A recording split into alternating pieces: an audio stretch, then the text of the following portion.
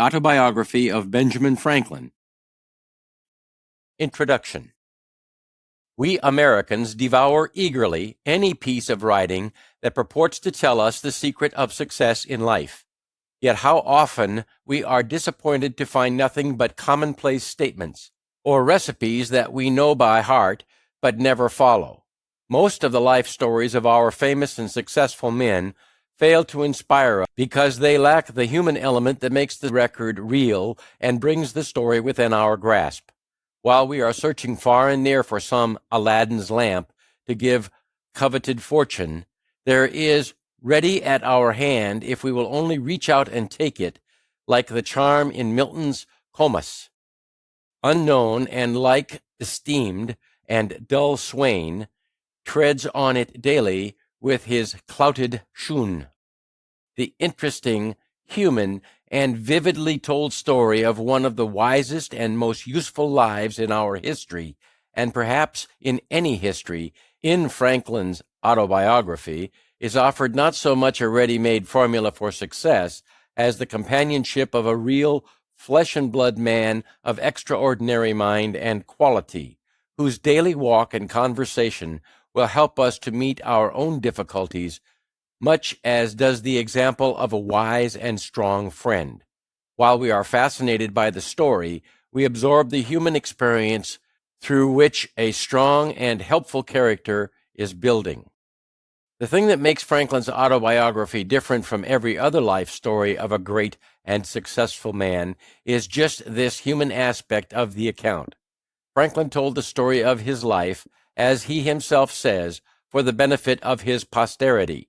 He wanted to help them by the relation of his own rise from obscurity and poverty to eminence and wealth. He is not unmindful of the importance of his public services and their recognition, yet his accounts of these achievements are given only as a part of the story, and the vanity displayed is incidental and in keeping with the honesty of the recital. There is nothing of the impossible in the method and practice of Franklin as he sets them forth. The youth who reads the fascinating story is astonished to find that Franklin in his early years struggled with the same everyday passions and difficulties that he himself experiences, and he loses the sense of discouragement that comes from a realization of his own shortcomings and inability to attain. There are other reasons why the autobiography should be an intimate friend of American young people. Here they may establish a close relationship with one of the foremost Americans as well as one of the wisest men of his age.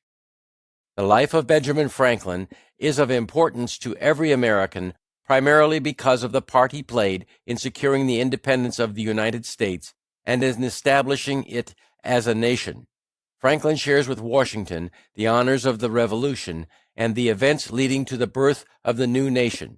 While Washington was the animating spirit of the struggle in the colonies, Franklin was its ablest champion abroad.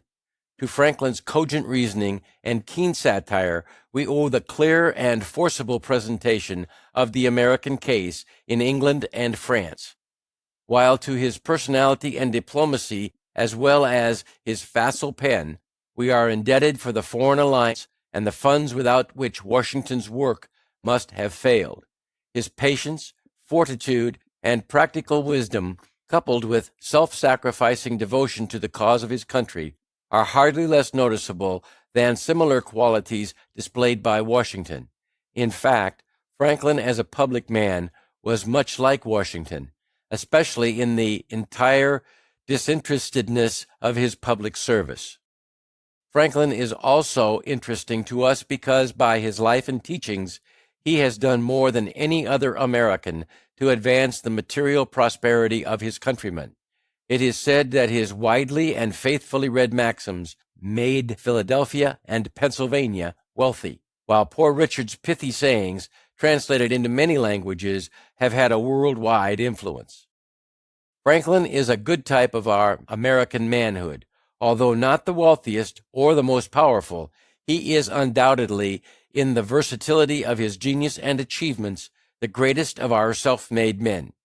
The simple yet graphic story in the autobiography of his steady rise from humble boyhood in a tallow chandler shop by industry, economy, and perseverance in self-improvement to eminence is the most remarkable of all the remarkable histories of our self-made men.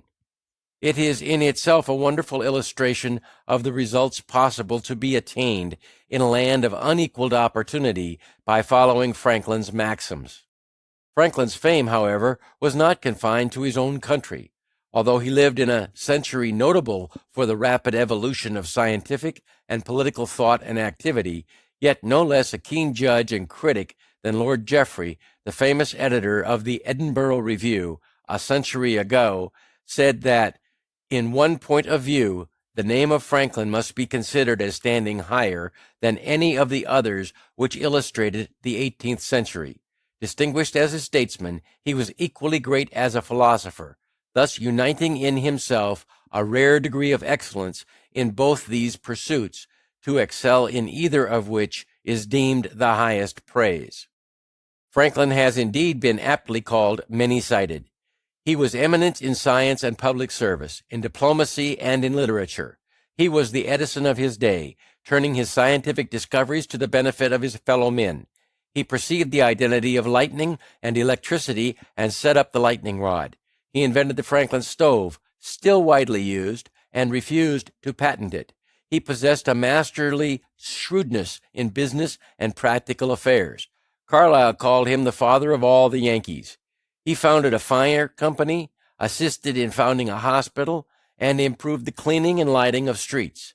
He developed journalism, established the American Philosophical Society, the Public Library in Philadelphia, and the University of Pennsylvania. He organized a postal system for the colonies, which was the basis of the present United States Post Office. Bancroft, the eminent historian, called him the greatest diplomat of his century. He perfected the Albany Plan of Union for the colonies. He is the only statesman who signed the Declaration of Independence, the Treaty of Alliance with France, the Treaty of Peace with England, and the Constitution. As a writer, he has produced, in his Autobiography and in Poor Richard's Almanac, two works that are not surpassed by similar writing.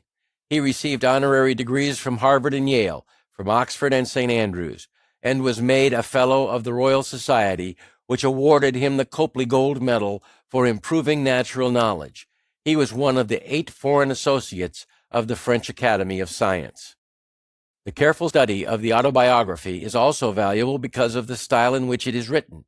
If Robert Louis Stevenson is right in believing that his remarkable style was acquired by imitation, then the youth who would gain the power to express his ideas clearly, forcibly, and interestingly cannot do better than to study Franklin's method. Franklin's fame in the scientific world was due almost as much to his modest, simple, and sincere manner of presenting his discoveries and to the precision and clearness of the style in which he described his experiments, as to the results he was able to announce. Sir David Humphrey, the celebrated English chemist, himself an excellent literary critic, as well as a great scientist, said, "A singular felicity guided all Franklin's researches, and by very small means he established very grand truths. The style and manner of his publication on electricity are almost as worthy of admiration as the doctrine it contains." Franklin's place in literature is hard to determine because he was not primarily a literary man. His aim in his writings, as in his life work, was to be helpful to his fellow men. For him, writing was never an end in itself, but always means to an end. Yet his success as a scientist, a statesman, and a diplomat, as well as socially, was in no little part due to his ability as a writer. His letters charmed all and made his correspondence eagerly sought. His political arguments were the joy of his party and the dread of his opponents. His scientific discoveries were explained in language at once so simple and so clear that plowboy and exquisite could follow his thought or his experiment to its conclusion. As far as American literature is concerned, Franklin has no contemporaries. Before the autobiography, Only one literary work of importance had been produced in this country, Cotton Mather's Magnalia, a church history of New England, in a ponderous, stiff style. Franklin was the first American author to gain wide and permanent reputation in Europe.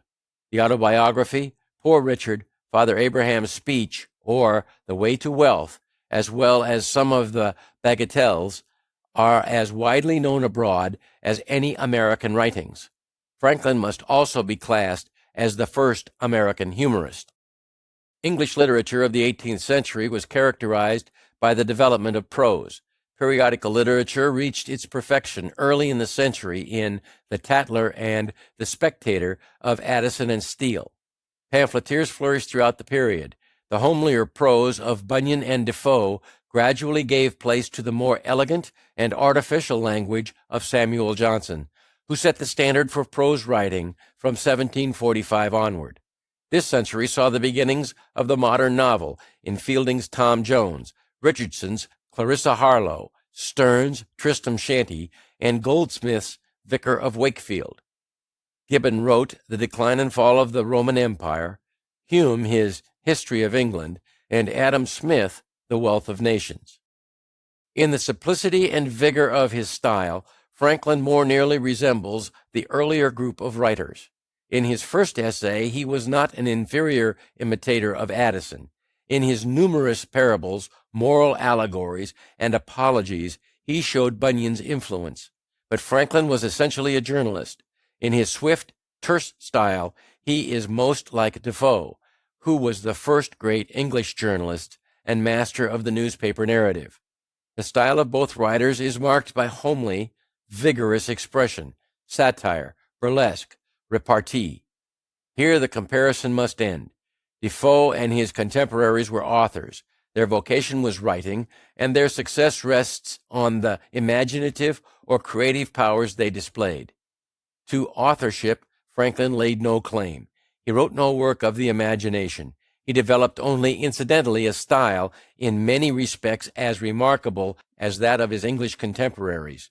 He wrote the best autobiography in existence, one of the most widely known collections of maxims, and an unsurpassed series of political and social satires. Because he was a man of unusual scope of power and usefulness, who knew how to tell his fellow men the secrets of that power and usefulness. The story of the autobiography. The account of how Franklin's autobiography came to be written and the adventures of the original manuscript forms in itself an interesting story. The autobiography is Franklin's longest work, and yet it is only a fragment. The first part, written as a letter to his son, William Franklin, was not intended for publication, and the composition is more informal and the narrative more personal than in the second part. From 1730 on, which was written with a view to publication, the entire manuscript shows little evidence of revision.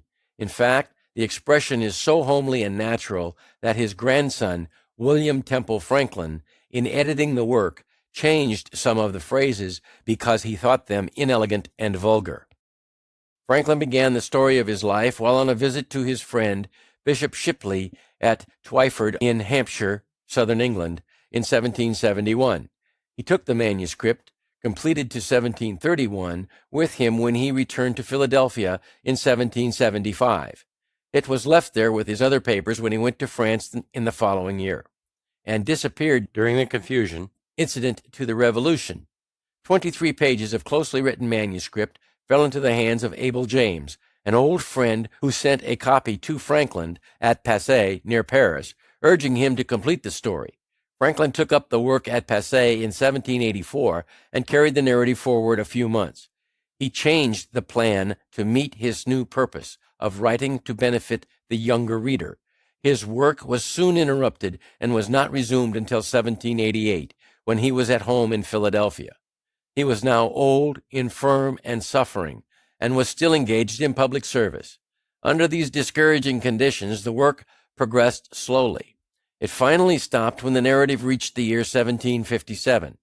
Copies of the manuscript were sent to friends of Franklin in England and France, among others to Monsieur Le Villard at Paris. The first edition of the autobiography was published in French at Paris in 1791. It was clumsily and carelessly translated, and was imperfect and unfinished. Where the translator got the manuscript is not known.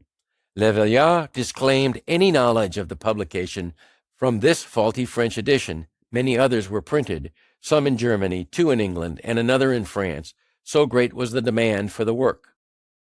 In the meantime, the original manuscript of the Autobiography had started on a varied and adventurous career. It was left by Franklin with his other works to his grandson, William Temple Franklin, whom Franklin designated as his literary executioner. When Temple Franklin came to publish his grandfather's works in 1817, he sent the original manuscript of the Autobiography to the daughter of Le Veillard in exchange for her father's copy, probably thinking the clearer transcript would make better printer's copy. The original manuscript thus found its way to the Le Veillard family and connections, where it remained until sold in 1867 to Mr. John Bigelow, United States Minister to France. By him it was later sold to Mr. E. Dwight Church of New York, and passed, with the rest of Mr. Church's library, into the possession of Mr. Henry E. Huntington. The original manuscript of Franklin's Autobiography now rests in the vault in Mr. Huntington's residence at 5th Avenue and 57th Street, New York City. When Mr. Bigelow came to examine his purchase, he was astonished to find what people had been reading for years as the authentic Life of Benjamin Franklin by himself was only a garbled and incomplete version of the real autobiography. Temple Franklin had taken unwarranted liberties with the original. Mr. Bigelow says he found more than 1,200 changes in the text. In 1868, therefore, Mr. Bigelow published the standard edition of Franklin's Autobiography. It corrected errors in the previous editions and was the first English edition to contain the short fourth part, comprising the last few pages of the manuscript written during the last year of Franklin's life. Mr. Bigelow republished the Autobiography with additional interesting matter in 3 volumes in 1875, in 1905, and in 1910. The text in this volume is that of Mr. Bigelow's editions. The Autobiography has been reprinted in the United States many scores of times and translated into all the languages of Europe. It has never lost its popularity and is still in constant demand at circulating libraries. The reason for this popularity is not far to seek, for in this work Franklin told in a remarkable manner the story of a remarkable life. He displayed hard common sense and a practical knowledge of the art of living. He selected and arranged his material, perhaps unconsciously, with an unerring instinct of the journalist for the best effects. His success is not a little due to his plain, clear, vigorous English. He used short sentences and words, homely expressions, apt illustrations, and pointed allusions. Franklin had a most interesting, varied, and unusual life. He was one of the greatest conversationalists of his time. His book is the record of that unusual life, told in Franklin's own unexcelled conversational style. It is said that the best parts of Boswell's famous biography of Samuel Johnson are those parts where Boswell permits Johnson to tell his own story. In the Autobiography, a no less remarkable man and talker than Samuel Johnson is telling his own story throughout. F.W.P., The Gilman Country School, Baltimore, September 1916. Chapter 1. Ancestry and Early Youth in Boston. Twyford at the Bishop of St. Asaph's, 1771. Dear son, I have ever had pleasure in obtaining any little anecdotes of my ancestors. You may remember the inquiries I made among the remains of my relations when you were with me in England, and the journey I undertook for that purpose. Imagining it may be equally agreeable to you to know the circumstances of my life, many of which you are yet unacquainted with, and expecting the enjoyment of a week's uninterrupted leisure in my present country retirement, I sit down to write them to you, for which I have, besides, some other inducements. Having emerged from the poverty and obscurity in which I was born and bred to a state of affluence and some degree of reputation in the world, and having gone so far through life with a considerable share of felicity, the conducting means I made use of which with the blessing of God so well succeeded, my posterity may like to know, as they may find some of them suitable for their own situations, and therefore fit to be imitated. That felicity, when I reflect on it, has induced me sometimes to say, that were it offered to my choice, I would have no objection to a repetition of the same life from its beginning, only asking the advantages authors have in second edition to correct some faults of the first. So I might, besides correcting the faults, change some sinister accidents and events of it for others more favorable. But though this were denied, I should still accept the offer. Since such a reputation is not to be expected, the next thing most like living one's life over again seems to be a recollection of that life, and to make that recollection as durable as possible by putting it down in writing. Hereby, too, I shall indulge the inclination so natural in old men to be talking of themselves and their own past actions, and I shall indulge it without being tiresome to others, who, through respect to age, might conceive themselves obliged to give me a hearing, since this may be read or not as anyone pleases. And lastly, I may as well confess it, since my denial of it will be believed by nobody, perhaps I shall a good deal gratify my own vanity. Indeed, I scarce ever heard or saw the introductory words, "without vanity I may say," etc., with some vain thing immediately following. Most people dislike vanity in others, whatever share they have of it themselves, but I give it fair quarter whenever I meet with it, being persuaded that it is often productive to the good possessor, and to others that are within his sphere of action, and therefore, in many cases, it would not be altogether absurd if a man were to thank God for his vanity among the other comforts of life. And now I speak of thanking God, I desire with all humility to acknowledge that I owe the mentioned happiness of my past life to his kind providence, which led me to the means I used and gave them success. My belief of this induces me to hope, though I must not presume, that the same goodness will still be exercised toward me in continuing that happiness, or enabling me to bear a fatal reverse, which I may experience as others have done, the complexion of my future fortune being known to him only in whose power it is to bless to us even our afflictions. The notes one of my uncles, who had the same kind of curiosity in collecting family anecdotes, once put into my hands, furnished me with several particulars relating to our ancestors. From these notes I learned that the family had lived in the same village, Ecton, in Northamptonshire, for 300 years, and how much longer he knew not, perhaps from the time when the name of Franklin, that before was the name of an order of people, was assumed by then as a surname, when others took surnames all over the kingdom. On a freehold of about 30 acres, aided by the smith's business, which had continued in the family till his time, the eldest son being always bred to that business, a custom which he and my father followed as to their eldest sons. When I searched the registers at Ecton, I found an account of their births, marriages, and burials from the year 1555 only, and there being no registers kept in that parish at any time preceding. By that register I perceived that I was the youngest son of the youngest son for 5 generations back. My grandfather Thomas, who was born in 1598, lived in Ecton until he grew too old to follow business longer, when he went to live with his son John, a dyer at Branbury in Oxfordshire, and whom my father served as an apprentice. There my grandfather died and lies buried. We saw his gravestone in 1758. His eldest son, Thomas, lived in the house at Ecton, and left it, with the land, to his only child, a daughter, who, with her husband, one Fisher, of Wellingborough, sold it to Mr. Isted, now lord of the manor there. My grandfather had 4 sons that grew up, viz., Thomas, John, Benjamin, and Josiah.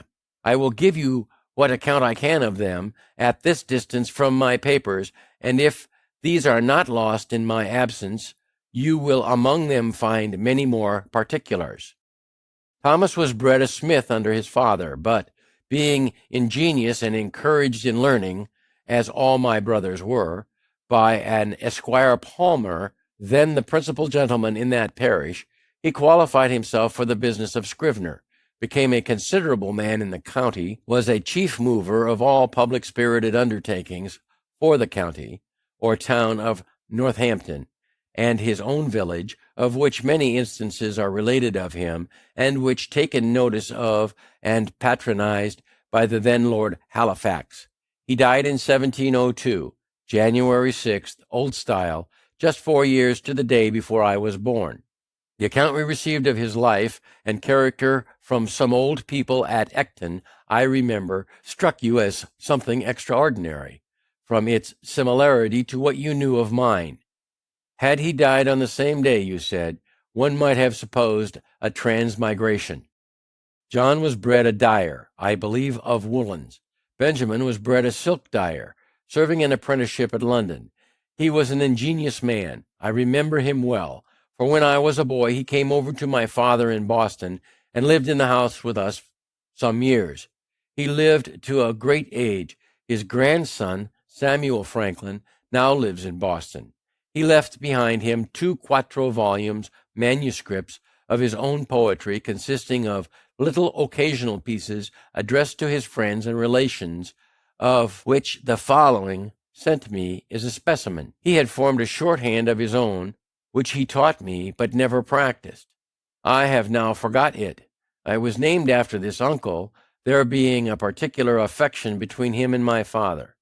He was very pious, a great attendee of sermons of the best preachers, which he took down in his shorthand, and had with him many volumes of them. He was also much of a politician, too much perhaps for his station. There fell lately into my hands in London a collection he made of all the principal pamphlets relating to public affairs from 1641 to 1717. Many of the volumes are wanting, as appears by the numbering, but there still remain 8 volumes in folio, and 24 in quarto and in octavo. A dealer in old books met with them, and knowing me by my sometimes buying of him, he brought them to me. It seems my uncle must have left them here when he went to America, which was about 50 years since. There are many of his notes in the margins. The obscure family of ours was early in the Reformation and continued Protestants through the reign of Queen Mary, when they were sometimes in danger of trouble on account of their zeal against popery. They had got an English Bible, and to conceal and secure it, it was fastened open with tapes under and within the cover of a joint stool. When my great-great-grandfather read it to his family, he turned up the joint stool upon his knees, turning over the leaves, then under the tapes. One of the children stood at the door to give notice if he saw the apparitor coming, who was an officer of the spiritual court. In that case, the stool was turned down again upon its feet, when the Bible remained concealed under it as before. This anecdote I had from my Uncle Benjamin. The family continued all of the Church of England till about the end of Charles II's reign, when some of the ministers had been outed for nonconformity, holding conventicles in North Hampshire. Benjamin and Joshua adhered to them, and so continued all their lives. The rest of the family remained with the Episcopal Church. Joshua, my father, married young and carried his wife and 3 children into England about 1682. The conventicles, having been forbidden by law and frequently disturbed, induced some considerable men of his acquaintance to remove to that country, and he was prevailed with them to accompany them thither, where they expected to enjoy their mode of religion with freedom. By the same wife he had 4 children more born there, and by a second wife 10 more, in all 17, of which I remember 13 sitting at one time at his table, who all grew up to be men and women, and married. I was the youngest son, and the youngest child but 2, and was born in Boston, New England. My mother, the second wife, was Abbeth Folger, daughter of Peter Folger, one of the first settlers of New England, of whom honorable mention is made by Cotton Mather in his church history of that country, entitled Magnalia Christi Americana, as a godly, learned Englishman. If I remember the words rightly, I have heard that he wrote sundry small occasional pieces, but only one of them was printed, which I saw now many years since. It was written in 1675 in the homespun verse of that time and people, and addressed to those then concerned in the government there. It was in favor of liberty of conscience and in behalf of the Baptists, Quakers, and other sectaries that had been under persecution, ascribing the Indian wars and other distresses that had befallen the country to that persecution, as so many judgments of God to punish so heinous an offense, and exhorting a repeal of those uncharitable laws. The whole appeared to me as written with a good deal of decent plainness and manly freedom. The 6 concluding lines I remember, though I have forgotten the 2 first of the stanza, but the purport of them was that his censures proceeded from goodwill, and therefore he would be known to be the author. Because to be a libeller, says he, I hate it with my heart. From Sherburne town, where now I dwell, my name I do put here. Without offense, your real friend, it is Peter Folger. My elder brothers were all apprentices to different trades. I was put to the grammar school at 8 years of age, my father intending to devote me as the tithe of his sons to the service of the church. My early readiness in learning to read, which must have been very early, as I do not remember when I could not read, and the opinion of all his friends that I should certainly make a good scholar, encouraged him in this purpose of his. My uncle Benjamin, too, approved of it, and proposed to give me all his shorthand volumes of sermons, I suppose a stock to be set up with, if I would learn his character. I continued, however, at the grammar school not quite 1 year, though in that time I had risen gradually from the middle of the class of that year to be the head of it, and farther was removed to the next class above it, in order to go with that into the 3rd at the end of the year. But my father, in the meantime, from a view of the expense of a college education, which having so large a family he could not well afford, and the mean living many so educated were afterwards able to obtain, reasons that he gave to his friends in my hearing, altered his first intention, took me from the grammar school, and sent me to a school for writing and arithmetic, kept by a then famous man, Mr. George Browell, very successful in his profession generally, and by mild, encouraging methods. Under him I acquired fair writing pretty soon, but I failed in the arithmetic, and made no progress in it. At 10 years old I was taken home to assist my father in his business, which was that of a tallow chandler and soap boiler, a business he had not bred to, but had assumed on his arrival in New England, and on finding his dyeing trade would not maintain his family, being in little request. Accordingly, I was employed in cutting wick for the candles, filling the dipping mold, and the molds for cast candles, attending the shop, going of errands, etc. I disliked the trade and had a strong inclination for the sea, but my father declared against it. However, living near the water, I was much in and about it, learned early to swim well and to manage boats, and when in a boat or canoe with other boys, I was commonly allowed to govern, especially in any case of difficulty, and upon other occasions I was generally a leader among the boys, and sometimes led them into scrapes, of which I will mention one instance, as it shows an early projecting public spirit, though not then justly conducted. There was a salt marsh that bounded part of the mill pond, on the edge of which, at high water, we used to stand to fish for minnows. By much tramping we had made it a mere quagmire. My proposal was to build a wharf there fit for us to stand upon, and I showed my comrades a large heap of stones, which were intended for a new house near the marsh, and which would very well suit our purpose. Accordingly, in the evening, when the workmen were gone, I assembled a number of my playfellows, and working with them diligently, like so many emmets, sometimes 2 or 3 to a stone, we brought them all away and built our little wharf. The next morning the workmen were surprised at missing the stones, which were found in our wharf. Inquiry was made after the removers. We were discovered and complained of. Several of us were corrected by our fathers, and, though I pleaded the usefulness of the work, mine convinced me that nothing was useful which was not honest. I think you may like to know something of his person and character. He had an excellent constitution of body, was of middle stature, but well set and very strong. He was ingenious, could draw prettily, was skilled a little in music, and had a clear, pleasing voice, so that when he played psalm tunes on his violin and sung withal, as he sometimes did in an evening after the business of the day was over, it was extremely agreeable to hear. He had a mechanical genius, too, and on occasion was very handy in the use of other tradesmen's tools, but his great excellence lay in a sound understanding and solid judgment in prudent matters, both in private and public affairs. In the latter, indeed, he was never employed. The numerous family he had to educate, and the straitness of his circumstances, kept him close to his trade. But I remember well his being frequently visited by leading people, who consulted him for his opinion in affairs of the town or of the church he belonged to, and showed a good deal of respect for his judgment and advice.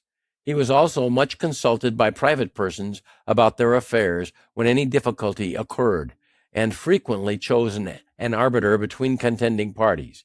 At his table he liked to have, as often as he could, some sensible friend or neighbor to converse with, and always took care to start some ingenious or useful topic for discourse, which might tend to improve the minds of his children.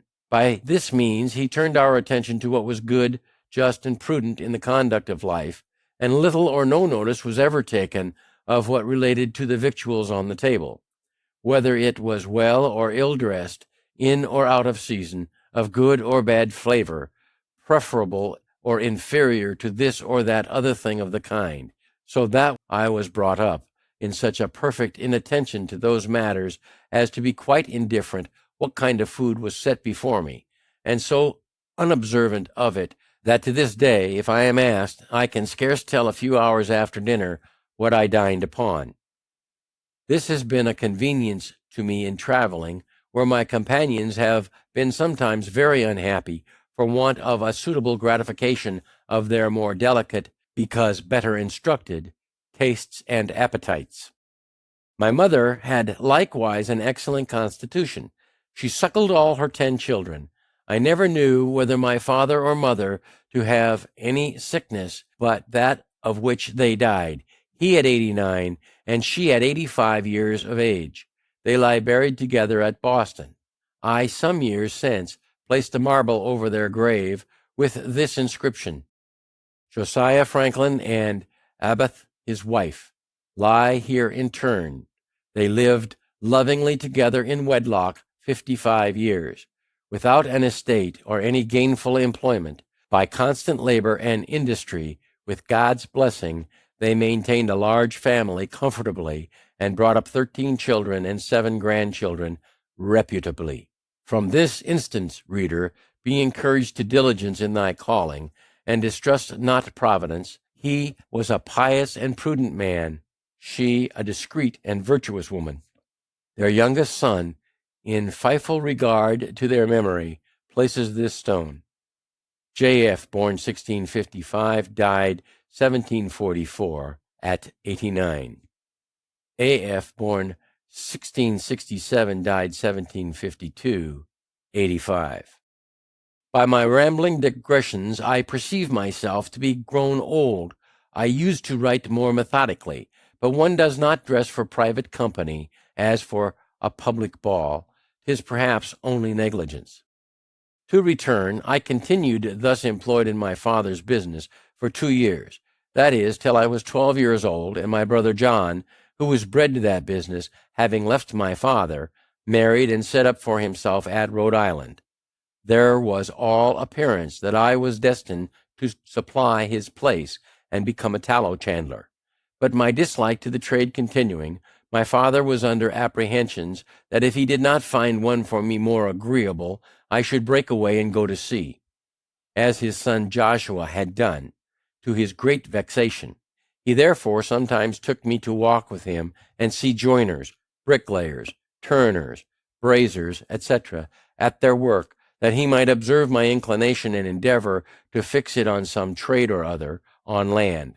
It has ever since been a pleasure to me to see good workmen handle their tools, and it has been useful to me, having learnt so much by it as to be able to do little jobs myself in my house, when a workman could not readily be got, and to construct little machines for my experiments, while the intention of making the experiment was fresh and warm in my mind. My father at last fixed upon the cutler's trade, and my uncle Benjamin's son Samuel, who was bred to that business in London, being about that time established in Boston, I was sent to be with him some time on liking. But his expectations of a fee with me displeased my father. I was taken home again. Chapter 2. Beginning Life as a Printer.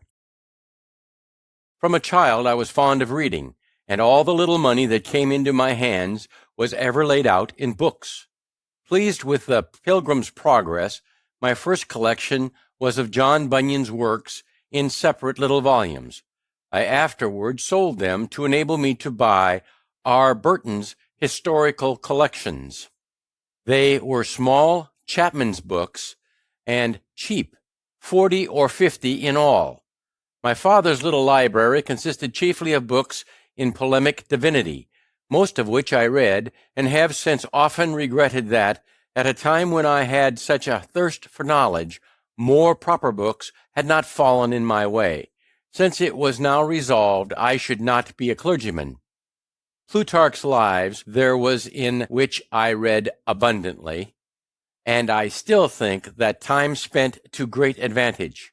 There was also a book of Defoe's called An Essay on Projects, and another of Dr. Mather's called Essays to Do Good, which perhaps gave me a turn of thinking that had an influence on some of the principal future events of my life. This bookish inclination at length determined my father to make me a printer, though he had already one son, James, of that profession. In 1717, my brother James returned from England with a press and letters to set up his business in Boston. I liked it much better than that of my father, but still had a hankering for the sea. To prevent the apprehended effect of such an inclination, my father was impatient to have me bound to my brother. I stood out some time, but at last was persuaded, and signed the indentures when I was yet but 12 years old.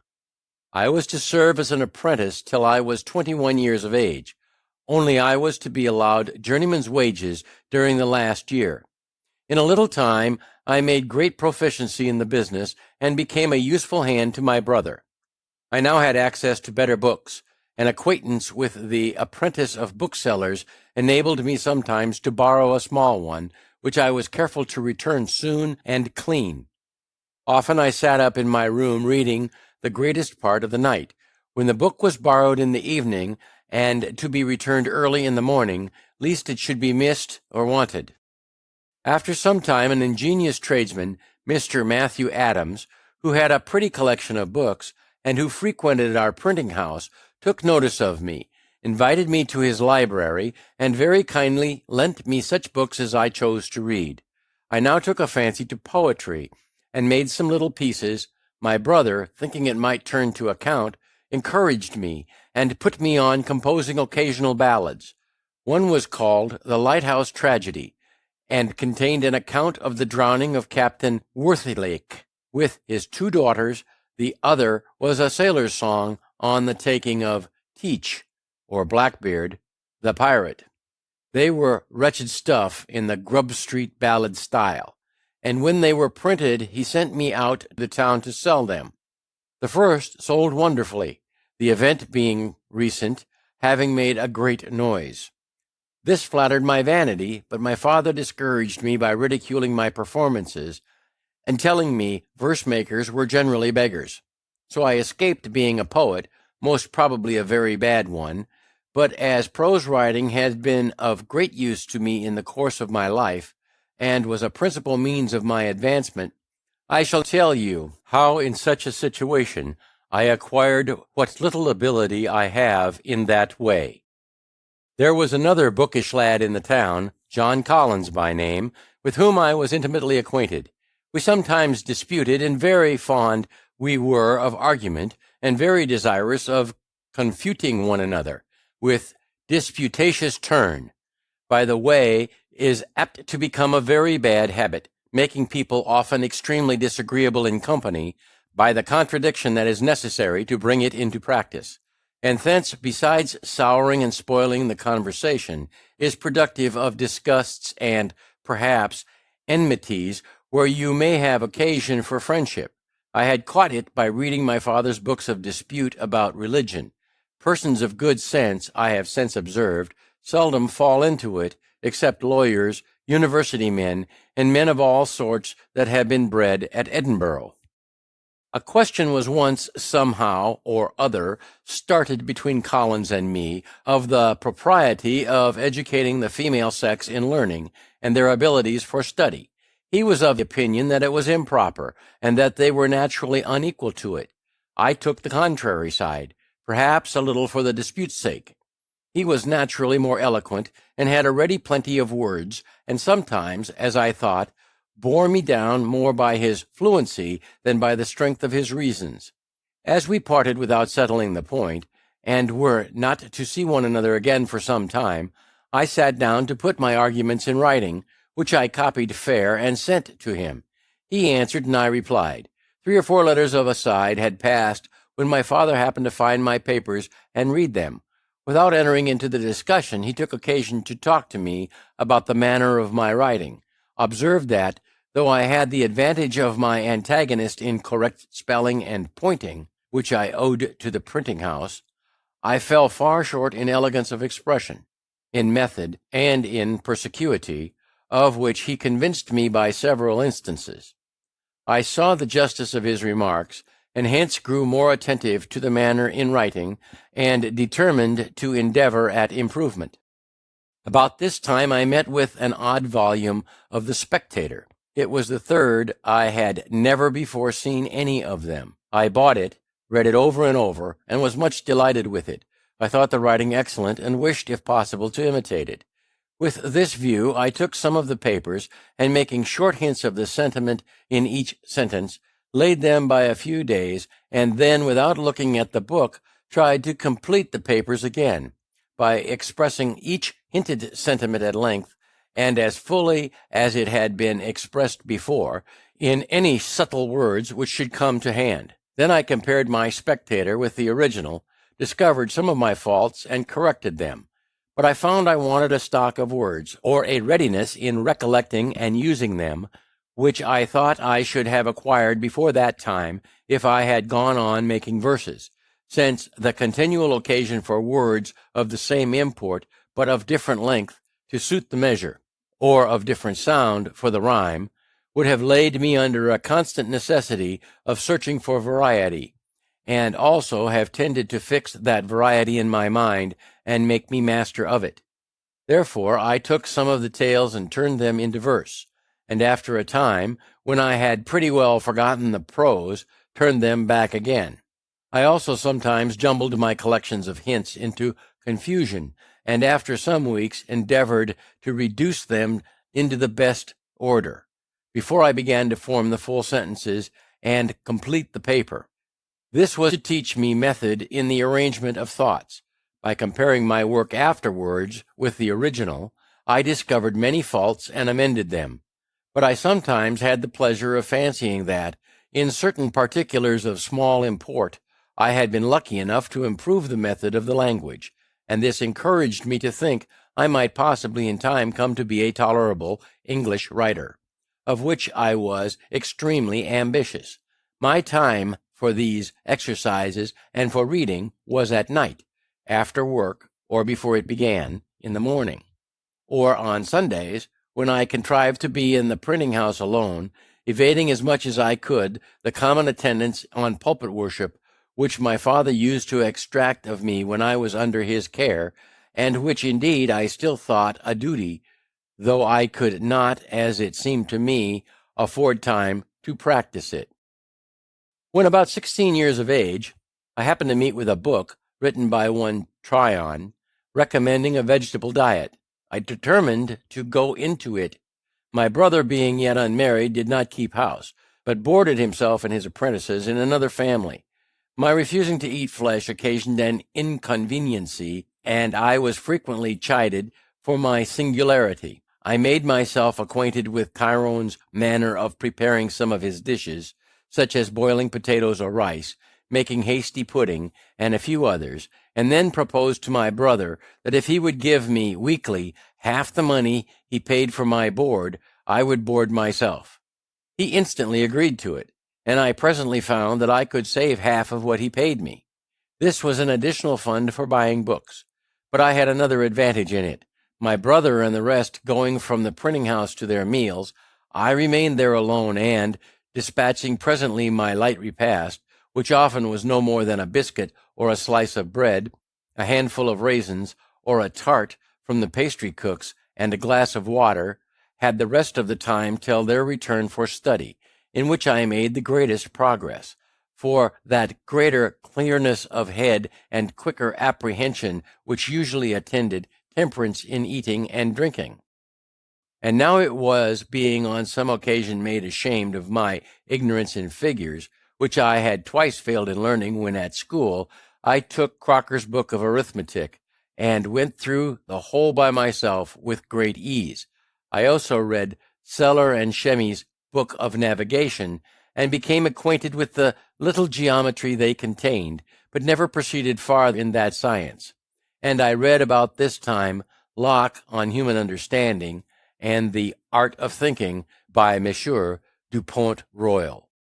While I was intended on improving my language, I met with an English grammar, I think it was Greenwood's, at the end of which there were 2 little sketches of the arts of rhetoric and logic, the latter finishing with a specimen of a dispute with the Socratic method, and soon after I procured Xenophon's Memorable Things of Socrates, wherein there are many instances of the same method.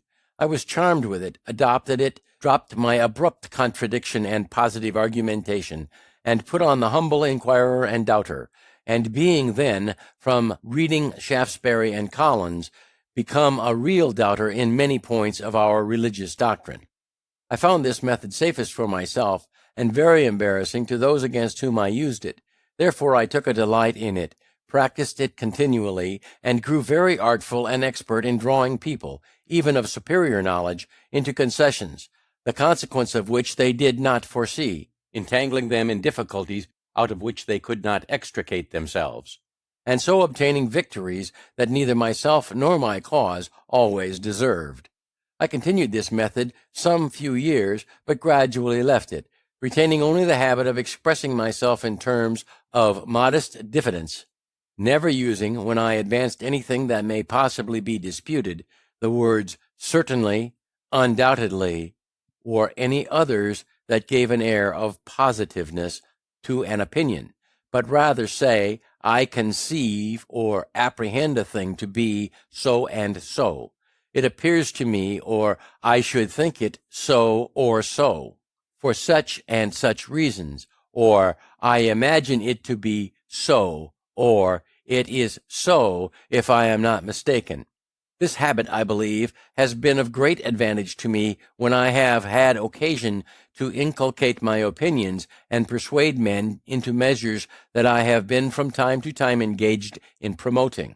And as the chief ends of conversation are to inform, or to be informed, to please, or to persuade, I wish well-meaning, sensible men would not lessen their power of doing good by a positive, assuming manner that seldom fails to disgust, tends to create opposition, and to defeat every one of those purposes for which speech was given to us, to wit, giving or receiving information or pleasure.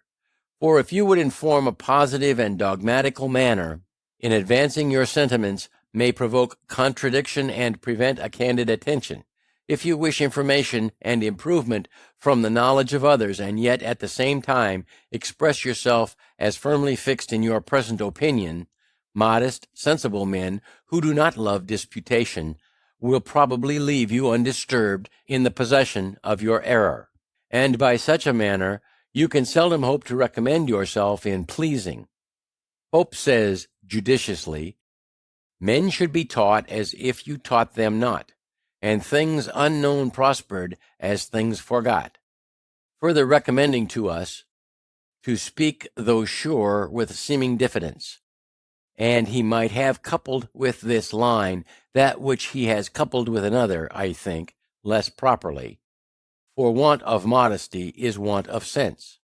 If you ask, why less properly, I must repeat the lines. Immodest words admit of no defense, for want of modesty is want of sense. Now is not want of sense, wherein a man is so unfortunate as to want it, some apology for his want of modesty, and would not the lines stand more justly thus?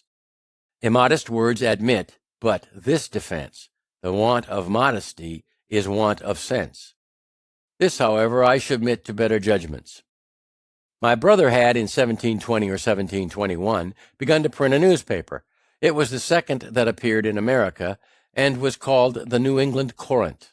The only one before it was the Boston News Letter. I remember his being dissuaded by some of his friends from the undertaking as not likely to succeed, one newspaper being in their judgment enough for America. At this time, 1771, there were not less than 25. He went on, however, with the undertaking, and after having worked in composing the types and printing off the sheets, I was employed to carry the papers through the streets to the customers. He had some ingenious men among his friends who amused themselves by writing little pieces for this paper, which gained it credit and made it more in demand, and these gentlemen often visited us. Hearing their conversations and their account of the approbation their papers were received with, I was excited to try my hand among them. But being still a boy, and suspecting that my brother would object to printing anything of mine in his paper, if he knew it to be mine, I contrived to disguise my hand, and, writing an anonymous paper, I put it in at night under the door of the printing house. It was found in the morning, and communicated to his writing friends when they called in as usual. They read it, commented on it in my hearing, and I had the exquisite pleasure of finding it met with their approbation, and that their different guesses at the author, none were named but men of some character among us for learning and ingenuity. I suppose now that I was rather lucky in my judges, and that perhaps they were not really so very good ones as I then esteemed them. Encouraged, however, by this, I wrote and conveyed in the same way to the press several more papers, which were equally approved, and I kept my secret till my small fund of sense for such performances was pretty well exhausted. And then I discovered it, when I began to be considered a little more by my brother's acquaintances, and in a manner that did not quite please him, as he thought, probably with reason, that it tended to make me too vain, and perhaps this might be one occasion of the differences that we began to have about this time. Though a brother, he considered himself as my master, and me as his apprentice, and accordingly expected the same services from me as he would from another, while I thought he deemed me too much in some he required of me, who, from a brother, expected more indulgence. Our disputes were often brought before our father, and I fancy I was either generally in the right, or else a better pleader, because the judgment was generally in my favor. But my brother was passionate, and had often beaten me, which I took extremely amiss, and, thinking my apprenticeship very tedious, I was continually wishing for some opportunity of shortening it, which at length offered in a manner unexpected. One of the pieces in our newspaper on some political point, which I have now forgotten, gave offense to the Assembly. He was taken up, censured, and imprisoned for a month by the Speaker's warrant. I suppose because he would not discover his author. I too was taken up and examined before the council, but though I did not give them any satisfaction, they contented themselves with admonishing me and dismissed me, considering age, perhaps, as an apprentice who was bound to keep his master's secrets. During my brother's confinement, which I resented a good deal, notwithstanding our private differences.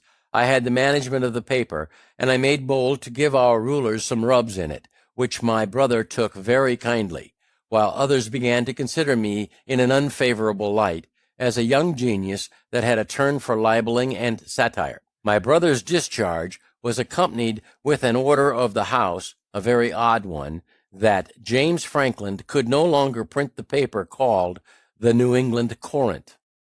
There was a consultation held in our printing house among his friends what should be done in this case. Some proposed to evade the order by changing the name of the paper, but my brother, seeing inconveniences in that, it was finally concluded on as a better way, to let it be printed for the future under the name of Benjamin Franklin, and to avoid the censure of the Assembly that might fall on him as still printing it by his apprentice. The contrivance was that my old indenture should be returned to me with a full discharge on the back of it, to be shown on occasion, but to secure to him the benefits of my service, I was to sign new indentures for the remainder of the term, which were to be kept private. A very flimsy scheme it was, however. It was immediately executed, and the paper went on accordingly under my name for several months. At length, a fresh difference arising between my brother and me, I took upon me to assert my freedom, presuming that he would not venture to produce the new indentures. It was not fair in me to take this advantage, and this I therefore reckoned one of the first errata of my life. But the unfairness of it weighed little with me, when under the impressions of resentment for the blows his passion too often urged him to bestow upon me, though he was otherwise not an ill-natured man. Perhaps I was too saucy and provoking. When he found I would leave him, he took care to prevent my getting employment in any other printing house of the town, by going round and speaking to every master, who accordingly refused to give me work. I then thought of going to New York as the nearest place where there was a printer, and I was rather inclined to leave Boston when I reflected that I had already made myself a little obnoxious to the governing party, and from the arbitrary proceedings of the Assembly in my brother's case, it was likely I might, if I stayed, soon bring myself into scrapes, and farther, that my indiscreet disputations about religion began to make me pointed at with horror by good people as an infidel or atheist. I determined on the point, but my father now siding with my brother, I was sensible that, if I attempted to go openly, means would be used to prevent me. My friend Collins, therefore, undertook to manage a little for me. He agreed with the captain of a New York sloop for my passage, under the notion of my being a young acquaintance of his. So I sold some of my books to raise a little money, was taken on board privately, and as we had a fair wind, in 3 days I found myself in New York, near 300 miles from home. A boy of but 17, without the least recommendation to, or knowledge of, any person in the place, and with very little money in my pocket. Chapter 3. Arrival in Philadelphia. My inclinations for the sea were by this time worn out, or I might now have gratified them. But having a trade, and supposing myself a pretty good workman, I offered my service to the printer in the place, old Mr. William Bradford, who had been the first printer in Pennsylvania, but removed from thence upon the quarrel of George Keith. He could give me no employment, having little to do, and help enough already. But, says he, my son at Philadelphia has lately lost his principal hand, Aquila Rose, by death. If you go thither, I believe he may employ you. Philadelphia was 100 miles further. I set out, however, in a boat for Amboy, leaving my chest and things to follow me round by sea. In crossing the bay, we met with a squall that tore our rotten sails to pieces, preventing our getting into the Kill, and drove us upon Long Island. In our way, a drunken Dutchman, who was a passenger too, fell overboard. When he was sinking, I reached through the water to his shock pate and drew him up, so that we got him in again. His ducking sobered him a little, and he went to sleep, taking first out of his pocket a book, which he desired I would dry for him. It proved to be my old favorite author, Bunyan's Pilgrim's Progress, in Dutch, finely printed on good paper with copper cuts, a dress better than I had ever seen it wear in its own language. I have since found that it has been translated into most of the languages of Europe, and suppose it has been more generally read than any other book, except perhaps the Bible. Honest John was the first that I know of who mixed narration and dialogue, a method of writing very engaging to the reader, who in the most interesting parts finds himself, as it were, brought into the company and present at the discourse. Defoe in his Crusoe, his Moll Flanders, Religious Courtship, Family Instructor, and other pieces has imitated it with success, and Richardson has done the same in his Pamela, etc. When we drew near the island, we found it was at a place where there could be no landing, there being a great surf on the stony beach, so we dropped anchor and swung round towards the shore. Some people came down to the water edge and hallooed to us, as we did to them, but the wind was so high and the surf so loud that we could not hear so as to understand each other. There were canoes on the shore, and we made signs and hallooed that they should fetch us, but they either did not understand us or thought it impracticable. So they went away, and night coming on, we had no remedy but to wait till the wind should abate, and, in the meantime, the boatman and I concluded to sleep, if we could, and so crowded into the scuttle, with the Dutchman, who was still wet, and the spray beating over the head of our boat, leaked through to us, so that we were soon almost as wet as he. In this manner we lay all night with very little rest, but the wind abating the next day, we made a shift to reach Amboy before night, having been 30 hours on the water without victuals or any drink but a bottle of filthy rum, the water we'd sailed on being salt. In the evening I found myself very feverish and went to bed, but having read somewhere that cold water drank plentifully was good for a fever, I followed the prescription, sweat plentifully most of the night.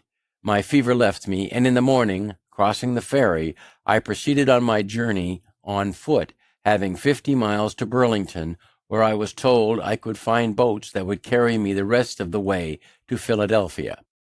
It rained very hard that day. I was thoroughly soaked, and by noon a good deal tired, so I stopped at a poor inn, where I stayed all night, beginning now to wish that I had never left home. I cut so miserable a figure, too, that I found by some questions asked me I was suspected to be some runaway servant, and in danger of being taken up on that suspicion. However, I proceeded the next day, and got in the evening to an inn within 8 or 10 miles of Burlington, kept by one Dr. Brown. He entered into conversation with me while I took some refreshment, and, finding I had read a little, became very sociable and friendly. Our acquaintance continued as long as he lived. He had been, I imagine, an itinerant doctor, for there was no town in England, or country in Europe, of which he could not give a very particular account. He had some letters, and was ingenious, but much of an unbeliever, and wickedly undertook, some years after, to travesty the Bible in a doggerel verse, as Cotton had done Virgil. By this means he set many of the facts in a very ridiculous light, and might have hurt weak minds if his work had been published, but it never was. At his house I lay that night, and the next morning reached Burlington, but had the mortification to find the regular boats were gone a little before my coming, and no other expected to go before Tuesday, this being Saturday, wherefore I returned to an old woman in the town, of whom I had brought gingerbread to eat on the water, and asked her advice. She invited me to lodge at her house until a passage by water could offer, and being tired with my foot traveling, I accepted the invitation. She, understanding I was a printer, would have had me stay at that town and follow my business, being ignorant of the stock necessary to begin with. She was very hospitable, gave me a dinner of ox cheek and great goodwill, accepting only a pot of ale in return, and I thought myself fixed till Tuesday should come. However, walking in the evening by the side of the river, a boat came by which I found was going towards Philadelphia, with several people in her. They took me in, and as there was no wind, we rowed all the way, and about midnight, not having yet seen the city, some of the company were confident we must have passed it, and would row no further. The others knew not where we were, so we were put toward the shore, got into a creek, landed near an old fence with the rails of which we made a fire, that night being cold, in October, and there we remained till daylight. Then one of the company knew the place to be Cooper's Creek, a little above Philadelphia, which we saw as soon as we got out of the creek, and arrived there about 8 or 9 o'clock on the Sunday morning, and landed at the Market Street wharf. I have been the most particular in this description of my journey, and shall be so if my first entry into that city, that you may in your mind compare such unlikely beginnings with the future I have since made there. I was in my working dress, my best clothes being to come round by sea. I was dirty from my journey, my pockets were stuffed out with shirts and stockings, and I knew no soul nor where to look for lodging. I was fatigued with traveling, rowing, and want of rest. I was very hungry, and my whole stock of cash consisted of a Dutch dollar and about a shilling in copper. The latter I gave the people of the boat for my passage, who at first refused it on account of my rowing, but I insisted on their taking it, a man being sometimes more generous when he has but a little money than when he has plenty, perhaps, though, fear of being thought of to have but little. Then I walked up the street, gazing about till near the market house I met a boy with bread. I had made many a meal on bread, and inquiring where he got it, I went immediately to the baker's he directed me to in Second Street, and asked for biscuit, intending such as we had in Boston, but they, it seems, were not made in Philadelphia. Then I asked for a 3-penny loaf, and was told they had none such. So not considering or knowing the difference of money, and the greater cheapness, nor the names of his bread, I bade him give me 3 penny worth of any sort. He gave me accordingly 3 great puffy rolls. I was surprised at the quantity, but took it, and having no room in my pockets, walked off with a roll under each arm, and eating the other. Thus I made up Market Street as far as 4th Street, passing by the door of Mr. Reed, my future wife's father, when she, standing at the door, saw me, and thought I made, as I certainly did, a most awkward, ridiculous appearance. Then I turned and went down Chestnut Street and part of Walnut Street, eating my roll all the way, and coming round I found myself again at Market Street wharf, near the boat I came in, to which I went for a draught of river water, and being filled with one of my rolls, gave the other 2 to a woman and her child that came down the river in the boat with us, and were waiting to go farther. Thus refreshed, I walked again up the street, which by this time had many clean-dressed people in it, and who were all walking the same way. I joined them, and thereby was led to the great meeting-house of the Quakers near the market. I sat down among them, and, after looking round a while and hearing nothing said, being very drowsy through labor and want of rest the preceding night, I fell fast asleep, and continued so till the meeting broke up, when one was kind enough to rouse me. This was therefore the first house I was in, or slept in Philadelphia.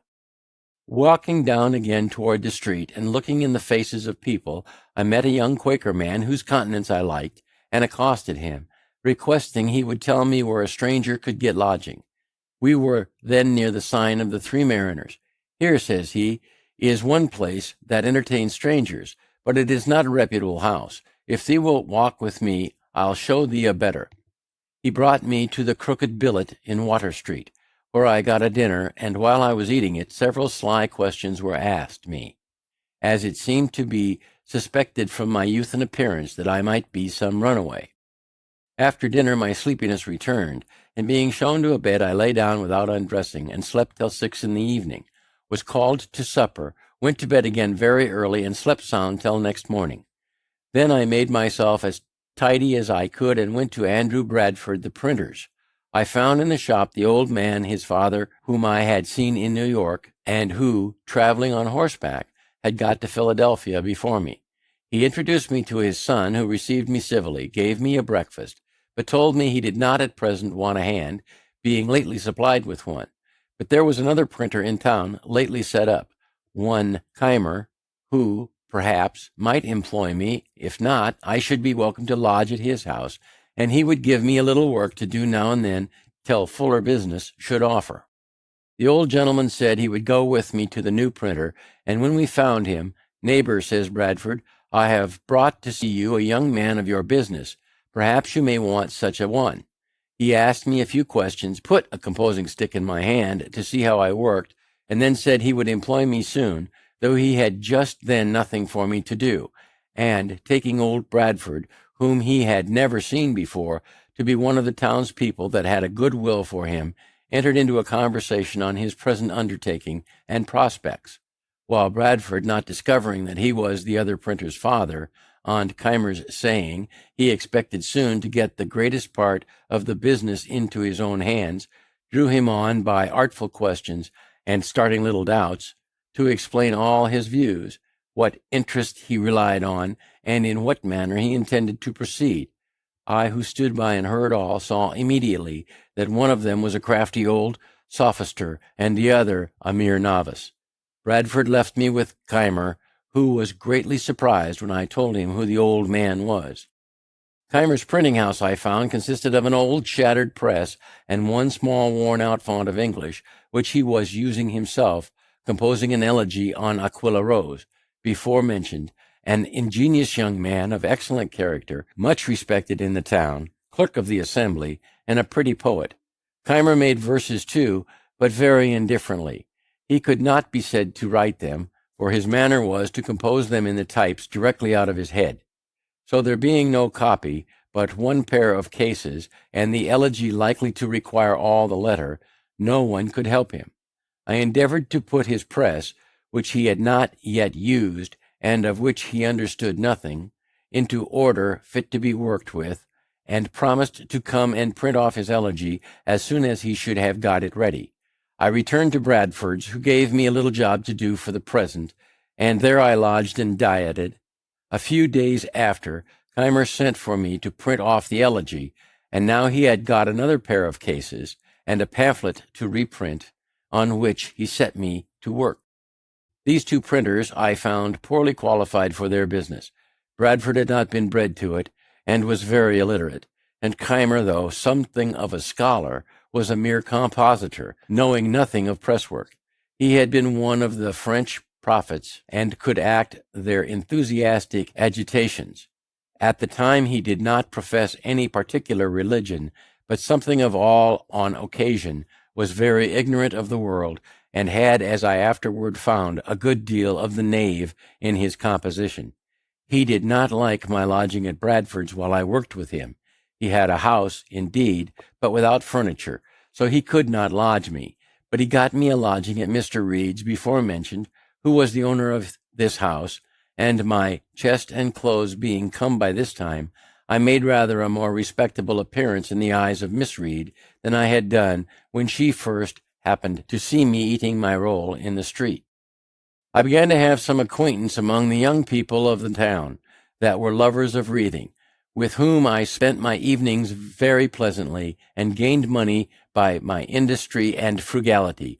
I lived very agreeably, forgetting Boston as much as I could, and not desiring that any there should know where I resided, except my friend Collins, who was in my street, and kept it when I wrote to him. At length an incident happened that sent me back again much sooner than I had intended.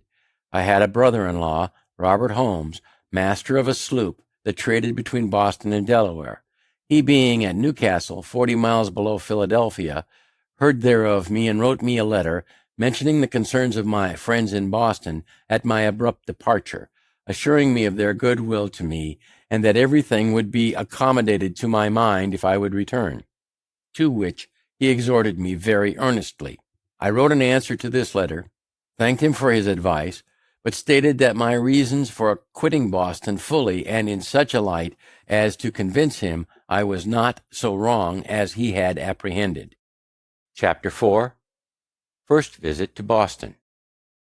Sir William Keith, governor of the province, was then at Newcastle, and Captain Holmes, happening to be in company with him when my letter came to hand, spoke to him of me, and showed him the letter.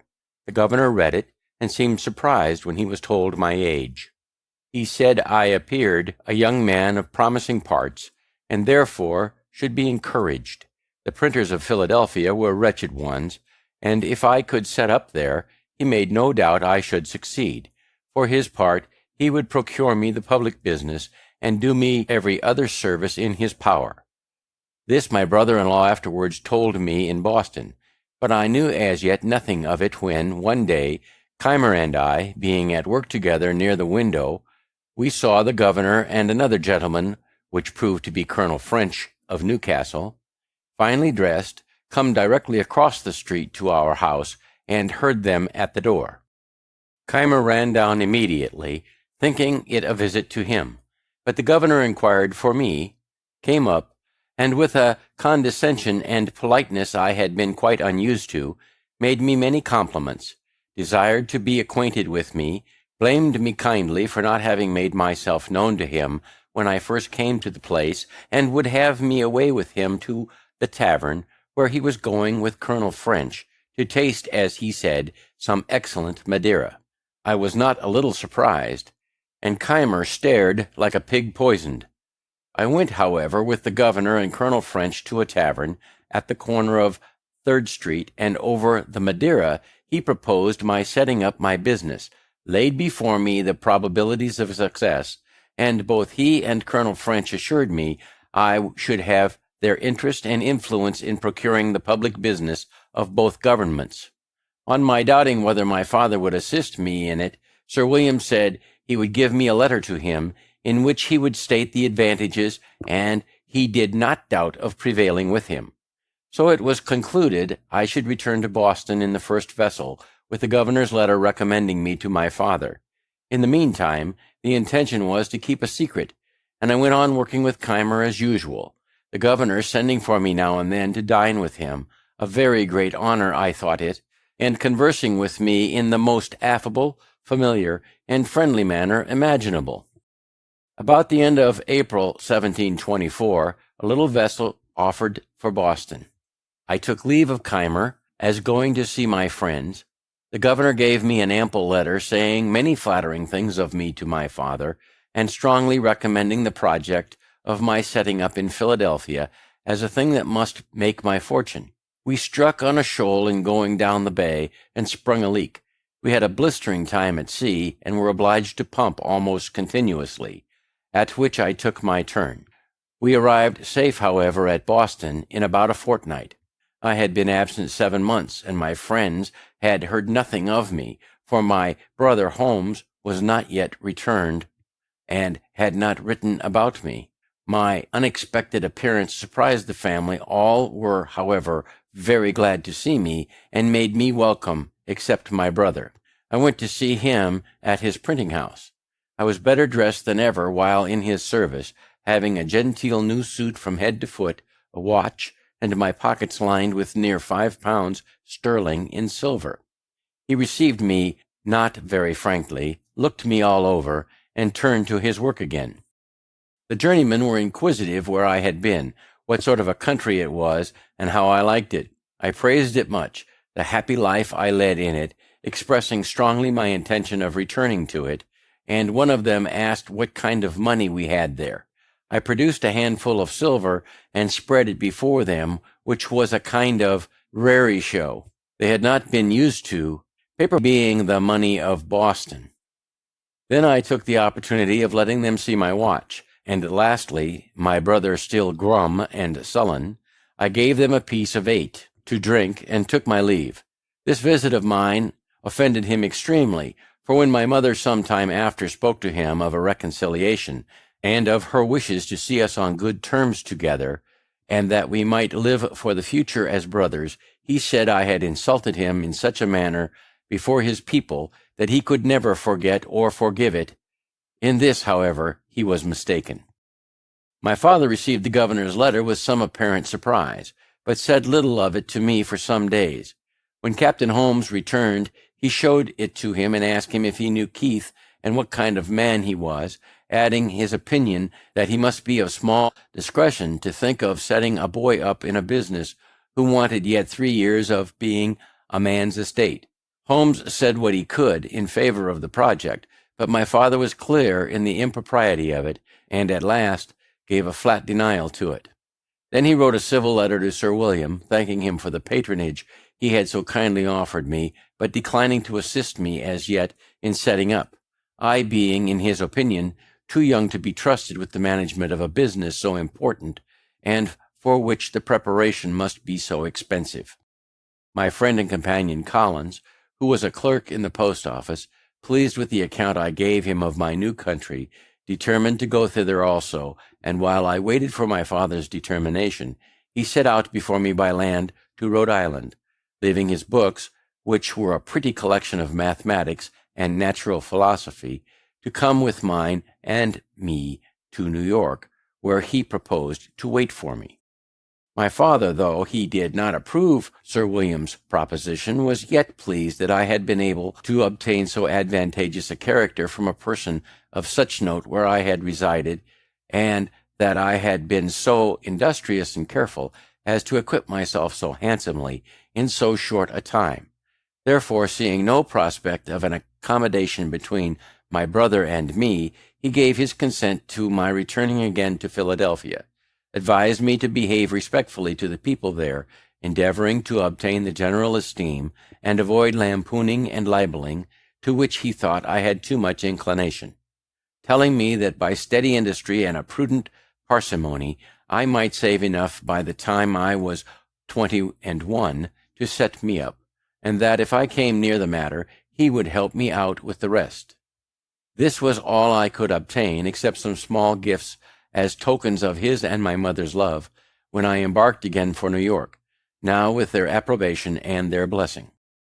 The sloop putting in at Newport, Rhode Island, I visited my brother John, who had been married and settled there some years. He received me very affectionately, for he always loved me.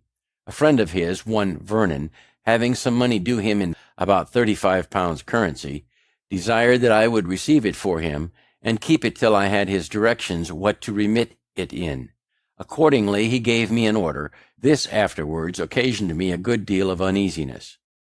At Newport we took a number of passengers for New York, among which were 2 young women, companions, and a grave, sensible, matron-like Quaker woman with her attendants. I had shown an obliging readiness to do her some little services, which impressed her, I suppose, with a degree of goodwill toward me.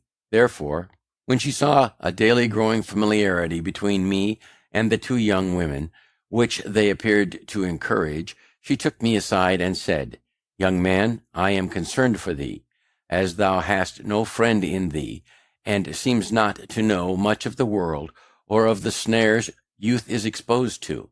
Depend upon it, those are very bad women. I can see it in all their actions, and if thee art not upon thy guard, they will draw thee into some danger. They are strangers to thee, and I advise thee, in a friendly concern for thy welfare, to have no acquaintance with them." As I seemed at first not to think so ill of them as she did, she mentioned some things she had observed and heard that had escaped my notice, but now convinced me she was right. I thanked her for her kind advice and promised to follow it.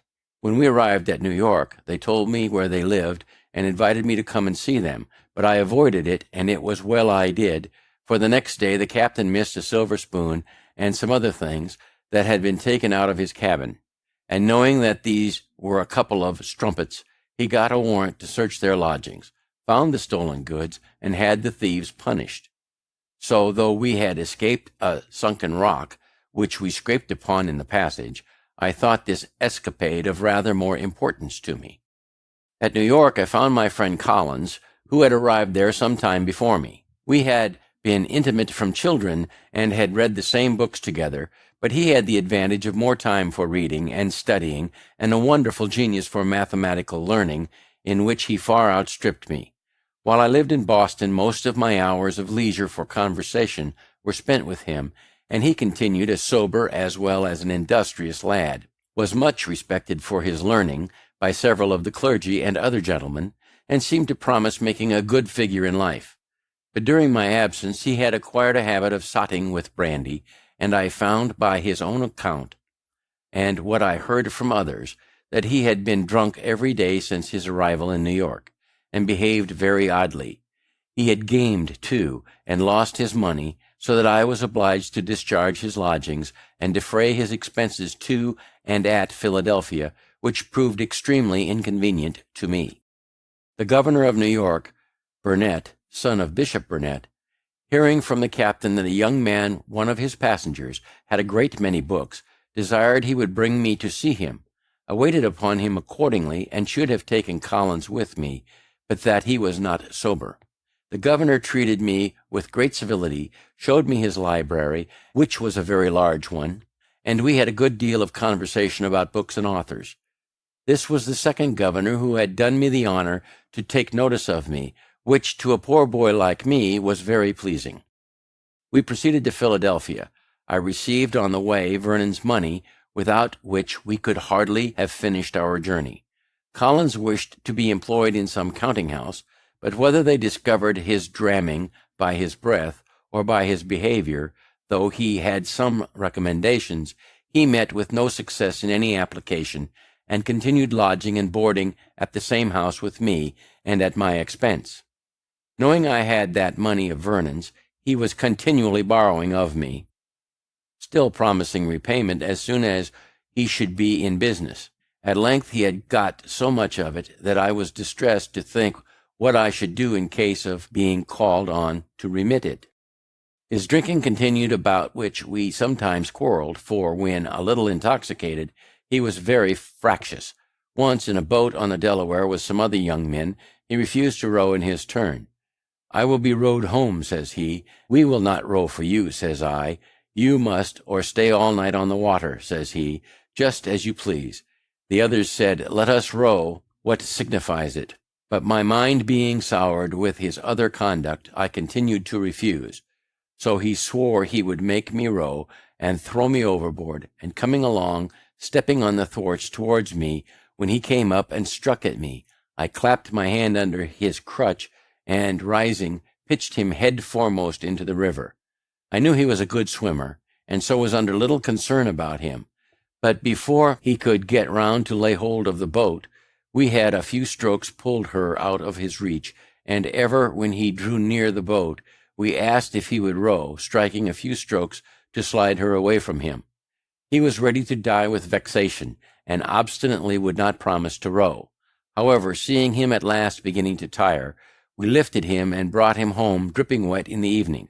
We hardly exchanged a civil word afterward, and a West Indian captain, who had a commission to procure a tutor for the sons of a gentleman at Barbados, happening to meet with him, agreed to carry him thither. He left me then, promising to remit the first money he should receive in order to discharge the debt, but I never heard of him after. Breaking into this money of Vernon's was one of the first great errata of my life, and this affair showed that my father was not much out in his judgment when he supposed me too young to manage business of importance. But Sir William, on reading his letter, said he was too prudent. There was great difference in persons, and discretion did not always accompany years, nor was youth always without it. And since he will not set you up, says he, I will do it myself. Give me an inventory of the things necessary to be had from England, and I will send for them. You shall repay me when you are able. I am resolved to have a good printer here, and I am sure you must succeed. This was spoken with such an appearance of cordiality that I had not the least doubt of his meaning what he said. I had hitherto kept the proposition of my setting up a secret in Philadelphia, and I still kept it.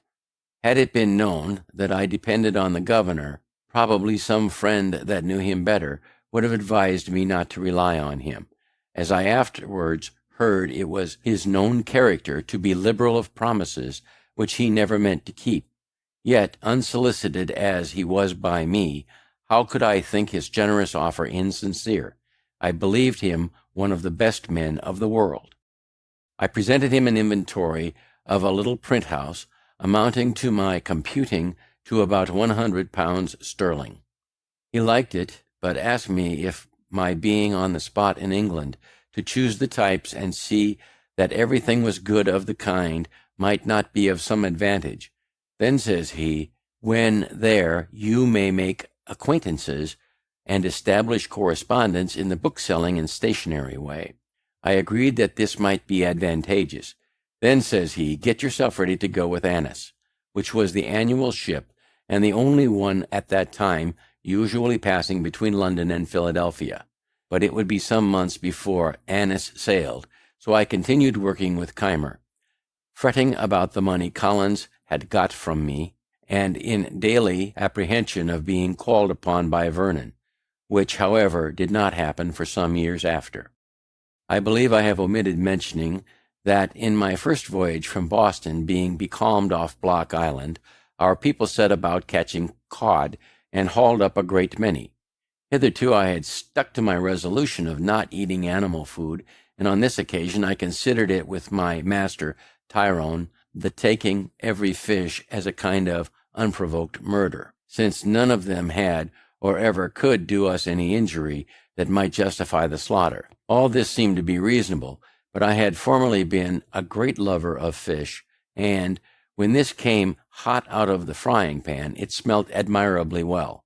I balanced some time between principle and inclination, till I reckoned that, when the fish were opened, I saw smaller fish taken out of their stomachs. Then thought I, if you eat one another, I don't see why we mayn't eat you. So I dined upon cod very heartily, and continued to eat with other people, returning now only and then occasionally to a vegetable diet. So convenient a thing is it to be a reasonable creature, since it enables one to find or make a reason for everything one has a mind to do. Chapter 5. Early Friends in Philadelphia. Keimer and I lived on a pretty good familiar footing, and agreed tolerably well, for he suspected nothing of my setting up. He retained a great deal of his old enthusiasms and loved argumentation. We, therefore, had many disputations. I used to work him so with my Socratic method, and had trepanned him so often by questions apparently so distant from any point he had in hand, and yet by degrees led to the point and brought him into difficulties and contradictions, that at last he grew ridiculously cautious, and would hardly answer me the most common question without asking first, "What do you intend to make from that?" However, it gave him so high an opinion of my abilities in the confuting way, that he seriously proposed my being his colleague in the project he had of setting up a new sect. He was to preach the doctrines, and I was to confound all opponents. When he came to explain with me upon the doctrines, I found several conundrums, which I objected to, unless I might have my way a little too, and introduce some of mine. Keimer wore his beard at full length, because somewhere in the Mosaic law it is said, "Thou shalt not mar the corners of thy beard." He likewise kept the seventh-day Sabbath, and these 2 points were essential to him. I disliked both, but agreed to admit them upon condition of his adopting the doctrine of using no animal food. "I doubt," said he, "my constitution will not bear that." I assured him it would, and that he would be better for it. He was usually a great glutton, and I promised myself some diversion in half-starving him. He agreed to try the practice, if I would keep him company. I did so, and we held it for 3 months. We had our victuals dressed and brought to us regularly by a woman in the neighborhood, who had from me a list of 40 dishes to be prepared for us at different times, in all which there were neither fish, flesh, nor fowl. The whim suited me the better at this time, from the cheapness of it, not costing us above 18 pence sterling each week. I have since kept several Lents most strictly, leaving the common diet for that, and that for the common, abruptly, without the least inconvenience, so that I think there is a little in the advice of making those changes by easy gradations.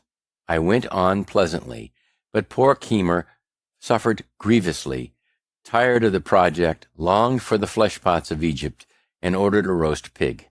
He invited me and 2 women friends to dine with him, but it being brought too soon upon table, he could not resist the temptation, and ate the whole before we came.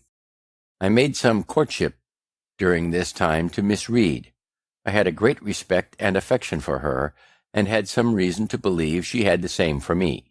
But, as I was about to take a long voyage, and we were both very young, only a little above 18, It was thought most prudent by her mother to prevent our going too far at present, as a marriage, if it was to take place, would be more convenient after my return, when I should be, as I expected, set up in my business. Perhaps, too, she thought my expectations not so well founded as I imagined them to be. My chief acquaintances at this time were Charles Osborne, Joseph Watson, and James Ralph, all lovers of reading. The two first were clerks in an eminent scrivener or conveyancer in the town, Charles Brockton. The other was clerk to a merchant. Watson was a pious, sensible young man of great integrity. The others rather more lax in their principles of religion, particularly Ralph, who, as well as Collins, had been unsettled by me, for which they both made me suffer. Osborne was sensible, candid, frank, sincere, and affectionate to his friends, but, in literary matters, too fond of criticizing. Ralph was ingenious, genteel in his manners, and extremely eloquent. I think I never knew a prettier talker. Both of them were great admirers of poetry, and began to try their hands in little pieces. Many pleasant walks we four had together on Sundays into the woods near Schuylkill, where we read to one another and conferred on what we read. Ralph was inclined to pursue the study of poetry, not doubting but he might become eminent in it and make his fortune by it, alleging that the best poets must, when they first begin to write, make as many faults as he did. Osborne dissuaded him, assured him he had no genius for poetry, and advised him to think of nothing beyond the business he was bred to, that in the mercantile way. Though he had no stock, he might, by his diligence and punctuality, recommend himself to employment as a factor, and in time acquire wherewith to trade on his own account. I approved the amusing one's self with poetry now and then, so far as to improve one's language, but no farther. On this it was proposed that we should each of us, at our next meeting, produce a piece of our own composing, in order to improve by our mutual observations, criticisms, and corrections. As language and expression were what we had in view, we excluded all considerations of invention by agreeing that the task should be a version of the 18th Psalm, which describes the descent of a deity. When the time of our meeting drew nigh, Ralph called on me first, and let me know his piece was ready. I told him I had been busy, and having little inclination, had done nothing. He then showed me his piece for my opinion, and I much approved it, as it appeared to me to have great merit. Now, says he, Osborne never will allow the least merit in anything of mine, but makes 1,000 criticisms out of mere envy. He is not so jealous of you. I wish, therefore, you would take this piece and produce it as yours. I will pretend not to have had time, and so produce nothing. We shall then see what he will say to it. It was agreed, and I immediately transcribed it, that it might appear to be in my own hand. We met, Watson's performance was read, there was some beauties in it, but many defects. Osborne's was read, it was much better. Ralph did it justice, remarked some faults, but applauded the beauties. He himself had nothing to produce. I was backward, seemed desirous of being excused, and had not sufficient time to correct, etc. But no excuse could be admitted. Produce I must. I was read and repeated. Watson and Osborne gave up the contest, and joined in applauding it. Ralph only made some criticism and proposed some amendments, but I defended my text. Osborne was against Ralph, and told him he was no better a critic than poet, so he dropped the argument. As they two went home together, Osborne expressed himself still more strongly in favor of what he thought my production, having restrained himself before, as he said, lest I should think it flattery. But who would have imagined, said he, that Franklin had been capable of such a performance, such panting, such force, such fire? He has even improved the original. In his common conversation he seems to have no choice of words. He hesitates and blunders, and yet, good God, how he writes! When we next met, Ralph discovered the trick we had played him, and Osborne was a little laughed at. This transaction fixed Ralph in his resolution of becoming a poet. I did all that I could to dissuade him from it, but he continued scribbling verses till Pope cured him. He became, however, a pretty good prose writer. More of him hereafter. But as I may not have occasion again to mention the other two, I shall just remark here that Watson died in my arms a few years after, much lamented, being the best of our set. Osborne went to the West Indies, where he became an eminent lawyer and made money, but died young. He and I made a serious agreement that the one who happened first to die should, if possible, make a friendly visit to the other and acquaint him of how he found things in that separate state.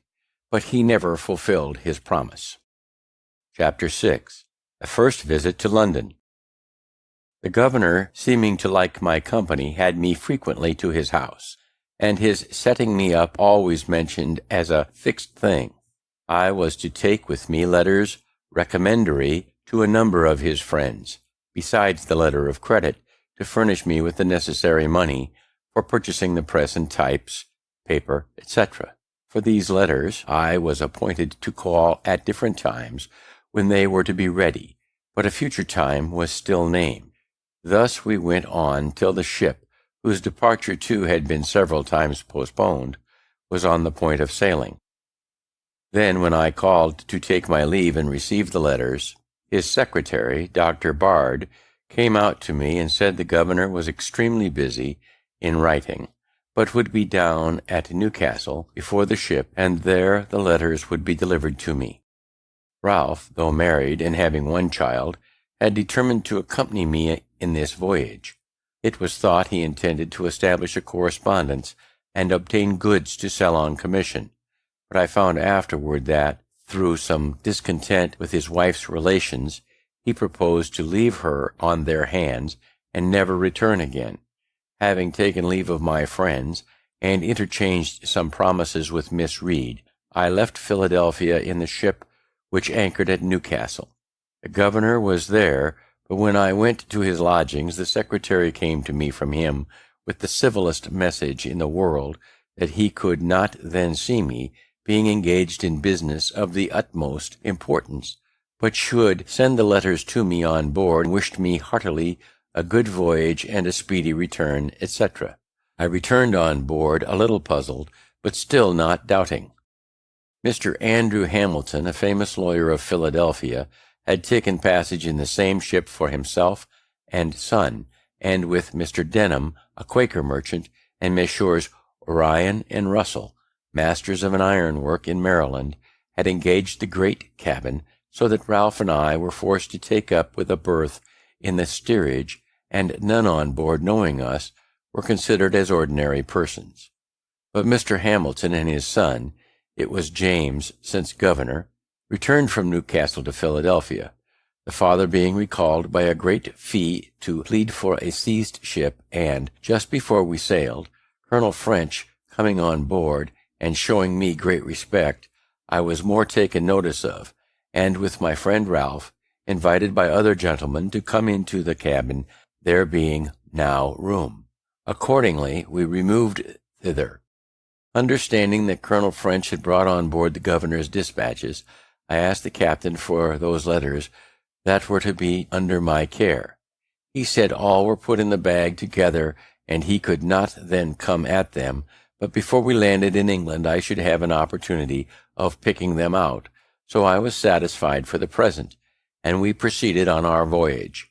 We had a sociable company in the cabin, and lived uncommonly well, having the addition of all Mr. Hamilton's stores, who had laid in plentifully.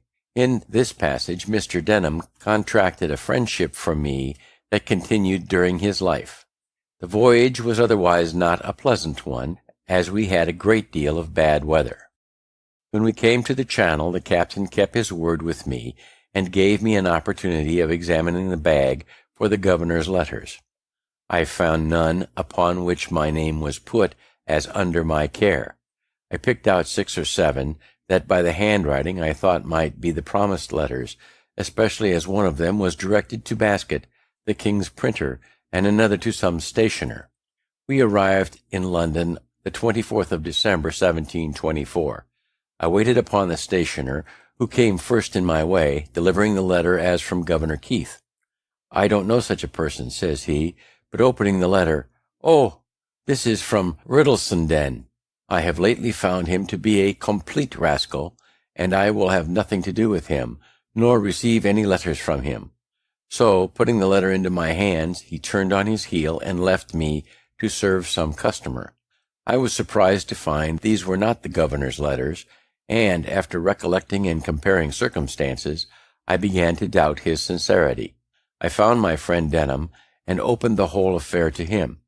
He let me into Keith's character, told me there was not the least probability that he had written any letters for me, that no one who knew him had the smallest dependence on him, and he laughed at the notion of the governor's giving me a letter of credit, having, he said, no credit to give. On my expressing some concern about what I should do, he advised me to endeavor getting some employment in the way of my business. "Among the printers here," said he, "you will improve yourself, and when you return to America, you will set up to greater advantage." We both of us happened to know, as well as the stationer, that Riddlesden, the attorney, was a very knave. He had half ruined Miss Reed's father by persuading him to be bound for him. By this letter, it appeared there was a secret scheme on foot to the prejudice of Hamilton, supposed to be then coming over with us, and that Keith was concerned in it with Riddlesden. Denham, who was a friend of Hamilton's, thought he ought to be acquainted with it. So, when he arrived in England, which was soon after, partly from resentment and ill will to Keith and Riddlesden, and partly from good will to him, I waited on him and gave him the letter. He thanked me cordially, the information being of importance to him, and from that time he became my friend, greatly to my advantage afterwards on many occasions. But what shall we think of a governor's playing such pitiful tricks and imposing so grossly on a poor ignorant boy? It was a habit he had acquired. He wished to please everybody, and, having little to give, he gave expectations. He was otherwise an ingenious, sensible man, a pretty good writer, and a good governor for the people, though not for his constituents. The proprieties, whose instructions he sometimes disregarded, several of our best laws, were of his planning and passed during his administration. Ralph and I were inseparable companions. We took lodgings together in Little Britain, at 3 shillings and 6 a week, as much as we could then afford.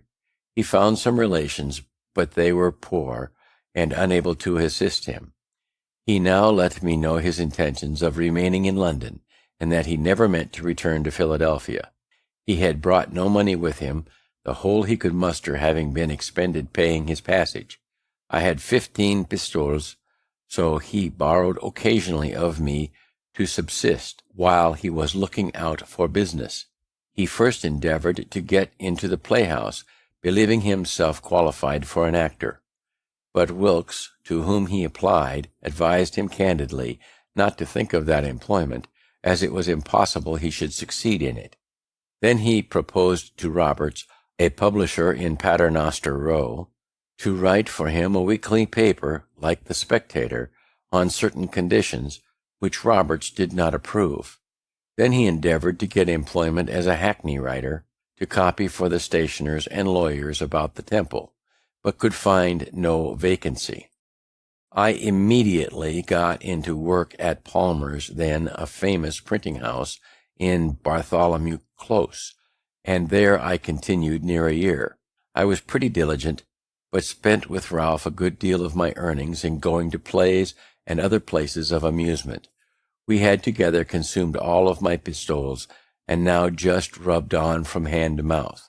He seemed quite to forget his wife and child, and I by degrees my engagements with Miss Reed, to whom I never wrote more than one letter, and that was to let her know I was not likely soon to return. That was another of the great errata of my life, which I should wish to correct if I were to live it over again. In fact, by our expenses, I was constantly kept unable to pay my passage. At Palmer's I was employed in composing for the second edition of Wollaston's Religion of Nature. Some of his reasonings not appearing to me well-founded, I wrote a little metaphysical piece in which I made remarks on them. It was entitled, A Dissension on Liberty and Necessity, Pleasure and Pain. I inscribed it to my friend Ralph. I printed a small number. It occasioned my being more considered by Mr. Palmer as a young man of some ingenuity, though he seriously expostulated with me upon the principles of my pamphlet, which to him appeared abominable. My printing this pamphlet was another erratum. While I lodged in Little Britain, I made an acquaintance with one Wilcox, a bookseller, whose shop was at the next door. He had an immense collection of second-hand books. Circulating libraries were not then in use, but we agreed that, on certain reasonable terms, which I have now forgotten, I might take, read, and return any of his books. This I esteemed a great advantage, and I made as much use of it as I could. My pamphlet, by some means falling into the hands of one Lyons, a surgeon, author of a book entitled The Infallibility of Human Judgment, it occasioned an acquaintance between us. He took great notice of me, called on me often to converse on those subjects, carried me to the house, a pale ale-house in a lane, Cheapside, and introduced me to Mr.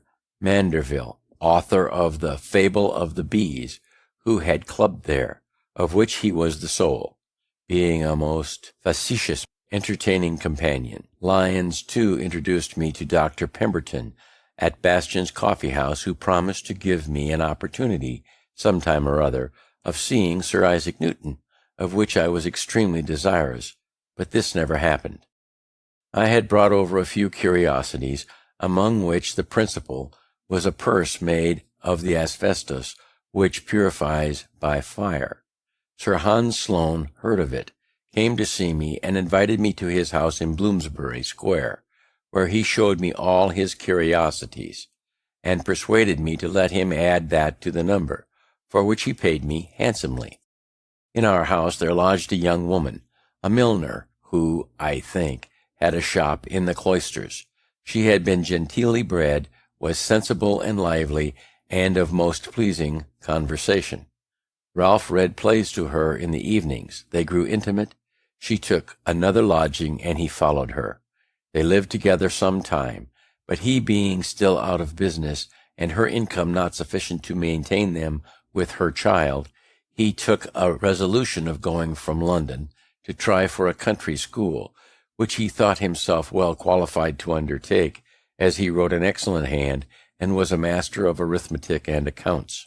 This, however, he deemed a business below him, and, confident of future better fortune, when he should be unwilling to have it known that he was once so meanly employed, he changed his name, and did me the honour to assume mine.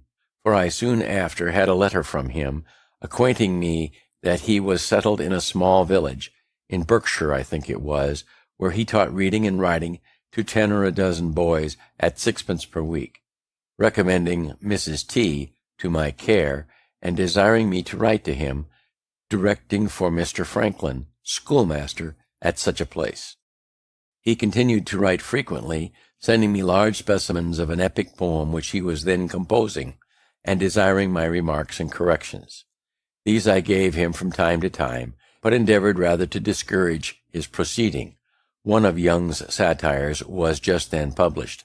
I copied and sent him a great part of it, which set in a strong light the folly of pursuing the Muses with any hope of advancement by them. All was in vain. Sheets of the poem continued to come by every post. In the meantime, Mrs. T., having on his account lost her friends in business, was often in distress, and used to send for me and borrow what I could spare to help her out of them. I grew fond of her company, and being at that time under no religious restraint, and presuming upon my importance to her, I attempted familiarities, another erratum, which she repulsed with a proper resentment, and acquainted him with my behavior. This made a breach between us, and when he returned again to London, he let me know he thought I had cancelled all the obligations he had been under to me, so I found I was never to expect his repaying me what I lent to him, or advanced to him. This, however, was not then of much consequence, as he was totally unable, and in the loss of his friendship I found myself relieved from a burden. I now began to think of getting a little money beforehand, and expecting better work. I left Palmer's to work at Watts, near Lincoln's Inn Fields, a still greater printing house. Here I continued all the rest of my stay in London. At my first admission into this printing house, I took to working at press, imagining I felt a want of the bodily exercise I had been used to in America, where press work is mixed with composing. I drank only water, and the other workmen, near 50 in number, were great guzzlers of beer. On occasion I carried up and down the stairs a large form of types in each hand, when others carried but one in both hands. They wondered to see, from this and several instances, what the water American, as they called me, was stronger than themselves, who drank strong beer. We had an alehouse boy who attended always in the house to supply the workmen. My companion at the press drank every day a pint before breakfast, a pint at breakfast with his bread and cheese, a pint between breakfast and dinner, a pint at dinner, a pint in the afternoon about 6 o'clock, and another when he had done his day's work. I thought it a detestable custom, but it was necessary, he supposed, to drink strong beer, that he might be strong to labor. I endeavored to convince him that the bodily strength afforded by beer could only be in proportion to the grain or flour in the barley, dissolved in the water of which it was made, that there was more flour in a pennyworth of bread, and therefore, if he would eat that with a pint of water, it would give him more strength than a quart of beer. He drank on, however, and had 4 or 5 shillings to pay out of his wages every Saturday night for that muddling liquor, an expense I was free from, and thus these poor devils kept themselves always under. Watts, after some weeks, desiring to have me in the composing room, I left the pressman a new bienvenue, or sum for drink, being 5 shillings, was demanded of me by the compositors. I thought it an imposition, as I had paid below. The master thought it too, and forbade my paying it. I stood about 2 or 3 weeks, was accordingly considered as an excommunicate, and had so many little pieces of private mischief done me by mixing my sorts, transposing my pages, breaking my matter, etc., etc. If I were ever so little out of the room, and all ascribed to the chapel ghost, which they said ever haunted those not regularly admitted, that notwithstanding the master's protection, I found myself obliged to comply and pay the money, convinced of the folly of being on ill terms with those one is to live with continually. I was now on a fair footing with them, and soon acquired considerable influence. I proposed some reasonable alterations in their chapel laws, and carried them against all opposition.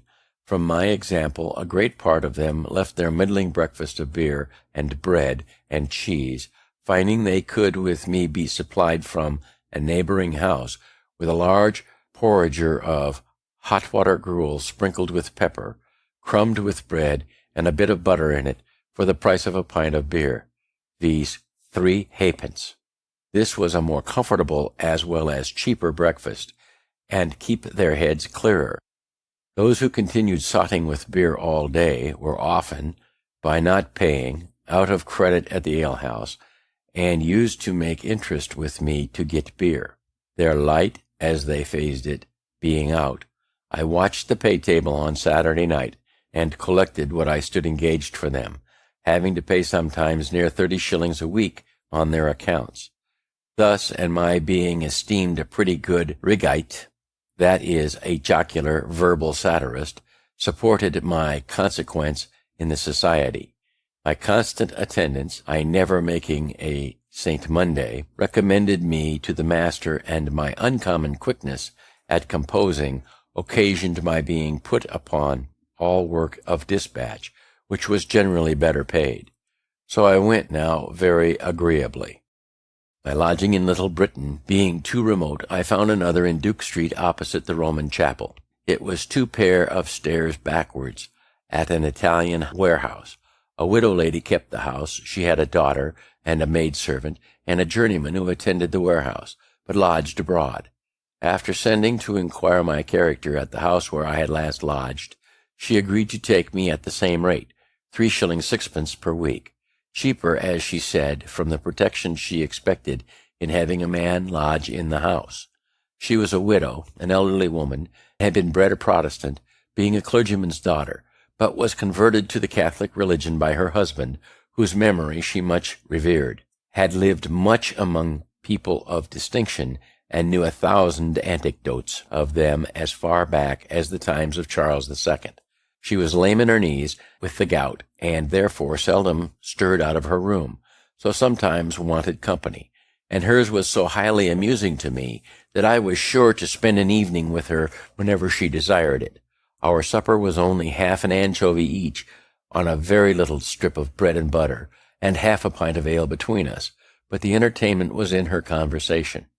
My always keeping good hours and giving little trouble in the family made her unwilling to part with me, so that when I talked of a lodging I had heard of, nearer my business, for 2 shillings a week, which meant I was now on saving money, made some difference, she bid me not think of it, for she would abate me 2 shillings a week for the future, so I remained with her at 1 shilling 6 as long as I stayed in London. In a garret of her house there lived a maiden lady of 70, in the most retired manner, of which my landlady gave me this account, that she, being a Roman Catholic, had been sent abroad when young, and lodged in a nunnery with the intent of becoming a nun. But the country not agreeing with her, she returned to England, where, there being no nunnery, she had vowed to lead a life of a nun as near as might be done in those circumstances. Accordingly, she had given all her estate to charitable uses, reserving only £12 a year to live on, and out of this sum she still gave a great deal to charity, living herself on water gruel only, and using no fire but to boil it. She had lived many years in that garret, being permitted to remain there gratis by successive Catholic tenants of the house below, as they deemed it a blessing to have her there. A priest visited her to confess her every day. I have asked her, said my landlady, how she, as she lived, could possibly find so much employment for a confessor. Oh, she said, it is impossible to avoid vain thoughts. I was permitted once to visit her. She was cheerful and polite, and conversed pleasantly.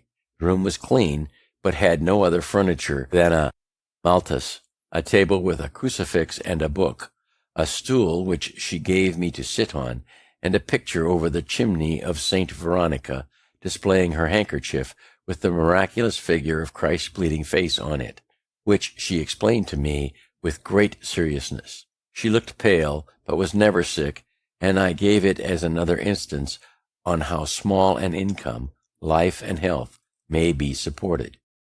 At Watt's printing house I contracted an acquaintance with an ingenious young man, one Wygate, who, having healthy relations, had been better educated than most printers, was a tolerable Latinist, spoke French, and loved reading. I taught him and a friend of his to swim at twice going into the river, and they soon became good swimmers. They introduced me to some gentlemen from the country who went to Chelsea by water to see the college and Don Saltero's curiosities. In our return, at the request of the company whose curiosity Wygate had excited, I stripped and leapt into the river and swam from near Chelsea to Blackfriars, performing on the way many feats of activity, both upon and under water, that surprised and pleased those to whom they were novelties. I had from a child been ever delighted in this exercise, had studied and practiced all Trevner's motions and positions, added some of my own, aiming at the graceful and easy as well as the useful. All these I took this occasion of exhibiting to the company, and was much flattered by their admiration. And Wygate, who was desirous of becoming a master, grew more and more attached to me on that account, as well as from the similarity of our studies. He at length proposed to me traveling all over Europe together, supporting ourselves everywhere by working at our business. I was once inclined to it, but mentioned it to my good friend Mr. Denham, with whom I often spent an hour when I had leisure. He dissuaded me from it, advising me to think only of returning to Pennsylvania, which he was now about to do. I must record one trait of this good man's character. He had formerly been in business at Bristol, but failed in debt to a number of people, compounded, and went to America. There, by a close application to business as a merchant, he acquired a plentiful fortune in a few years. Returning to England in the ship with me, he invited his old creditors to an entertainment, at which he thanked them for the easy composition they had favored with him, and when they expected nothing but the treat, every man at the first remove found under his plate an order on a banker for the full amount of the unpaid remainder with interest. He now told me he was about to return to Philadelphia and should carry over a great quantity of goods in order to open a store there. He proposed to take me over as his clerk, to keep his books, in which he would instruct me, copy his letters, and attend the store. He added that as soon as I should be acquainted with mercantile business, he would promote me by sending me with a cargo of flour and bread, etc., to the West Indies, and procure me commission from others which would be profitable, and if I managed well, would establish me handsomely. The thing pleased me, for I was grown tired of London, remembering with pleasure the happy months I had spent in Pennsylvania, and wished again to see it. Therefore I immediately agreed on the terms of £50 a year, Pennsylvania money, less indeed than my present gettings as a compositor, but affording a better prospect. I took leave of printing as though forever, and was daily employed in the new business, going about it with Mr. Denham among the tradesmen to purchase various articles and seeing them packed up, doing errands, calling upon workmen to dispatch, etc., and when all was on board, I had a few days' leisure. On one of these days I was, to my surprise, sent for by a great man, I knew only by name, a Sir William Wyndham, and I waited upon him. He had heard by some means or other of my swimming from Chelsea to Blackfriars, and my teaching Wygate and another young man to swim in a few hours. He had 2 sons about to set out on their travels. He wished to have them first taught swimming, and proposed to gratify me handsomely if I would teach them. They were not yet come to town, and my stay was uncertain, so I could not undertake it. But from this incident, I thought it likely that if I were to remain in England and open a swimming school, I might get a good deal of money, and it struck me so strongly that the overture seemed sooner made me, perhaps I should not so soon have returned to America. After many years, you and I had something of more importance to do with one of these sons of Sir William Wyndham, become Earl of Edgemont, which I shall mention in its place. Thus I spent about 18 months in London. Most part of the time I worked hard at my business, and spent but little upon myself, except in seeing plays and in books.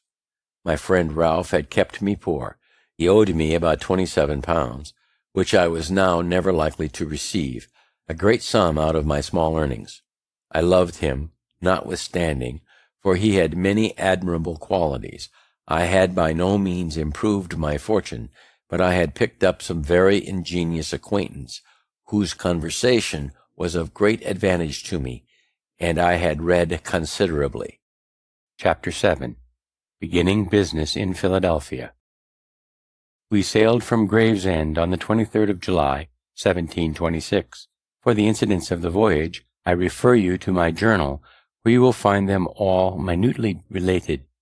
Perhaps the most important part of that journal is the plan to be found in it, which I formed at sea for regulating my future conduct in life. It is the more remarkable as being formed when I was so young, and yet being pretty faithfully adhered to quite through to old age. We landed in Philadelphia on the 11th of October, where I found sundry alterations. Keith was no longer governor, being superseded by Mayor Gordon. I met him walking the streets as a common citizen. He seemed a little ashamed at seeing me, but passed without saying anything. I should have been as much ashamed at seeing Miss Reed, had not her friends, despairing with reason of my return after the receipt of my letter, persuaded her to marry another, one Rogers, a potter, which was done in my absence. With him, however, she was never happy, and soon parted from him, refusing to cohabit with him or bear his name, it being now said that he had another wife. He was a worthless fellow, though an excellent workman, which was the temptation to her friends. She got into debt, ran away in 1727 or 1728, went to the West Indies, and died there. Keimer had got a better house, a shop well supplied with stationery, plenty of new types, a number of hands, though none good, and seemed to have a great deal of business. Mr. Denham took a store in Water Street, where we opened our goods. I attended the business diligently, studied accounts, and grew in a little time expert at selling. We lodged and boarded together. He counseled me, as a father, having a sincere regard for me. I respected and loved him, and we might have gone on together very happy. But in the beginning of February, 1726-1727, when I had just passed my 21st year, we both were taken ill. My distemper was a pleurisy, which very nearly carried me off. I suffered a good deal, gave up the point in my own mind, and was rather disappointed when I found myself recovering, regretting in some degree that I must now some time or other have all that disagreeable work to do over again. I forgot what his distemper was.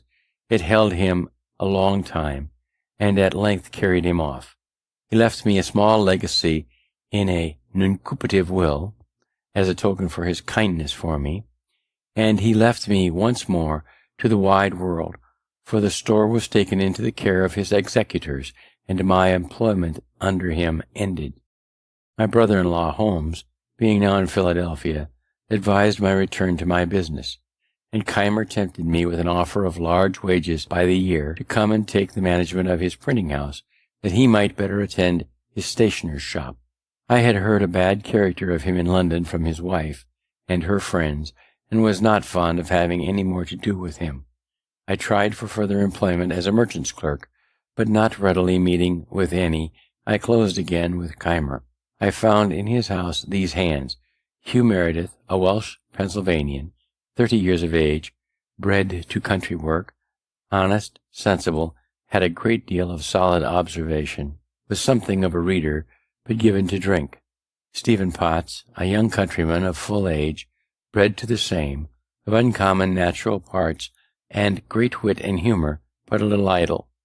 These he had agreed with at extreme low wages per week, to be raised a shilling every 3 months, as they would deserve by improving in their business, and the expectation of these high wages to come on hereafter was what he had drawn them in with. Meredith was to work at press, Potts at bookbinding, which he by agreement was to teach them, though he knew neither one nor t'other.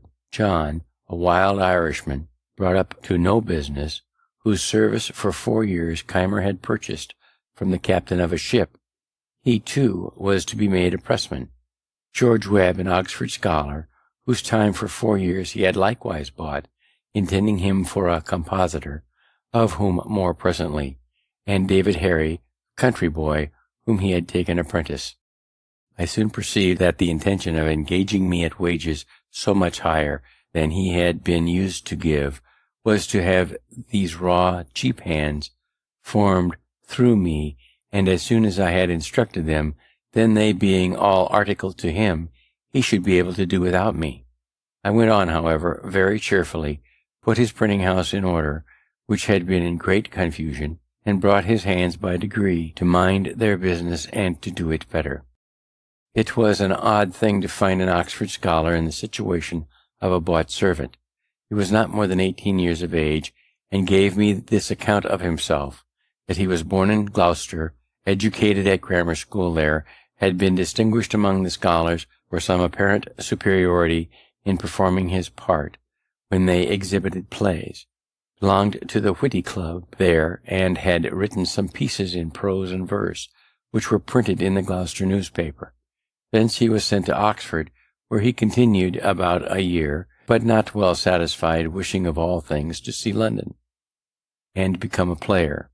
At length, receiving his quarterly allowance of 15 guineas, Instead of discharging his debts, he walked out of town, hid his gown in a furze bush, and footed it to London, where, having no friend to advise him, he fell into bad company, soon spent his guineas, found no means of being introduced among the players, grew necessitous, pawned his clothes, and wanted bread.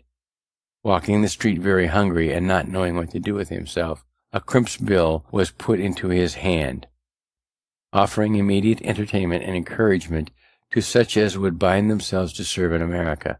He went directly, signed the indenture, was put into the ship, and came over, never writing a line to acquaint his friends what was become of him. He was lively, witty, good-natured, and a pleasant companion, but idle, thoughtless, and imprudent to the last degree. John the Irishman soon ran away. With the rest I began to live very agreeably, for they all respected me the more, as they found Keimer incapable of instructing them, and that from me they learned something daily. We never worked on Saturday, that being Keimer's Sabbath, so I had 2 days for reading. My acquaintance with the ingenious people in the town increased. Keimer himself treated me with great civility and apparent regard, and nothing now made me uneasy but my debt to Vernon, which I was yet unable to pay, being hitherto but a poor economist. He, however, kindly made no demand of it. Our printing house often wanted sorts, and there was no letter founder in America. I had seen types cast at James in London, but without much attention to the matter. However, I now contrived a mould, made use of the letters we had as puncheons, struck the matrices in lead, and thus supplied in a pretty tolerable way all the deficiencies. I also engraved several things on occasion. I made the ink. I was warehouseman and everything, and in short, quite a factotum. But however serviceable I might be, I found that my services became every day of less importance, as the other hands improved in the business, and when Keimer paid my second quarter's wages, he let me know that he felt them too heavy, and thought I should make an abatement. He grew by degree less civil, put on more of the master, frequently found fault, was captious, and seemed ready for an outbreak. I went on, nevertheless, with a good deal of patience, thinking that his encumbered circumstances were partly the cause. At length a trifle snapped our connection, for the great noise happening near the courthouse, I put my head out of the window to see what was the matter.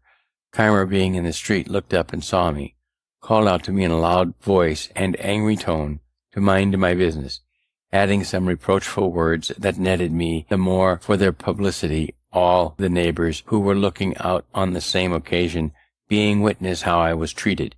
He came up immediately into the printing house, continued the quarrel, high words passed on both sides. He gave me a quarter's warning we had stipulated, expressing a wish that he had not been obliged so long a warning. I told him his wish was unnecessary, for I would leave him that instant, and so taking my hat walked out of doors, desiring Meredith, whom I saw below, to take care of some things I left, and bring them to my lodgings. Meredith came accordingly in the evening, when we talked my affair over. He had conceived great regard for me, and was very unwilling that I should leave the house while he remained in it. He dissuaded me from returning to my native country, which I began to think of.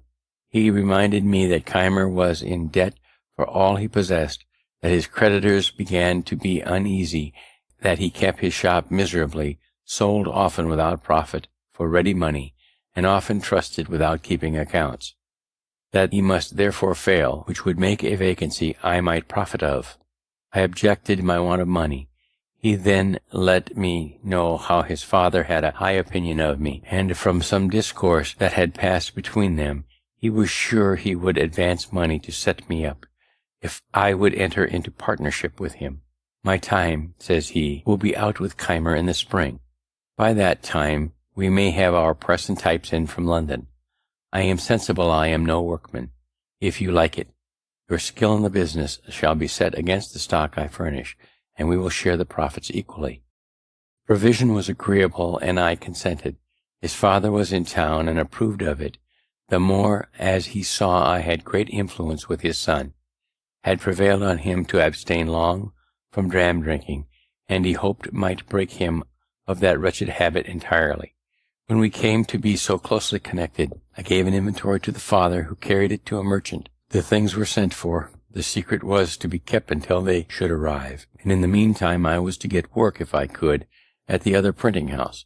But I found no vacancy there, and so remained idle a few days, while Keimer, on a prospect of being employed to print some paper money in New Jersey, which would require cuts and various types that I only could supply, and apprehending Bradford might engage me and get the job from him, sent me a very civil message, that old friends should not part for a few words, the effect of sudden passion, and wishing me to return. Meredith persuaded me to comply, as it would give more opportunity for his improvement under my daily instruction. So I returned, and we went on more smoothly than for some time before. The New Jersey job was obtained. I contrived a copperplate press for it, the first that had been seen in the country. I cut several ornaments and checks for the bills.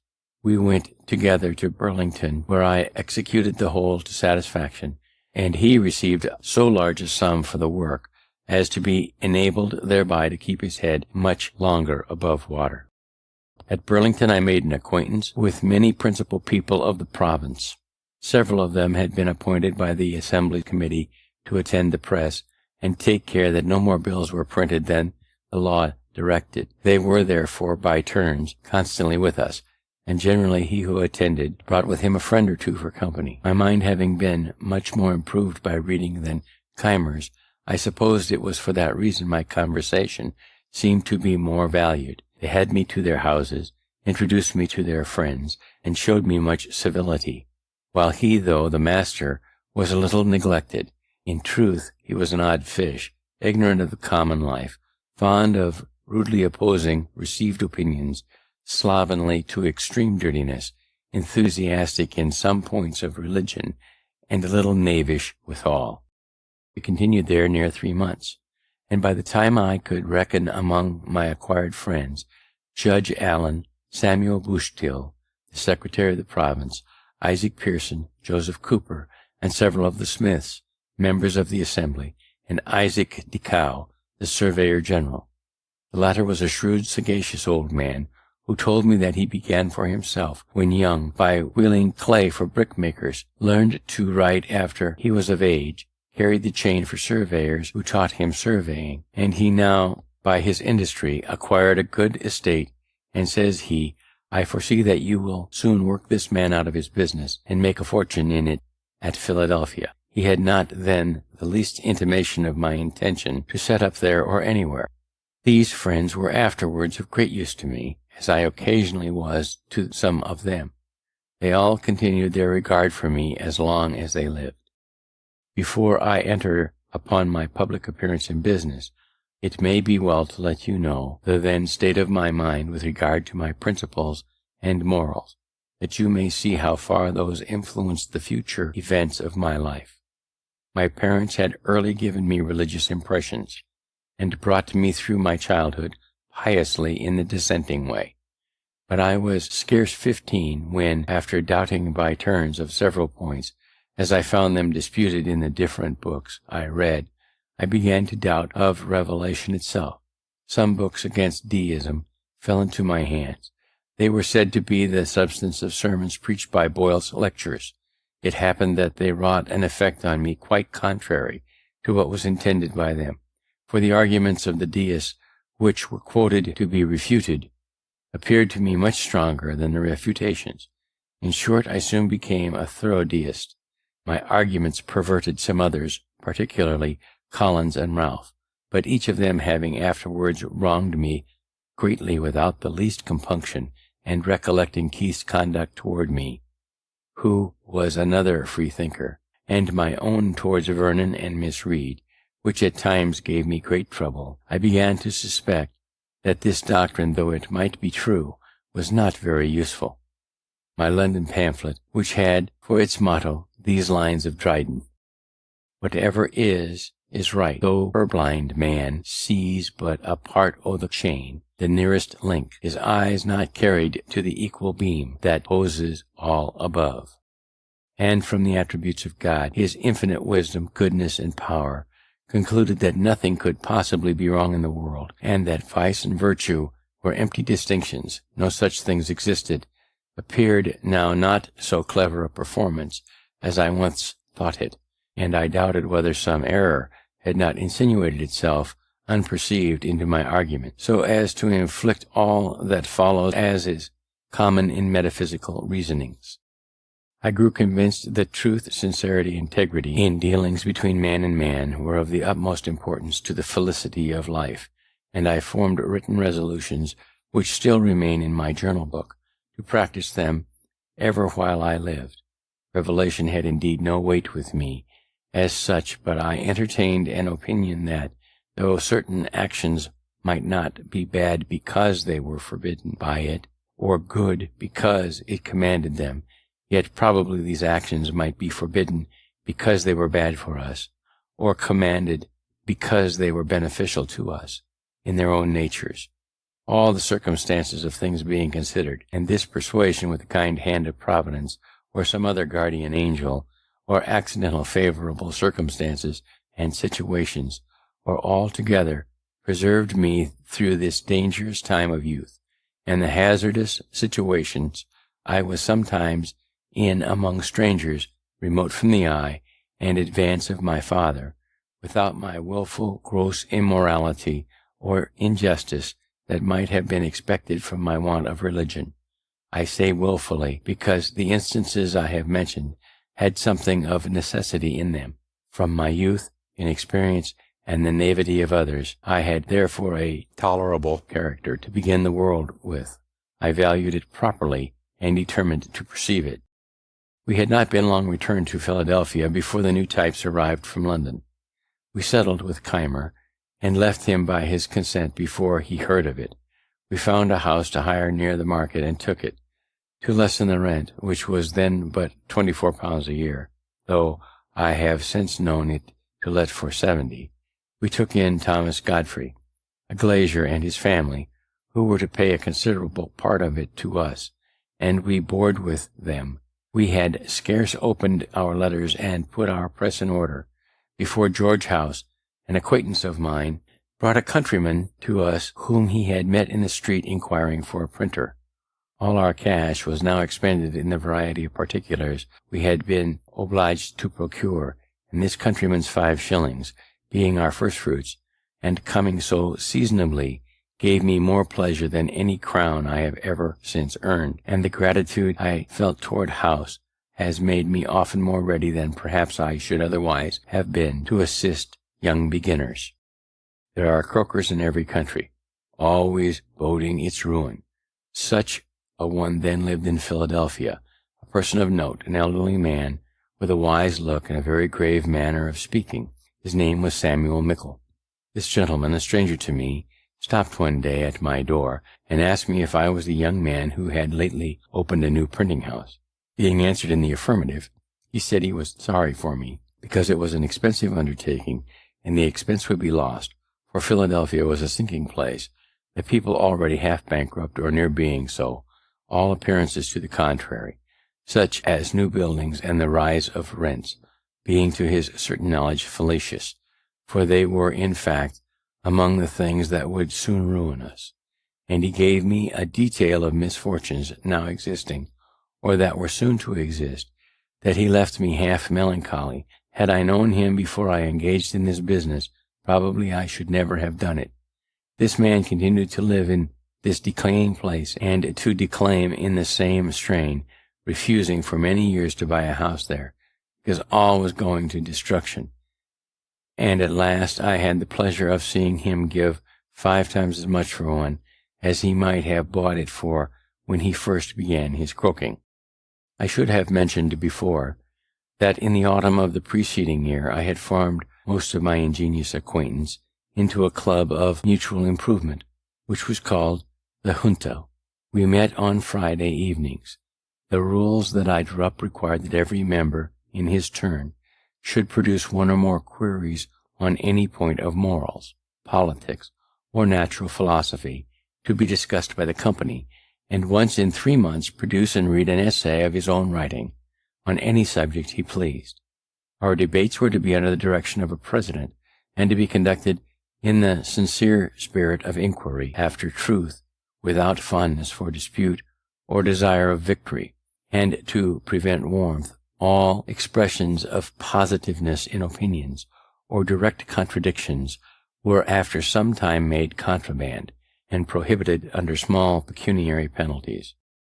The first members were Joseph Brinthal, a copier of deeds for the Scrivener, a good-natured, friendly, middle-aged man, a great lover of poetry, reading all he could meet with, and writing some that was tolerable, very ingenious in many little nicknames and of sensible conversation. Thomas Godfrey, a self-taught mathematician, great in his way, and afterwards inventor of what is now called Hadley's Quadrant. But he knew little out of his way, and was not a pleasing companion, as like most great mathematicians I have met with, he expected universal precision in everything said, or was forever denying or distinguishing upon trifles, to the disturbance of all conversation. He soon left us. Nicholas Scull, a surveyor, afterwards surveyor general, who loved books and sometimes made a few verse. William Parson, bred a shoemaker, but, loving reader, had acquired a considerable share of mathematics, which he first studied with a view to astrology, that he afterwards laughed at it. He also became surveyor general. William Moggridge, a joiner, a most exquisite mechanic, and a solid, sensible man. Hugh Meredith, Stephen Potts, and George Webb I have characterized before. Robert Grace, a young gentleman of some fortune, generous, lively, and witty, a lover of punning and of his friends. And William Coleman, then a merchant's clerk about my age, who had the coolest, clearest head and best heart, and the exactest morals of almost any man I ever met with. He became afterwards a merchant of great note, and one of our provincial judges.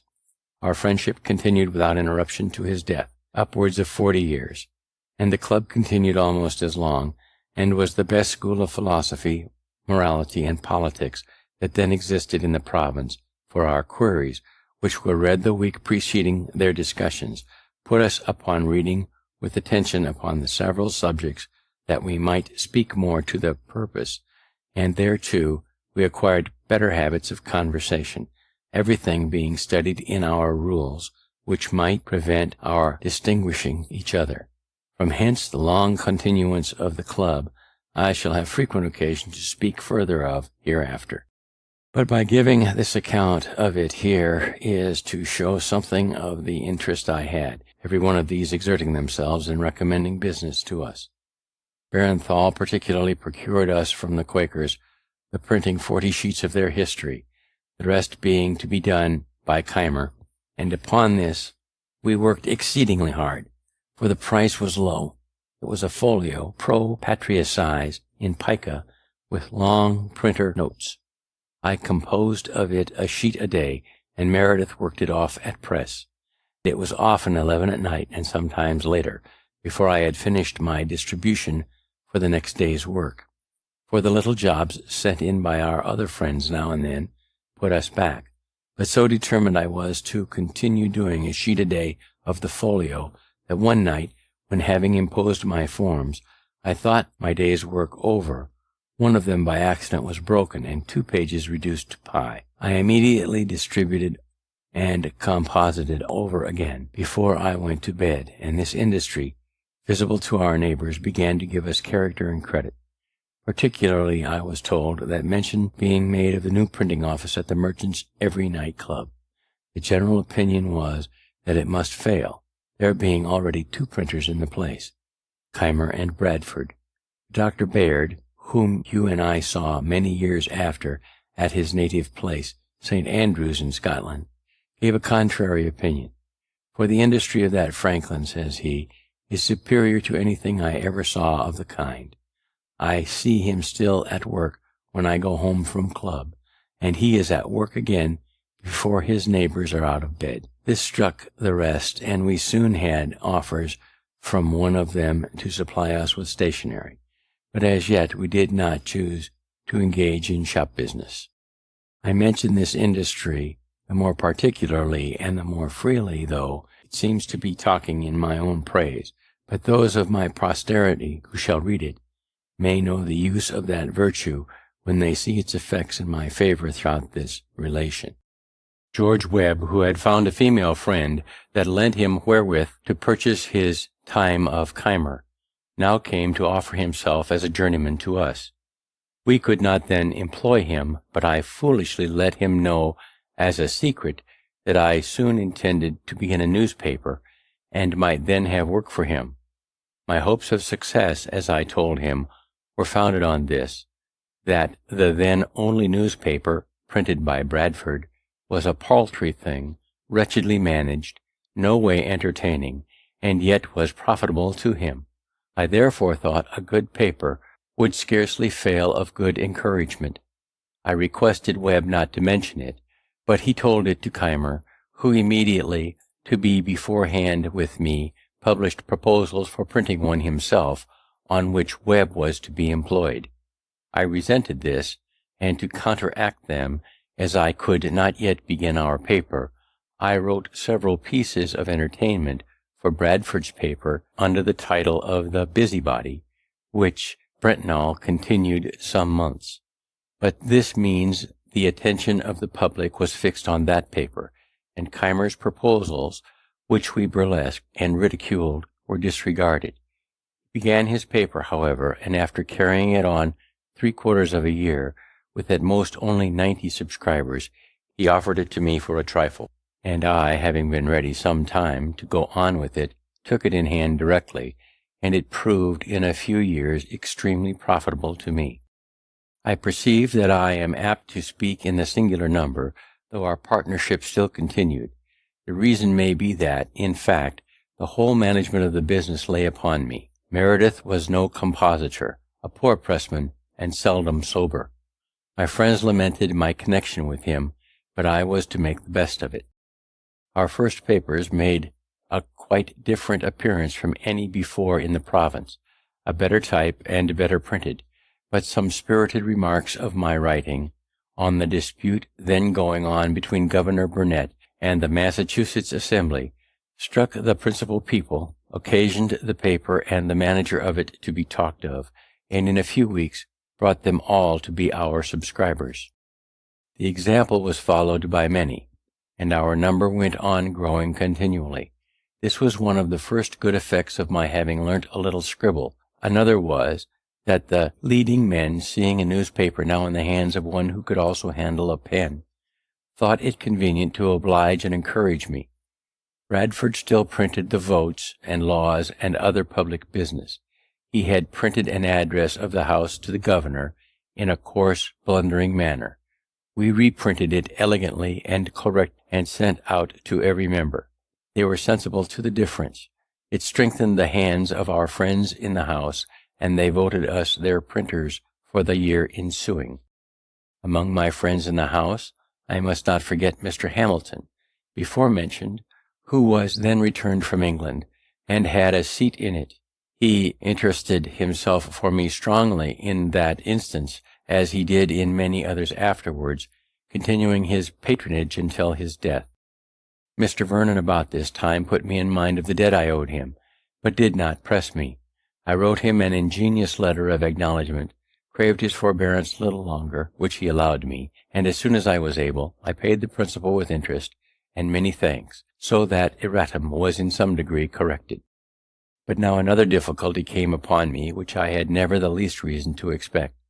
Mr. Meredith's father, who was to have paid for our printing house, according to the expectations given me, was able to advance only £100 currency, which had been paid, and 100 more was due to the merchant, who grew impatient, and sued us all. We gave bail, but saw that, if the money could not be raised in time, the suit must soon come to judgment and execution, and our hopeful prospects must with us be ruined, as the press and letters must be sold for payment, perhaps at half price.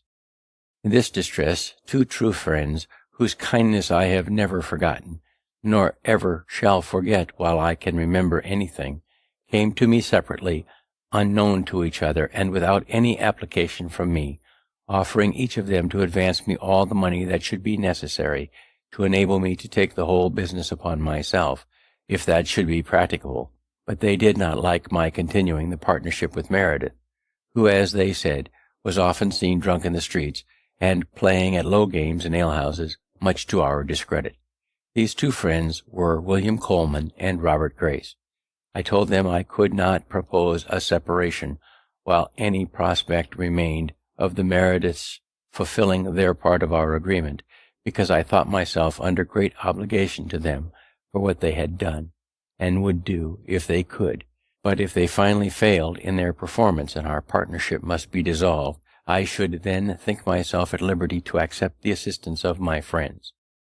Thus the matter rested for some time, when I said to my partner, "Perhaps your father is dissatisfied at the part you have undertaken in this affair of ours, and is unwilling to advance for you and me what he would for you alone. If that is the case, tell me, and I will resign the whole to you and go about my business." "No," said he, "my father has really been disappointed, and is really unable, and I am unwilling to distress him further. I see this is a business. I am not fit for it. I was bred a farmer, and it was a folly in me to come to town and put myself at 30 years of age an apprentice to learn a new trade. Many of our Welch people are going to settle in North Carolina, where land is cheap. I am inclined to go with them and follow my old employment. But you may find friends to assist you, if you will take the debts of the company upon you, return to my father the £100 he has advanced, pay my little personal debts, and give me £30 and a new saddle. I will relinquish the partnership and leave the whole in your hands."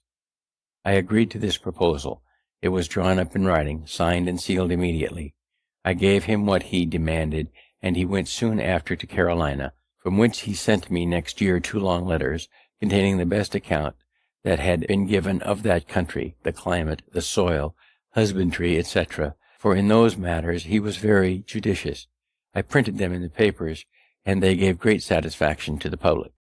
As soon as he was gone, I recurred to my 2 friends, and because I would not give an unkind preference to either, I took half of what each had offered, and I wanted of one, and half of the other, paid off the company's debts, and went on with the business in my own name, advertising that the partnership was dissolved. I think it was in or about the year 1729. Chapter 8. Business Success and First Public Service. About this time there was a cry among the people for more paper money, only £15,000 being extant in the province, and that soon to be sunk. The wealthy inhabitants opposed any addition, being against all paper currency, from an apprehension that it would depreciate, as it had done in New England, to the prejudice of all creditors. We had discussed this point in our junta, where I was on the side of an addition, being persuaded that the first small sum, struck in 1723, had done much good by increasing the trade, employment, and number of inhabitants in the province. Since I now saw all the old houses inhabited, and many new ones building, whereas I remembered well that when I first walked about the streets of Philadelphia, eating my roll, I saw most of the houses on Walnut Street, between Second and Front Streets, with bills on their doors, "To be let," and many likewise in Chestnut Street, and other streets, which made me think the inhabitants of the city were deserting it one after another. Our debates possessed me so fully of the subject that I wrote and printed an anonymous pamphlet on it entitled "The Nature and Necessity of a Paper Currency." It was well received by the common people in general, but the rich men disliked it, for it increased and strengthened the clamor for more money, and they, happening to have no writers among them that were able to answer it, their opposition slackened, and the point was carried by a majority in the House. My friends there, who conceived I had been of some service, thought fit to reward me by employing me in printing the money, a very profitable job, and a great help to me. This was another advantage gained by my being able to write. The utility of this currency became by time and experience so evident as never afterward to be much disputed, so that it grew soon to £55,000, and in 1739 to £80,000, since which it rose during war to upwards of £350,000. Trade, building, and inhabitants all the while increased, though I now think there are limits beyond which the quantity may be hurtful. I soon after obtained, through my friend Hamilton, the printing of the Newcastle paper money, another profitable job, as I then thought it, small things appearing great to those in small circumstances. And these, to me, were really great advantages, as they were great encouragements. He procured for me also the printing of the laws and votes of the government, which continued in my hand as long as I followed the business. I now opened a little stationer's shop. I had in it blanks of all sorts, the correctest that ever appeared among us, being assisted in that by my friend Brennetnall. I had also paper, parchment, chapman's books, etc. One Whitemarsh, a compositor I had known in London, an excellent workman, now came to me and worked with me continuously and diligently, and I took an apprentice, the son of Aquila Rose. In order to secure my credit and character as a tradesman, I took care not only to be in reality industrious and frugal, but to avoid all appearances to the contrary. I dressed plainly. I was seen in no places of idle diversion. I never went out a-fishing or shooting. A book, indeed, sometimes debauched me from my work, but that was seldom, snug, and gave no scandal, and to show I was not above my business, I sometimes brought home the paper I purchased at the stores through the streets on a wheelbarrow, thus being esteemed as an industrious, thriving young man, and paying duly for what I bought. The merchants who imported stationery solicited my custom. Others proposed supplying me with books. I went on swimmingly. In the meantime, Keimer's credit and business declining daily, he was at last forced to sell his printing house to satisfy his creditors. He went to Barbados, and there lived some years in very poor circumstances. His apprentice, David Harry, whom I had instructed while I worked with him, set up in his place at Philadelphia, having bought his materials. I was at first apprehensive of a powerful rival in Harry, as his friends were very able and had a good deal of interest. I therefore proposed a partnership to him, which he, fortunately for me, rejected with scorn. He was very proud, dressed like a gentleman, lived expensively, took much diversion and pleasure abroad, ran in debt, and neglected his business, upon which all business left him, and finding nothing to do, he followed Keimer to Barbados, taking the printing house with him. There this apprentice employed his former master as a journeyman. They quarrelled often. Harry went continually behindhand, and at length was forced to sell his types and return to his country work in Pennsylvania. The person that bought them employed Keimer to use them, but in a few years he died. There remained now no competitor with me in Philadelphia, but the old one, Bradford, who was rich and easy, did a little printing now and then by straggling hands, but was not very anxious about the business. However, he kept the post office. It was imagined he had better opportunities of obtaining news. His paper was thought a better distributor of advertisements than mine, and therefore had many more, which was a profitable thing to him, and a disadvantage to me. For though I did indeed receive and send papers by the post, yet the public opinion was otherwise. For what I did send was by bribing the writers, who took them privately, Bradford being unkind enough to forbid it, which occasioned some resentment on my part, and I thought so meanly of him for it, that when I afterward came into his situation, I took care never to imitate it. I had hitherto continued to board with Godfrey, who lived in part of my house with his wife and children, and had one side of the shop for his glazier's business, though he worked little, being always absorbed in his mathematics. Mrs. Godfrey projected a match for me with a relation's daughter, took opportunities of bringing us often together, till a serious courtship on my part ensued, the girl being in herself very deserving. The old folks encouraged me by continual invitations to supper, and by leaving us together, till at length it was time to explain. Mrs. Godfrey managed our little treaty. I let her know that I expected as much money with their daughter as would pay off my remaining debt for the printing house, which I believe was not then above £100. She brought me word they had no such sum to spare. I said they might mortgage their house in the loan office.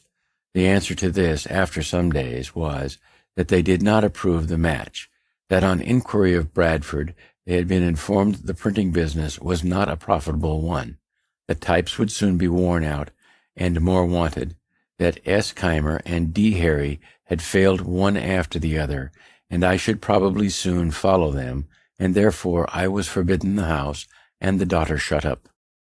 Whether this was a real change of sentiment or only artifice, on a supposition of our being too far engaged in affection to retract, and therefore that we should steal a marriage, which would leave them at liberty to give or withhold what they pleased, I know not, but I suspect the latter, resented it, and went no more.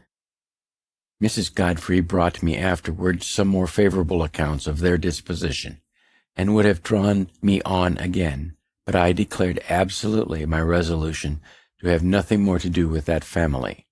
This was resented by the Godfreys. We differed, and they removed, leaving me the whole house, and I resolved to take no more inmates. But this affair having turned my thoughts to marriage, I looked round me and made overtures of acquaintances in other places, but soon found that, the business of a printer being generally thought a poor one, I was not to expect money with a wife, unless with such a one as I should not otherwise think agreeable. A friendly correspondence as neighbors and old acquaintances had continued between me and Mrs. Reed's family, who all had a regard for me from the time of my first lodging in their house. I was often invited there and consulted in their affairs, wherein I sometimes was of service. I pitied poor Miss Reed's unfortunate situation, who was generally dejected, seldom cheerful, and avoided company. I considered my giddiness and inconsistency when in London as a great degree the cause of her unhappiness, though the mother was good enough to think the fault more her own than mine, as she had prevented our marrying before I went thither, and persuaded the other match in my absence. Our mutual affection was revived, but there was now great objections to our union. The match was indeed looked upon as invalid, a preceding wife being said to be living in England, but this could not easily be proved because of the distance, and though there was a report of his death, it was not certain. Then, though it should be true, he had left many debts, which his successor might be called upon to pay. We ventured, however, over all these difficulties, and I took her to wife, September 1st, 1730. None of the inconveniences happened that we had apprehended. She proved a good and faithful helpmate, assisted me much by attending the shop. We throve together, and have ever mutually endeavored to make each other happy. Thus I corrected that great erratum as well as I could. About this time our club meeting, not at a tavern, but in a little room of Mr. Grace's, set apart for that purpose, a proposition was made by me that, since our books were often referred to in our disquisitions upon the queries, it might be convenient for us to have them together where we met, that upon occasion they might be consulted, and by thus clubbing our books to a common library, we should, while we liked to keep them together, have each of us the advantage of using the books of all the other members, which would be nearly as beneficial as if we each owned the whole. It was liked and agreed to, and we filled one end of the room with such books as we could best spare. The number was not so great as we expected, and though they had been of great use, yet some inconveniences occurring for want of due care of them, the collection, after about a year, was separated, and each took his books home again. And now I set on foot my first project of a public nature, that for a subscription library. I drew up the proposals, got them put into the form by our great scrivener, Brockton, and, by the help of my friends in the junta, procured 50 subscribers of 40 shillings each to begin with, and 10 shillings a year for 50 years, the term our company was to continue. We afterwards obtained a charter, the company being increased to 100, thus the mother of all the North American subscription libraries, now so numerous. It is become a great thing itself, and continually increasing. These libraries have improved the general conversation of the Americans, made the common tradesmen and farmers as intelligent, and most gentlemen from other countries, and perhaps have contributed in some degree to the stand so generally made through the colonies in defense of their privileges. Thus far was written with the intention expressed in the beginning, and therefore contains several little family anecdotes of no importance to others. What follows was written many years after in compliance with the advice contained in these letters, and accordingly intends for the public. The affairs of the Revolution occasioned the interruption. Continuation of the account of my life, begun at Passy, near Paris, 1784. It is some time since I received the above letters, but I have been too busy till now to think of complying with the request they contain. It might too be much better done if I were at home among my papers, which would aid my memory and help to ascertain dates. But my return being uncertain, and having just now a little leisure, I will endeavor to recollect and write what I can. If I live to get home, it may be corrected and improved. Not having any copy here of what is already written, I know not whether an account is given of the means I used to establish the Philadelphia Public Library, which, from a small beginning, is now become so considerable, though I remember to have come down to near the time of that transaction. I will therefore begin here an account of it, which may be struck out if found to have been already given. At the time I established myself in Philadelphia, there was not a good bookseller's shop in any of the colonies to the southward of Boston. In New York and Philadelphia, the printers were indeed stationers. They sold only paper, etc., almanacs, ballads, and a few common school books. Those who loved reading were obliged to send for their books from England, and members of the junta had each a few. We had left the alehouse where we first met, and hired a room to hold our club in. I proposed that we should all of us bring our books to that room, where they would not only be ready to consult in our conferences, but become a common benefit, each of us being at liberty to borrow such as he wished to read at home. This was accordingly done, and for some time contented us.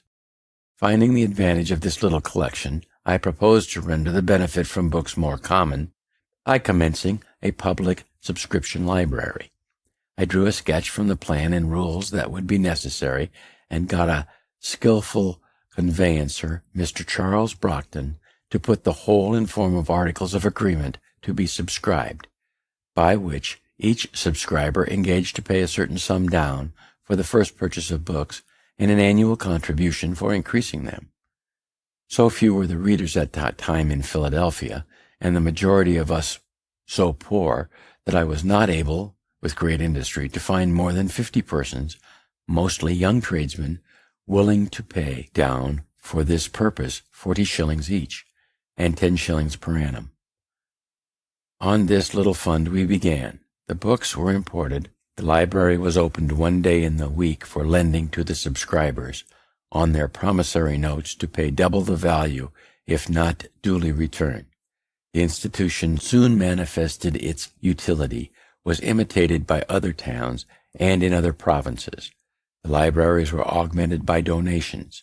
Reading became fashionable, and our people, having no public amusements to divert their attention from study, became better acquainted with books, and in a few years were observed by strangers to be better instructed and more intelligent than people of the same rank generally are in other countries. When we were about to sign the above-mentioned articles, which were to be binding on us, our heirs, etc., for 50 years, Mr. Brockton, the scrivener, said to us, "You are young men, but it is scarcely probable that any of you will live to see the expiration of the term fixed in this instrument. A number of us, however, are yet living, but the instrument was after a few years rendered null by a charter that incorporated and gave perpetuity to the company. The objections and reluctances I met with in soliciting the subscriptions made me soon feel the impropriety of presenting oneself as the proposer of any useful project that might be supposed to raise one's reputation in the smallest degree above that of one's neighbors, when one has need of their assistance to accomplish that project. I therefore put myself as much as I could out of sight, and stated it was a scheme of a number of friends, who requested me to go about and propose it to such as they thought lovers of reading. In this way my affair went on more smoothly, and I ever after practiced it on such occasions, and from my frequent successes can heartily recommend it. The present little sacrifice of your vanity will afterward be amply repaid, if it remains a while uncertain to whom the merit belongs. Someone more vain than yourself will be encouraged to claim it, and then even envy will be disposed to you justice by plucking those assumed feathers and restoring them to their right owner. The library afforded me the means of improvement by constant study, for which I set apart an hour or two each day, and thus repaired in some degree the loss of the learned education my father once intended for me. Reading was the only amusement I allowed myself. I spent no time in taverns, games, or frolics of any kind, and my industry and my business continued as indefatigable as it was necessary. I was indebted for my printing house. I had a young family coming on to be educated, and I had to contend with for business 2 printers, who were established in the place before me. My circumstances, however, grew daily easier. My original habits of frugality continued, and my father having, among his instructions to me when a boy, frequently repeated a proverb of Solomon, "Seest thou a man diligent in his calling, he shall stand before kings, he shall not stand before mean men." I from thence considered industry as a means of obtaining wealth and distinction, which encouraged me, though I did not think that I should ever literally stand before kings, which, however, has since happened, for I have stood before 5, and even had the honor of sitting down with one, the King of Denmark, to dinner. We have an English proverb that says, "He that would thrive must ask his wife." It was lucky for me that I had one as much disposed to industry and frugality as myself. She assisted me cheerfully in my business, folding and stitching pamphlets, tending shop, purchasing old linen rags for the paper makers, etc., etc. We kept no idle servants. Our table was plain and simple, our furniture of the cheapest. For instance, my breakfast was a long time break and milk, no tea, and I ate it out of a 2-penny earthen porringer with a pewter spoon. But mark how luxury will enter families and make a progress in spite of principle. Being called one morning to breakfast, I found it in a china bowl with a spoon of silver. They had been bought for me without my knowledge by my wife, and had cost her the enormous sum of 23 shillings, for which she had no excuse or apology to make, but that she thought her husband deserved a silver spoon and a china bowl as well as any of his neighbors. This was the first appearance of plate and china in our house, which afterward, in a course of years, as our wealth increased, augmented gradually to several £100 in value. I had been religiously educated as a Presbyterian, and thought some of the dogmas of that persuasion, such as the eternal decrees of God, election, reprobation, etc., appeared to me unintelligible, others doubtful, and I early absented myself from the public assemblies of the sect. Sunday being my study day, I never was without some religious principles.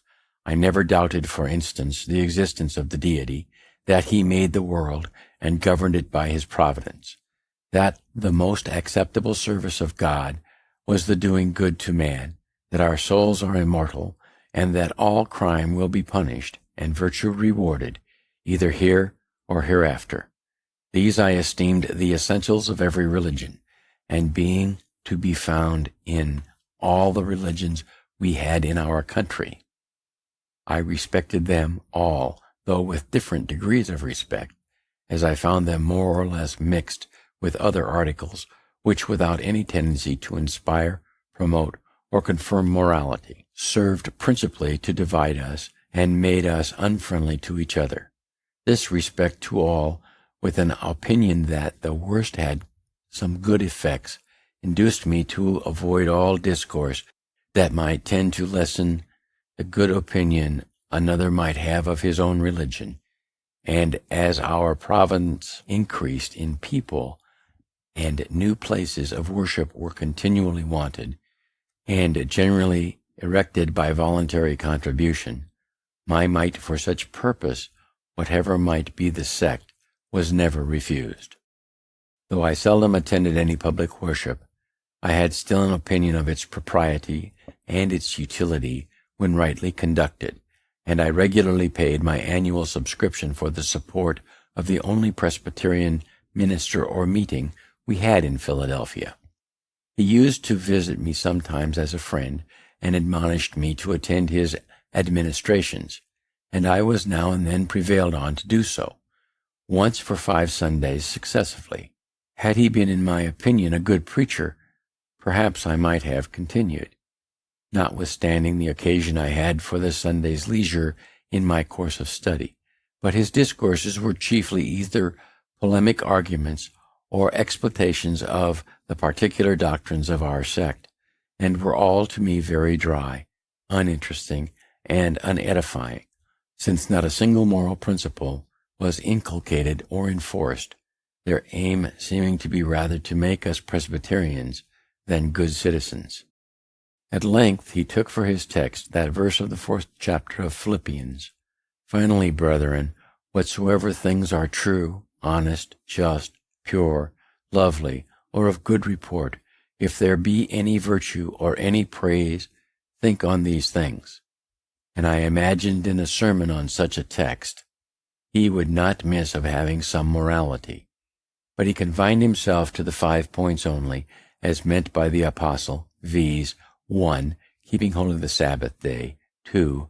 Being diligent in reading the Holy Scriptures, 3. Attending duly the public worship, 4.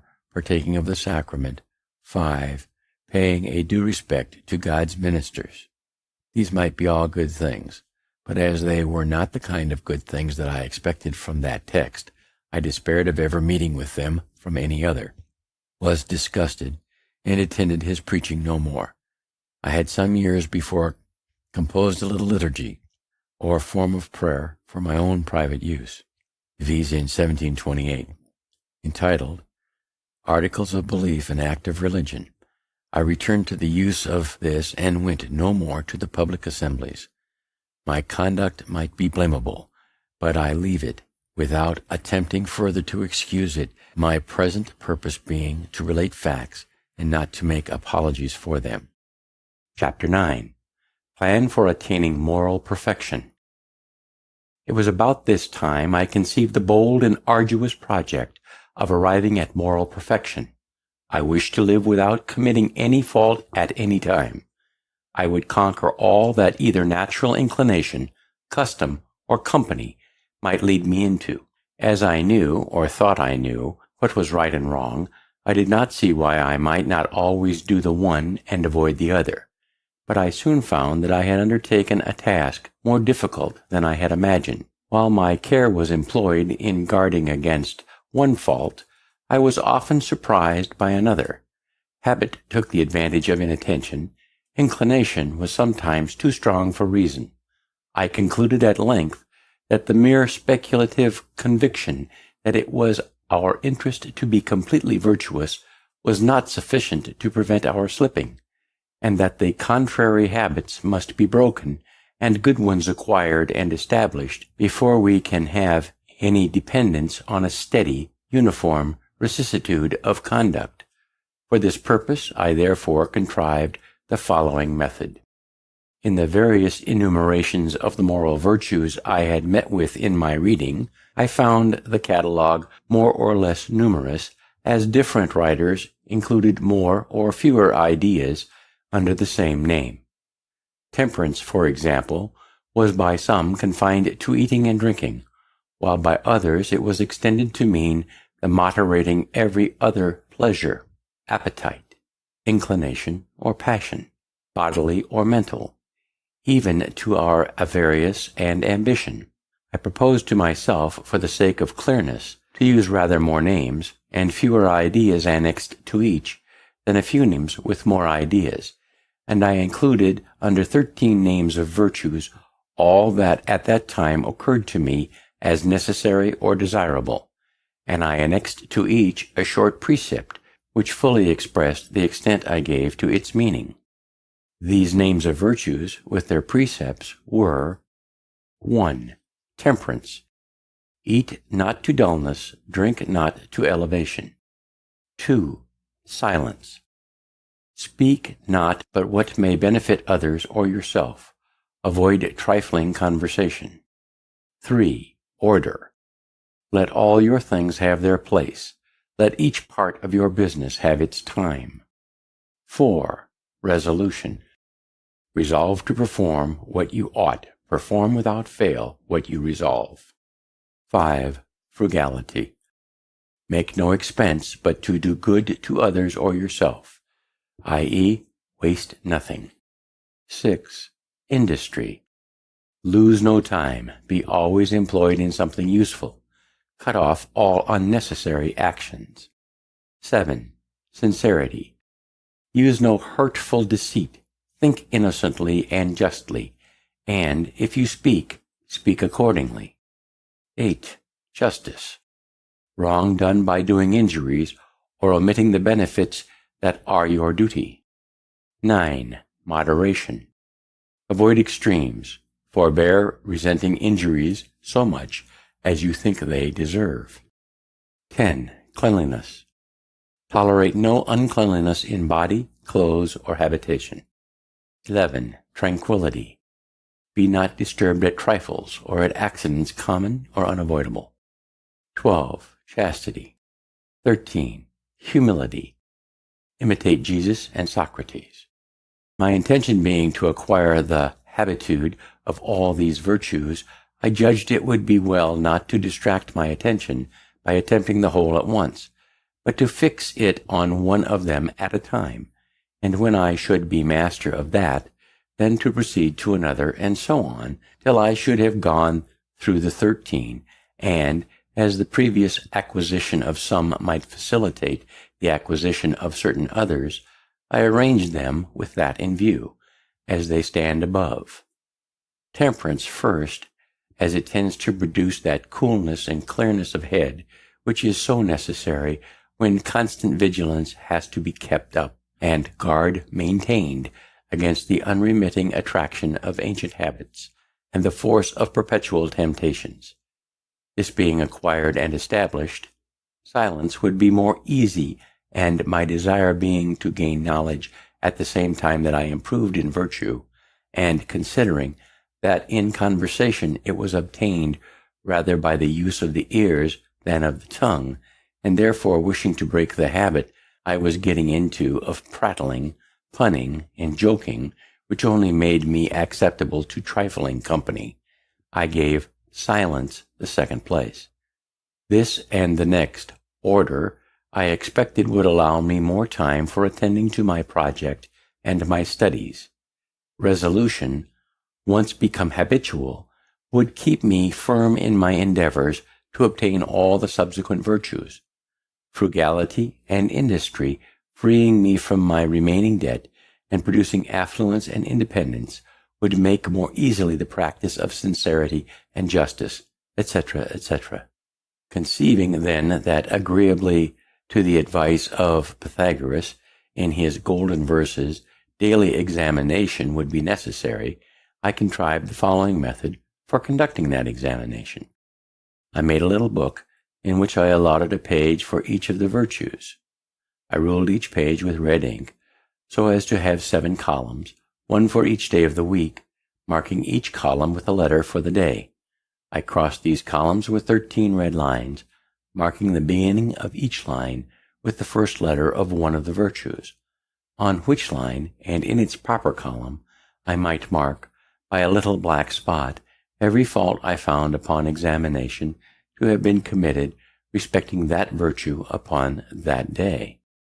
I determined to give a week's strict attention to each of the virtues successively. Thus, in the first week, my great guard was to avoid the least offense against temperance, leaving the other virtues to their ordinary chance, only marking every evening the faults of the day. Thus, if in the first week I could keep my first line marked T clear of spots, I supposed the habit of that virtue so much strengthened and its opposite weakened that I might venture extending my attention to include the next, and for the following week keep both lines clear of spots. Proceeding thus to the last, I would go through a course complete in 13 weeks, and 4 courses in a year. And like him who, having a garden to weed, does not attempt to eradicate all the bad herbs at once, which would exceed his reach and his strength, but works on one of the beds at a time, and having accomplished the first, proceeds to a second, so I should have, I hoped, the encouraging pleasure of seeing on my pages the progress I made in virtue by clearing successively my lines of their spots, till at the end, by a number of courses, I should be happy in viewing a clean book after a 13 weeks' daily examination.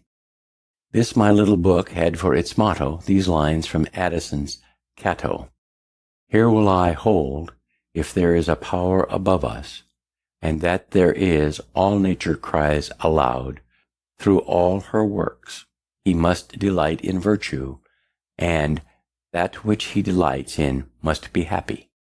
Another from Cicero: O vitae philosophia dux, o virtutum indagetrix expultritque vitiorum, unus dies, bene et ex preceptis tuis actus, peccanti immortalitati est anteponendus. Another of the Proverbs of Solomon, speaking of wisdom or virtue: "Length of days is in her right hand, and in her left hand riches and honor. Her ways are ways of pleasantness, and all her paths are peace." And conceiving God to be the fountain of wisdom, I thought it right and necessary to solicit his assistance for obtaining it to this end. I formed the following little prayer, which was prefixed to my tables of examination for daily use: "O powerful goodness, bountiful Father, merciful guide, increase in me that wisdom which discovers my truest interest. Strengthen my resolution to perform what that wisdom dictates. Accept my kind offices to thy other children as the only return in my power for thy continual favors to me." I used also sometimes a little prayer which I took from Thomson's poems, viz: "Father of light and life, thou good supreme, O teach me what is good, teach me thyself. Save me from folly, vanity, and vice, from every low pursuit, and fill my soul with knowledge, conscious peace, and virtue pure, sacred, substantial, never fading bliss." The precept of order, requiring that every part of my business should have its allotted time, one page of my little book contained the following scheme employed for the 24 hours of a natural day. The morning. Question: what good shall I do this day? 5 to 7 a.m. Rise, wash, and address powerful goodness. Contrive day's business and take the resolution of the day. Prosecute the present study and breakfast. Noon. 8 to 11 a.m. Work. 12 to 1 p.m.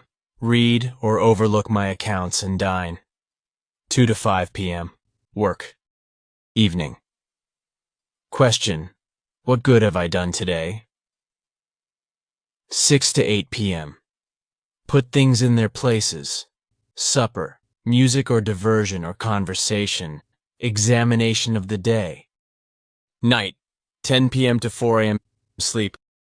I entered upon the execution of this plan for self-examination and continued it with occasional intermissions for some time.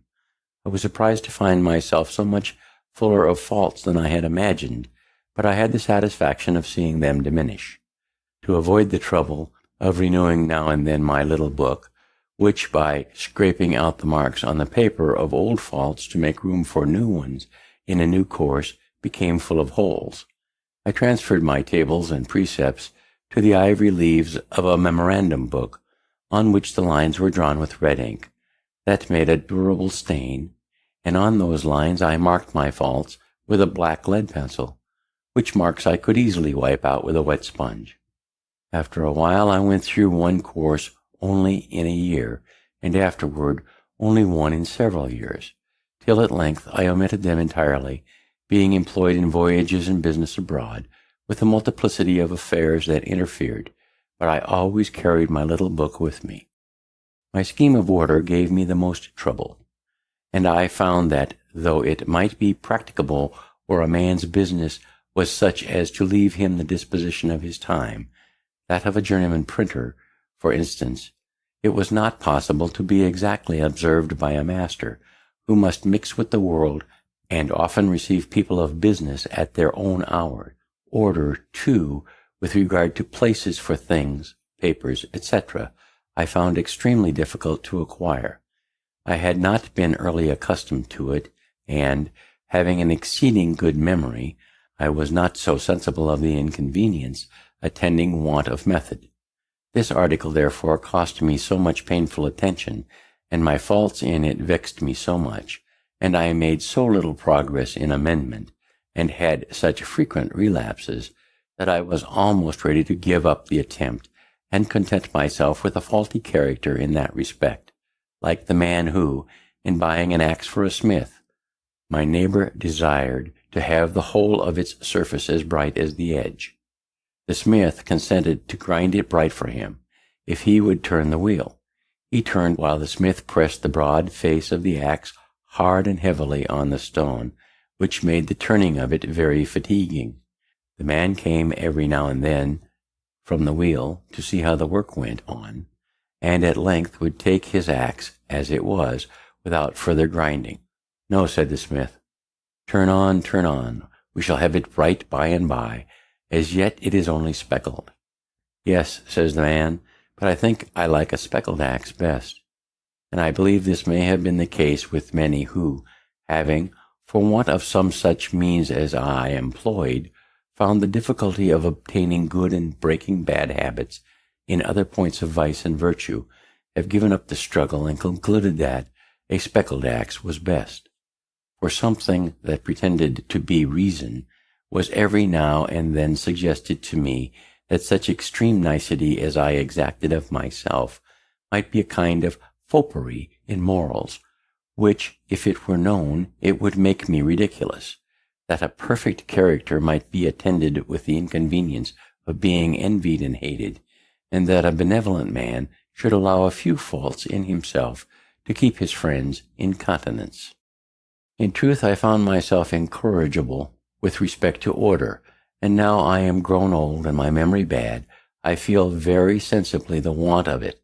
But on the whole, though I never arrived at the perfection I had been so ambitious of obtaining, but fell far short of it, yet I was, by the endeavor, a better and a happier man than I otherwise should have been, if I had not attempted it, as those who aim at perfect writing by imitating the engraved copies, though they never reach the wished-for excellence of those copies, their hand is mended by the endeavor, and is tolerable while it continues fair and legible.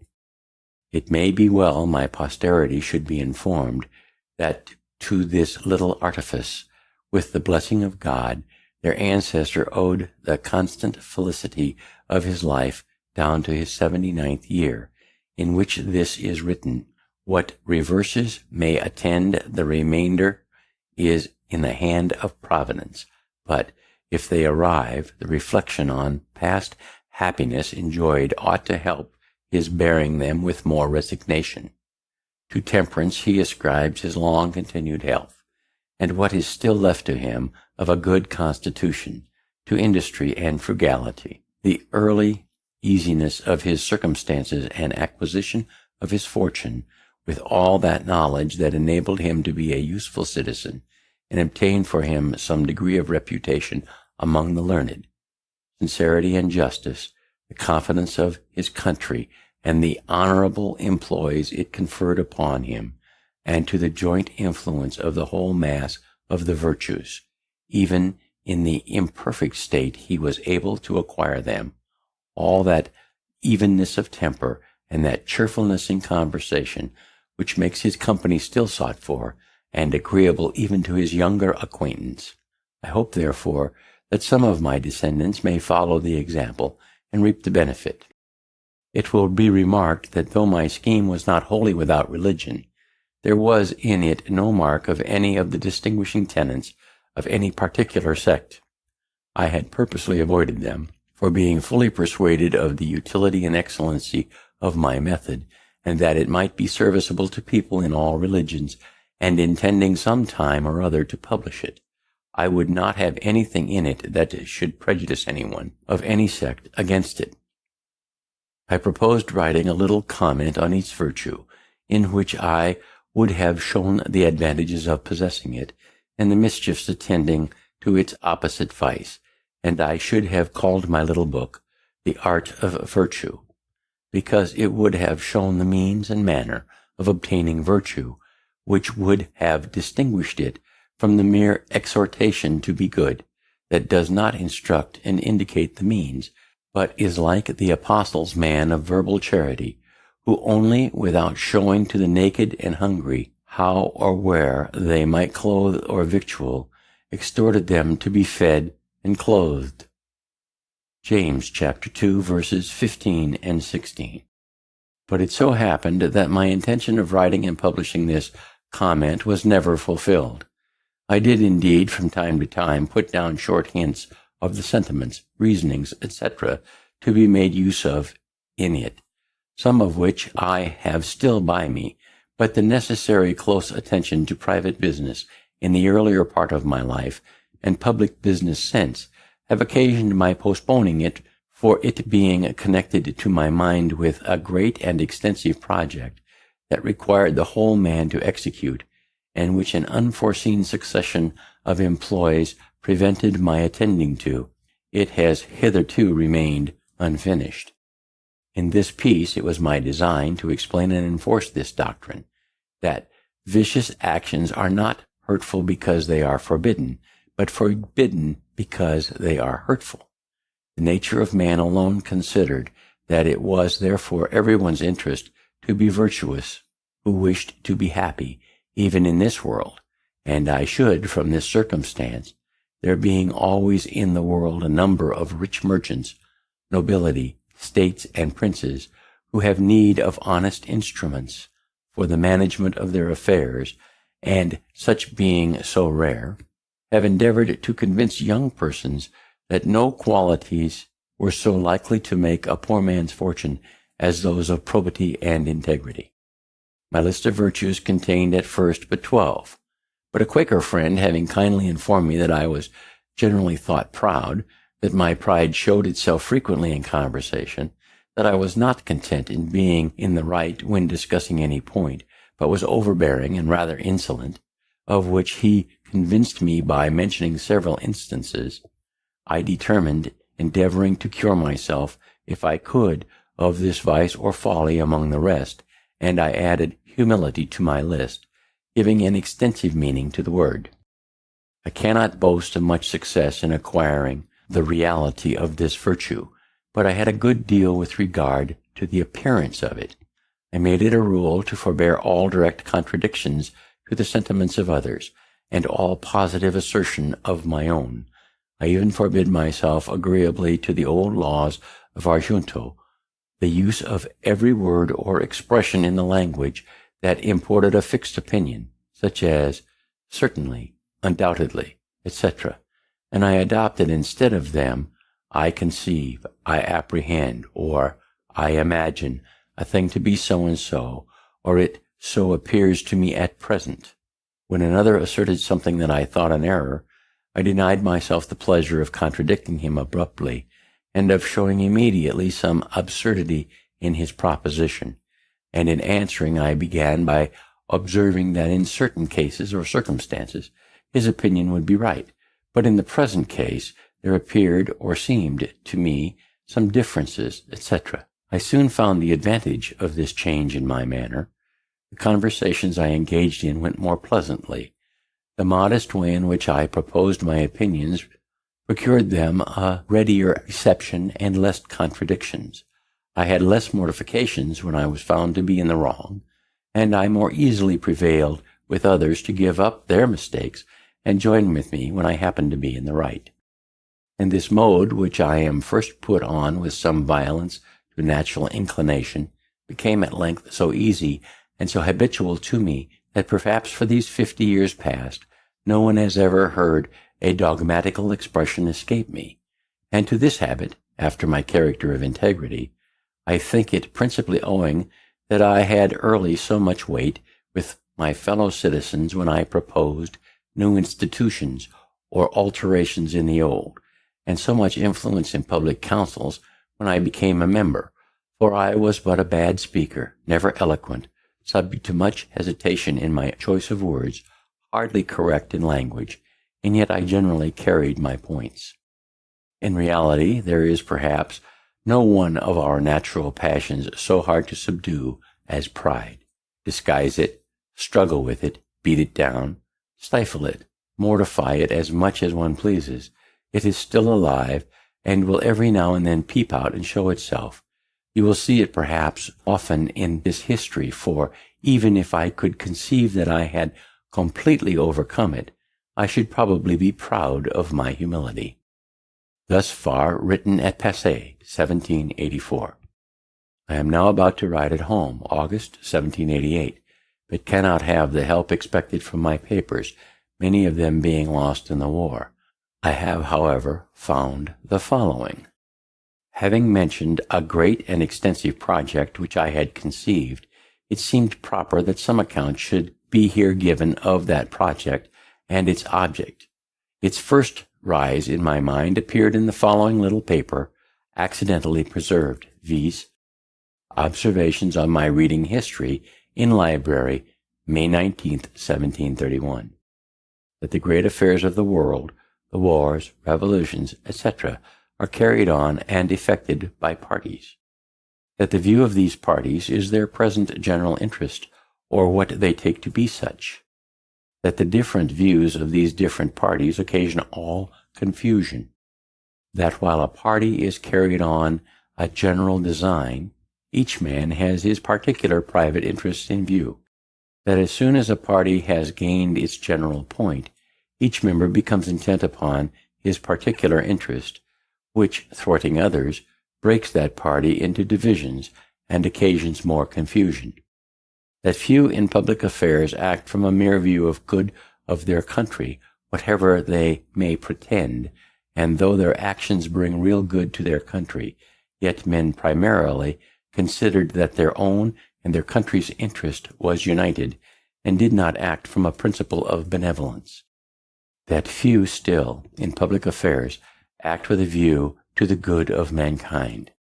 There seems to me at present to be great occasion for raising a united party for virtue, by forming the virtuous and good men of all nations into a regular body to be governed by suitable good and wise rules, which good and wise men may probably be more unanimous in their obedience to than common people are to common laws. I at present think that whoever attempts this aright, and is well qualified, cannot fail of pleasing God, and of meeting with success. B.F.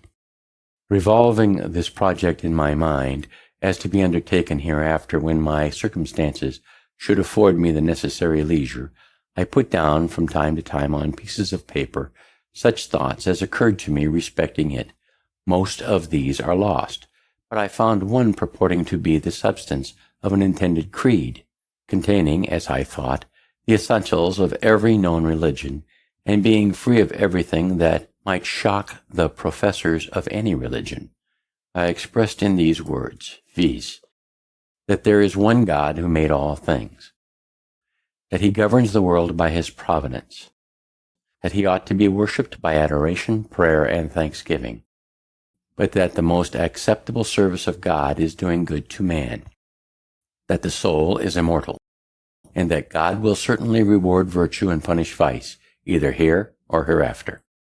My ideas at that time were that the sect should be begun and spread at first among young and single men only, that each person to be initiated should not only declare his assent to such creed, but should have exercised himself with the 13 weeks' examination and practice of the virtues, as in the before-mentioned model, that the existence of such a society should be kept a secret till it was become considerable, to prevent solicitations for the admission of improper persons, but that the members should each of them search among his acquaintances for ingenious, well-disposed youths, to whom, with prudent caution, the scheme should be gradually communicated, that the members should engage to afford their advice, assistance, and support to each other, in promoting one another's interests, businesses, and advancement in life, that for distinction we should be called the Society of the Free and Easy,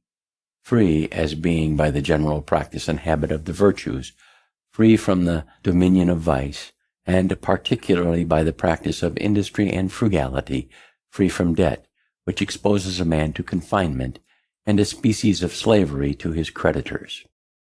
This is as much as I can now recollect of the project, except that I communicated it in parts to two young men who adopted it with some enthusiasm, but my then narrow circumstances and the necessity I was under of sticking close to my business occasioned my postponing the further prosecution of it at that time, and my multifarious occupations, public and private, induced me to continue postponing, so that it has been omitted till I have no longer strength or activity left sufficient for such an enterprise, though I am still of opinion that it was a practicable scheme and might have been very useful by forming a great number of good citizens, and I was not discouraged by the seeming magnitude of the undertaking, as I have always thought that one man of tolerable abilities may work great changes and accomplish great affairs among mankind, if he first forms a good plan and, cutting off all amusements or other employments that would divert his attention, makes the execution of that same plan his sole study and business. Chapter 10. Poor Richard's Almanac and Other Activities.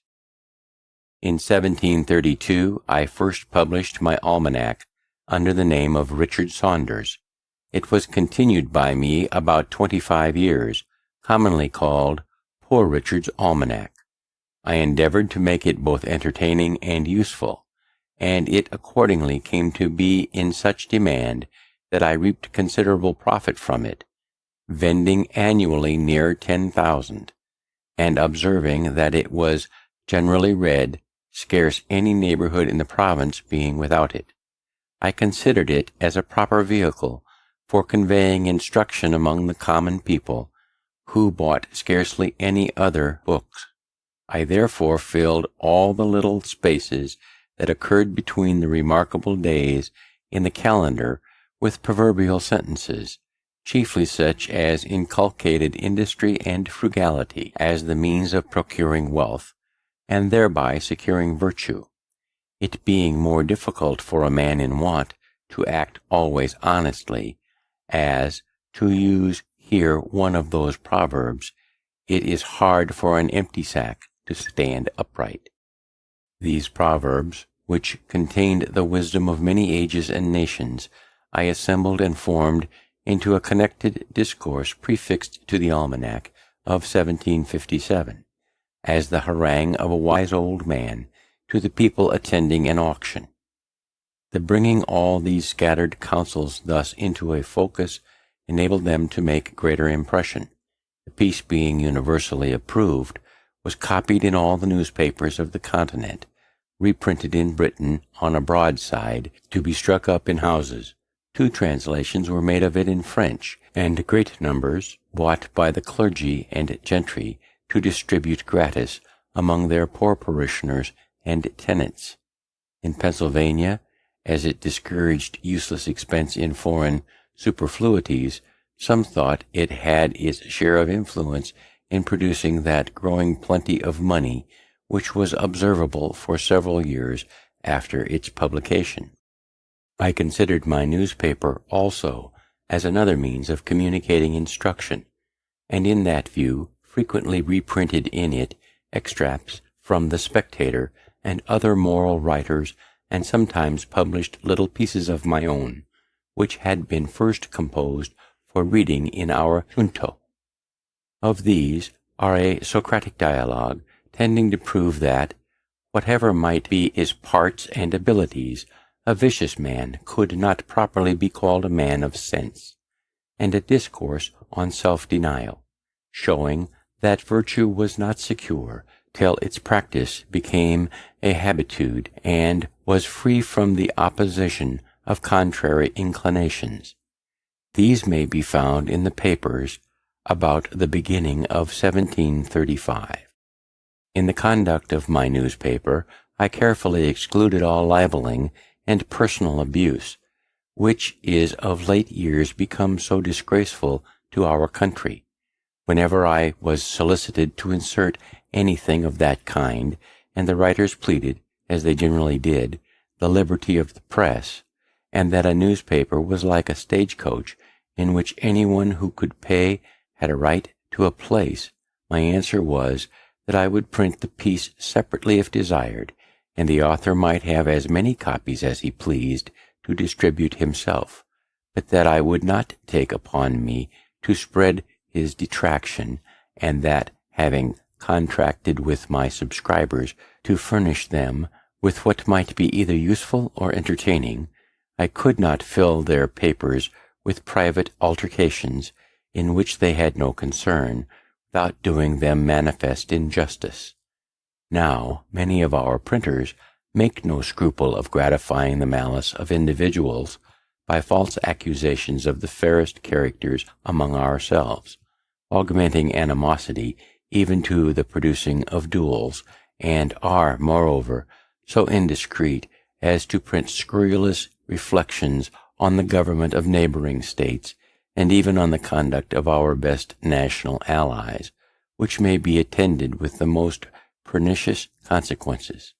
These things I mention as a caution to young printers, and that they may be encouraged not to pollute their presses and disgrace their profession by such infamous practices, but refuse steadily, as they may see by my example, that such a course of conduct will not, on the whole, be injurious to their interests. In 1733, I sent one of my journeymen to Charleston, South Carolina, where a printer was wanting. I furnished him with a press and letters on an agreement of partnership, by which I was to receive 1/3 of the profits of the business, paying 1/3 of the expense. He was a man of learning, and honest, but ignorant in matters of account, and though he sometimes made me remittances, I could get no account from him, nor any satisfactory state of our partnership while he lived. On his decease, the business was continued by his widow, who, being born and bred in Holland, where, as I have been informed, the knowledge of accounts makes a part of female education, she not only sent me as clear a state as she could find of the transactions past, but continued to account with the greatest regularity and exactness every quarter afterwards, and managed the business with such success that she not only brought up reputably a family of children, but at the expiration of the term was able to purchase of me the printing house and establish her son in it.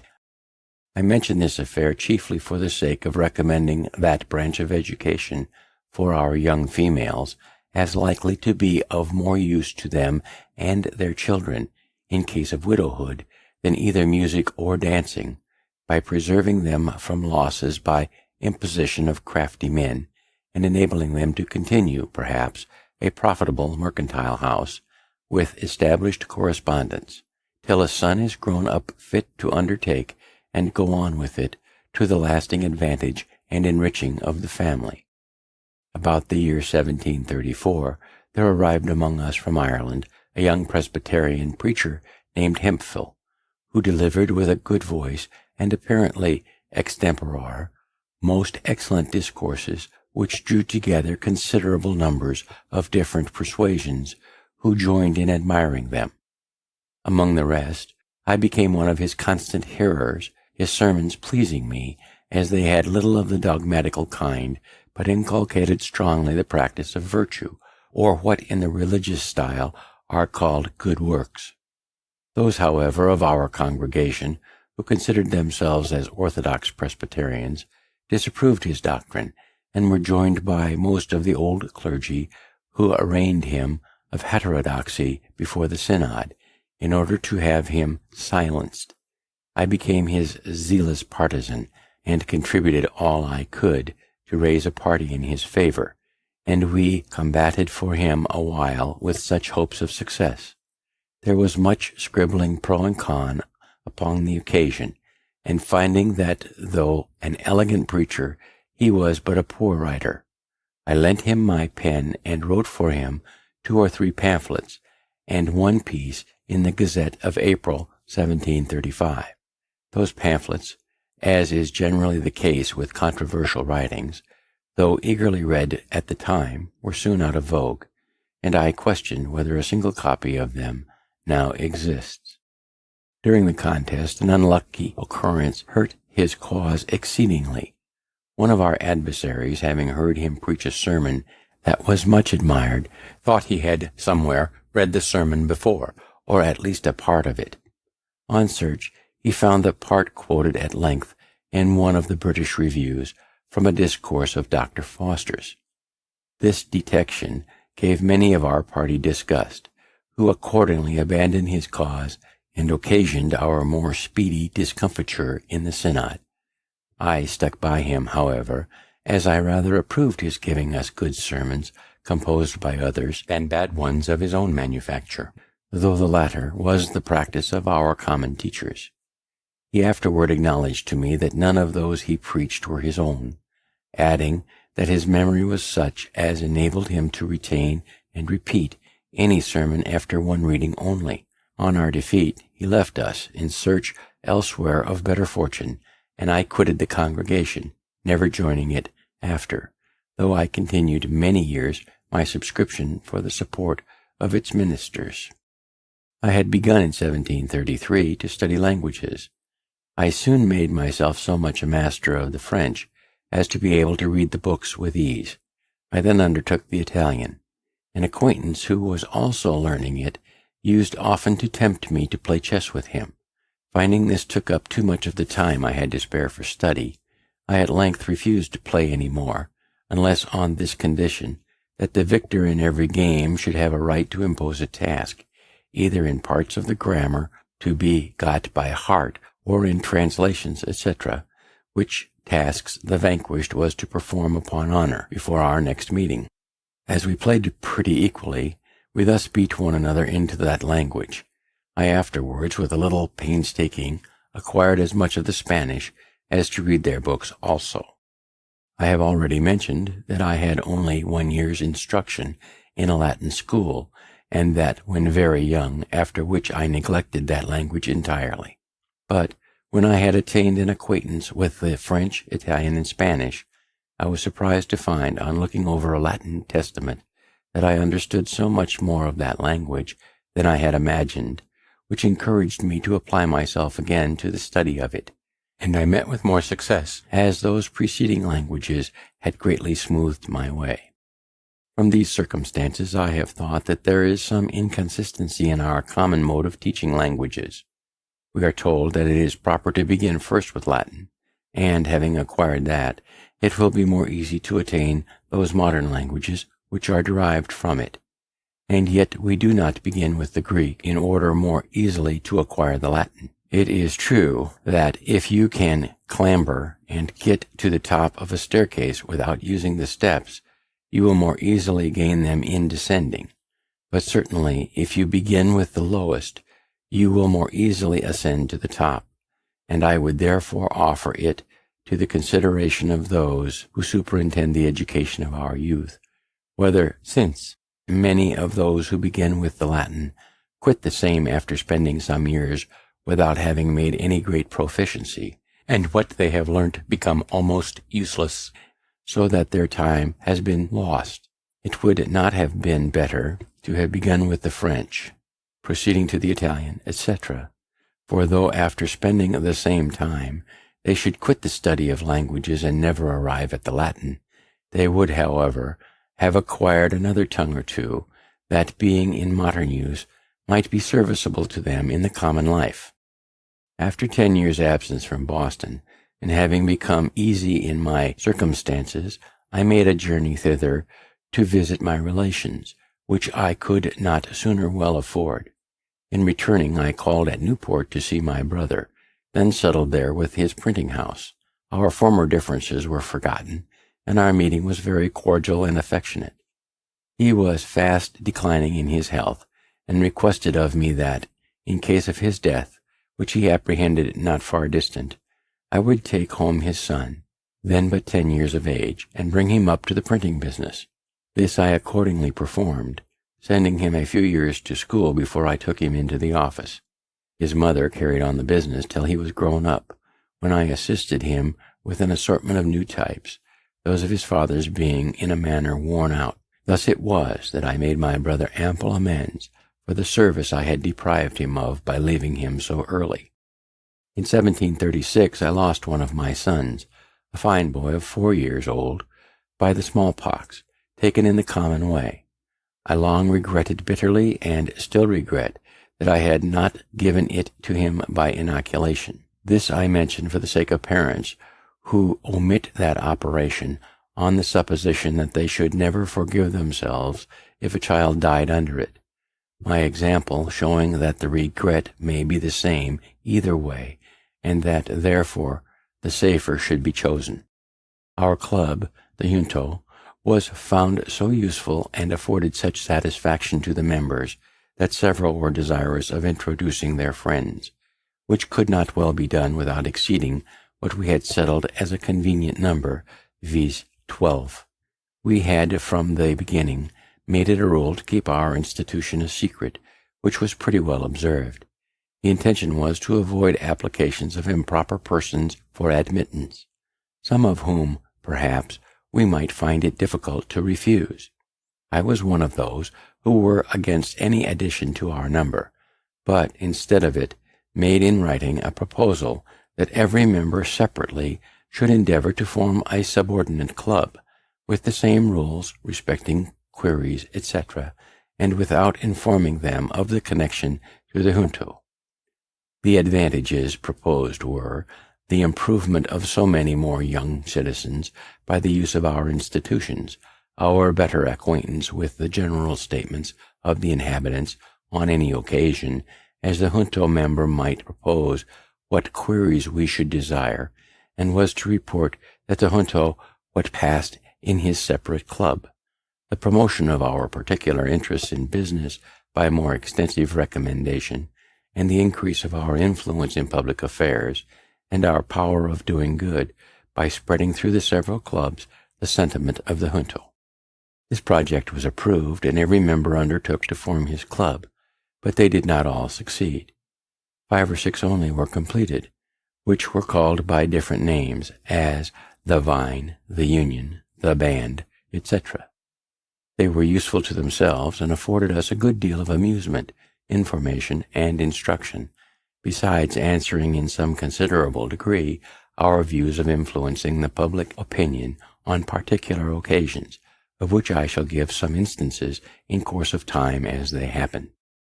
My first promotion was my being chosen in 1736 Clerk of the General Assembly. This choice was made that year without opposition, but the year following, when I was again proposed, the choice, like that of the members, being annual, a new member made a long speech against me, in order to favor some other candidate. I was, however, chosen, which was the most agreeable to me, as, besides the pay for the immediate service as clerk, the place gave me a better opportunity of keeping up an interest among the members, which secured to me the business of printing the votes, laws, paper money, and other occasional jobs for the public that, on the whole, were very profitable. I therefore did not like the opposition of this new member, who was a gentleman of fortune and education, with talents that were likely to give him, in time, great influence in the house, which indeed afterwards happened. I did not, however, aim at gaining his favor by paying any servile respect to him, but after some time took this other method. Having heard that he had in his library a certain very scarce and curious book, I wrote a note to him expressing my desire of perusing that book, and requesting he would do me the favor of lending it to me for a few days. He sent it immediately, and I returned it in about a week, with another note expressing strongly my sense of the favor. When we next met in the house, he spoke to me, which he had never done before, and with great civility, and he ever after manifested a readiness to serve me on all occasions, so that we became great friends, and our friendship continued to his death.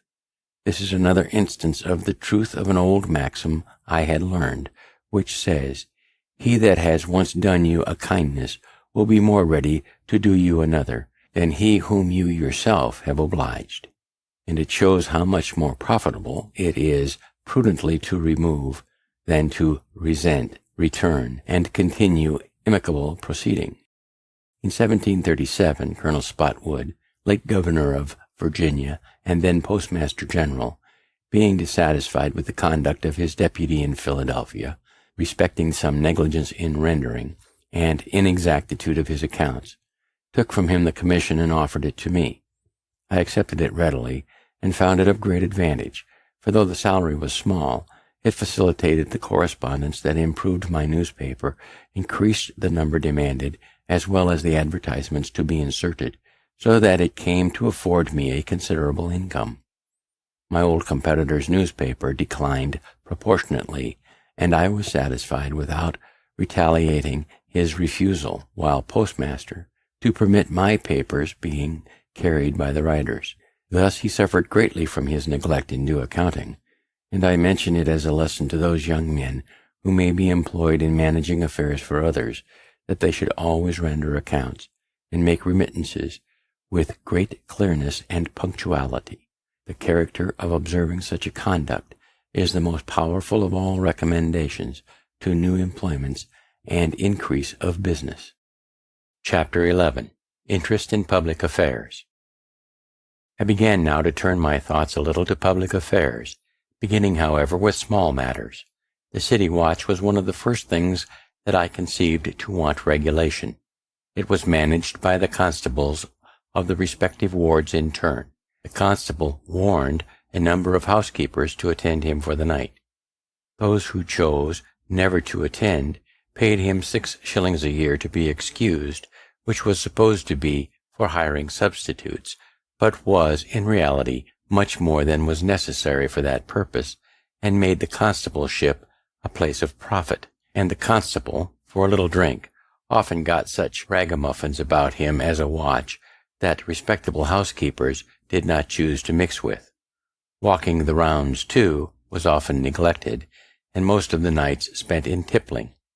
I thereupon wrote a paper to be read in junto, representing these irregularities, but insisting more particularly on the inequality of the 6 shillings tax of the constables, respecting the circumstances of those who paid it, since a poor widow housekeeper, all whose property to be guarded by the watch did not perhaps exceed the value of £50, paid as much as the wealthiest merchant, who had thousands of pounds worth of goods in his stores.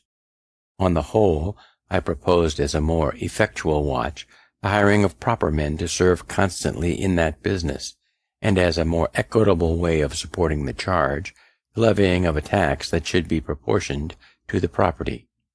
This idea being approved by the junto, was communicated to the other clubs, but as arising in each of them, and though the plan was not immediately carried into execution, yet by preparing the minds of people for the change, it paved the way for the law obtained a few years after, when the members of our clubs were grown into more influence. About this time I wrote a paper, first to be read in junto, but it was afterward published, on the different accidents and carelessnesses by which houses were set on fire, with cautions against them and means proposed to avoiding them. This was much spoken of as a useful piece, and gave rise to a project, which soon followed it, of forming a company for the more readily extinguishing of fires, and mutual assistance in removing and securing of goods when in danger. Associates in this scheme were presently found, amounting to 30. Our articles of agreement obliged every member to keep always in good order and fit for use a certain number of leather buckets, with strong bags and baskets, for packing and transporting of goods, which were to be brought to every fire, and we agreed to meet once a month and spend a social evening together in discoursing and communicating such ideas as occurred to us upon the subjects of fires as might be useful in our conduct on such occasions. The utility of this institution soon appeared, and many more desiring to be admitted than we thought convenient for one company, they were advised to form another, which was accordingly done, and this went on, one new company being formed after another, till they became so numerous as to include most of the inhabitants, who were men of property, and now, at the time of my writing this, though upwards of 50 years since its establishment, that which I first formed, called the Union Fire Company, still subsists and flourishes, though the first members are all deceased but myself and one, who is older by a year than I am. The small fines that have been paid by members for absence at a monthly meeting have been applied to the purchase of fire engines, ladders, fire hooks, and other useful implements for each company, so that I question whether there is a city in the world better provided with the means of putting a stop to beginning conflagrations, and in fact, since these institutions, the city has never lost by fire more than 1 or 2 houses at a time, and the flames have often been extinguished before the house in which they began has been consumed. In 1739, arriving among us from Ireland, the Reverend Mr. Whitfield, who had made himself remarkable there as an itinerant preacher, he was at first permitted to preach in some of our churches, but the clergy, taking a dislike to him, soon refused him their pulpits, and he was obliged to preach in the fields. The multitudes of all sects and denominations that attended his sermons were enormous, and it was matter of speculation to me who was one of the number, to observe the extraordinary influence of his oratory on his hearers, and how much they admired and respected him, notwithstanding his common abuse of them, by assuring them that they were naturally half beast and half devils. It was wonderful to see the change soon made in the manners of our inhabitants. First being thoughtless or indifferent about religion, it seemed as if all the world were going religious, so that one could not walk through the town in an evening without hearing psalms sung in different families of every street. And it being found inconvenient to assemble in the open air, subject to its inclemencies, the building of a house to meet in was no sooner proposed and persons appointed to receive contributions, but sufficient sums were soon received to procure the ground and erect the building, which was 100 feet long and 70 broad, about the size of Westminster Hall, and the work was carried on with such spirit as to be finished in a much shorter time than could have been expected. Both house and grounds were vested in trustees, expressly for the use of any preacher of any religious persuasion who might desire to say something to the people at Philadelphia, the design in building not being to accommodate any particular sect, but the inhabitants in general, so that even if the Mufti of Constantinople were to send a missionary to preach Mohammedanism to us, he would find a pulpit at his service. Mr. Whitfield, in leaving us, went preaching all the way through the colonies to Georgia.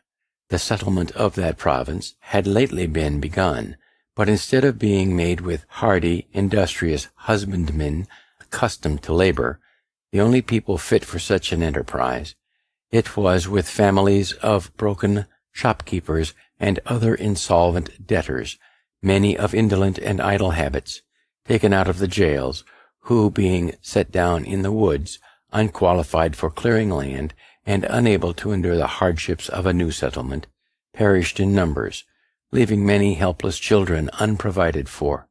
The sight of their miserable situation inspired the benevolent heart of Mr. Whitfield with the idea of building an orphan house there, in which they might be supported and educated.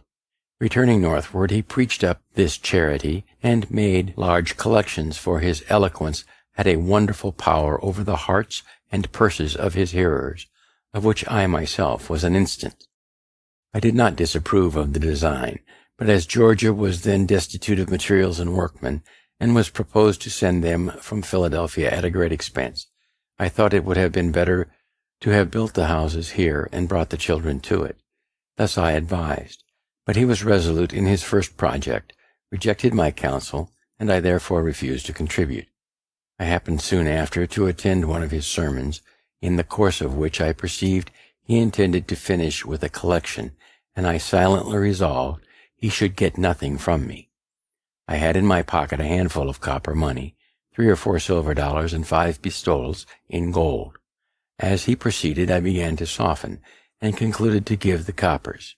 Another stroke of his oratory made me ashamed of that, and determined to give the silver, and he finished so admirably that I emptied my pocket wholly into the collector's dish, gold and all. At this sermon there was also one of our club, who, being of my sentiments respecting the building in Georgia, and suspecting a collection might be intended, had by precaution emptied his pockets before he came from home. Toward the conclusion of the discourse, however, he felt a strong desire to give, and applied to a neighbor who stood near him to borrow some money for the purpose. The application was unfortunately made to perhaps the only man in the company who had the firmness not to be affected by the preacher. His answer was, "At any other time, friend Hopkinson, I would lend thee freely, but not now, for thee seems to be out of thy right senses." Some of Mr. Whitfield's enemies affected to support that he would apply these collections to his own private emolument, but I, who was intimately acquainted with him, being employed in printing his sermons and journals, etc., never had the least suspicion of his integrity, but am to this day decidedly of opinion that he was in all his conduct a perfectly honest man, and methinks my testimony in his favor ought to have the more weight, as we had no religious connection. He used, indeed, sometimes to pray for my conversion, but never had the satisfaction of believing that his prayers were heard. Ours was a mere civil friendship, sincere on both sides, and lasted to his death. The following instance will show something of the terms on which we stood. Upon one of his arrivals from England at Boston, he wrote to me that he should come soon to Philadelphia, but knew not where he could lodge when there, as he understood his old friend and host, Mr. Benezet, was removed to Germantown. My answer was, "You know my house. If you can make shift with its scanty accommodations, you will be most heartily welcome." He replied that if I made the kind offer for Christ's sake, I should not miss of a reward, and I returned, "Don't let me be mistaken. It was not for Christ's sake, but for your sake." One of our common acquaintances jocosely remarked that, knowing it to be the custom of the saints, when they receive any favor, to shift the burden of the obligation from off their shoulders and place it in heaven, I was contrived to fix it on earth. The last time I saw Mr. Whitfield was in London, when he consulted me about his orphan house concern and his purpose of appropriating to the establishment of a college. He had a loud and clear voice, and articulated his words and sentences so perfectly that he might be heard and understood at a great distance, especially as his auditors, however numerous, observed the most exact silence. He preached one evening from the top of the courthouse steps, which are in the middle of Market Street, and on the west side of Second Street, which crosses it at right angles. Both streets were filled with his hearers to a considerable distance. Being among the hindmost in Market Street, I had the curiosity to learn how far he could be heard by retiring backwards down the street towards the river, and I found his voice distinct until I came near Front Street, where some noise in that street obscured it. Imagining then a semicircle of which my distance would be the radius, and that it were filled with auditors, to each of whom I allowed 2 square feet, I computed that he might well be heard by more than 30,000. Thus reconciled me to the newspaper accounts of his having preached to 25,000 people in the fields, and to the ancient histories of generals haranguing whole armies, of which I had sometimes doubted. By hearing him often, I came to distinguish easily between sermons newly composed and those which he had often preached in the course of his travels. His delivery of the latter was so improved by frequent repetitions, that every accent, every emphasis, every modulation of voice was so perfectly well turned and well placed that, without being interested in the subject, one could not help being pleased with the discourse, a pleasure of much the same kind with that received from an excellent piece of music. This is an advantage itinerant preachers have over those who are stationary, as the latter cannot well improve their delivery of a sermon by so many rehearsals. His writing and printing from time to time gave great advantage to his enemies. Unguarded expressions and even erroneous opinions, delivered in preaching, might have been afterward explained or qualified by supposing others that might have accompanied them, or they might have been denied. But litera scripta manet, critics attacked his writing violently, and with so much appearance of reason as to diminish the number of his votaries and prevent their increase, so that I am of opinion, if he had never written anything, he would have left behind him a much more numerous and important sect, and his reputation might in that case have been still growing even after his death, as there being nothing of his writing on which to found a censure and give him a lower character, his proselytes would be left at liberty to feign for him as great a variety of excellence as their enthusiastic admiration might wish him to have possessed. My business was now continually augmenting, and my circumstances growing daily easier, my newspaper having become very profitable, as being for a time almost the only one in this and the neighboring provinces. I experienced, too, the truth of the observation that after getting the first £100, it is more easy to get the second, money itself being of a profitable nature. The partnership at Carolina having succeeded, I was encouraged to engage in others, and to promote several of my workmen who had behaved well by establishing them with printing houses in different colonies, on the same terms with that in Carolina. Most of them did well, being enabled at the end of our term, 6 years, to purchase the types of me and go on working for themselves, by which meant several families were raised, partnerships often finishing quarrels. But I was happy in this, that mine were all carried on and ended amicably, owing, I think, a good deal to the precaution of having very explicitly settled in our articles everything to be done by or expected from each partner, so that there was nothing to dispute, which precaution I would therefore recommend to all who enter into partnerships. For whatever esteem partners may have for and confidence in each other at the time of the contract, little jealousies and disgusts may arise, with ideas of inequality in the care and burden of the business, etc., which are attended often with breach of friendship and of connection, perhaps with lawsuits and other disagreeable consequences. Chapter 12. Defense of the Province. I had on the whole abundant reason to be satisfied with my being established in Pennsylvania. There were, however, 2 things that I regretted, there being no provision for defense, nor for a complete education of youth, no militia, nor any college. I therefore, in 1743, drew up a proposal for establishing an academy, and at that time, thinking the Reverend Mr. Peters, who was out of employ, a fit person to superintend such an institution, I communicated the project to him. but he, having more profitable views in the service of the proprietaries, which succeeded, declined the undertaking, and, not knowing another at that time suitable for such a trust, I let the scheme lie a while dormant. I succeeded better the next year, 1744, in proposing and establishing a philosophical society. The paper I wrote for that purpose will be found among my writings when collected.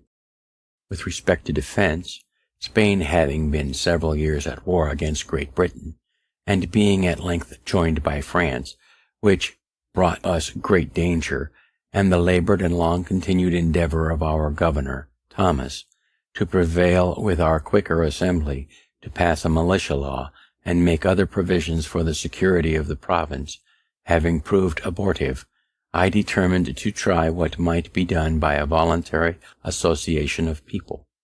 To promote this, I first wrote and published a pamphlet entitled Plain Truth, in which I stated our defenseless situation in strong lights, with the necessity of union and discipline for our defense, and promised to propose in a few days an association to be generally signed for that purpose. The pamphlet had a sudden and surprising effect. I was called upon for the instrument of association, and having settled the draft of it with a few friends, I appointed a meeting of the citizens in the large building before mentioned. The house was pretty full.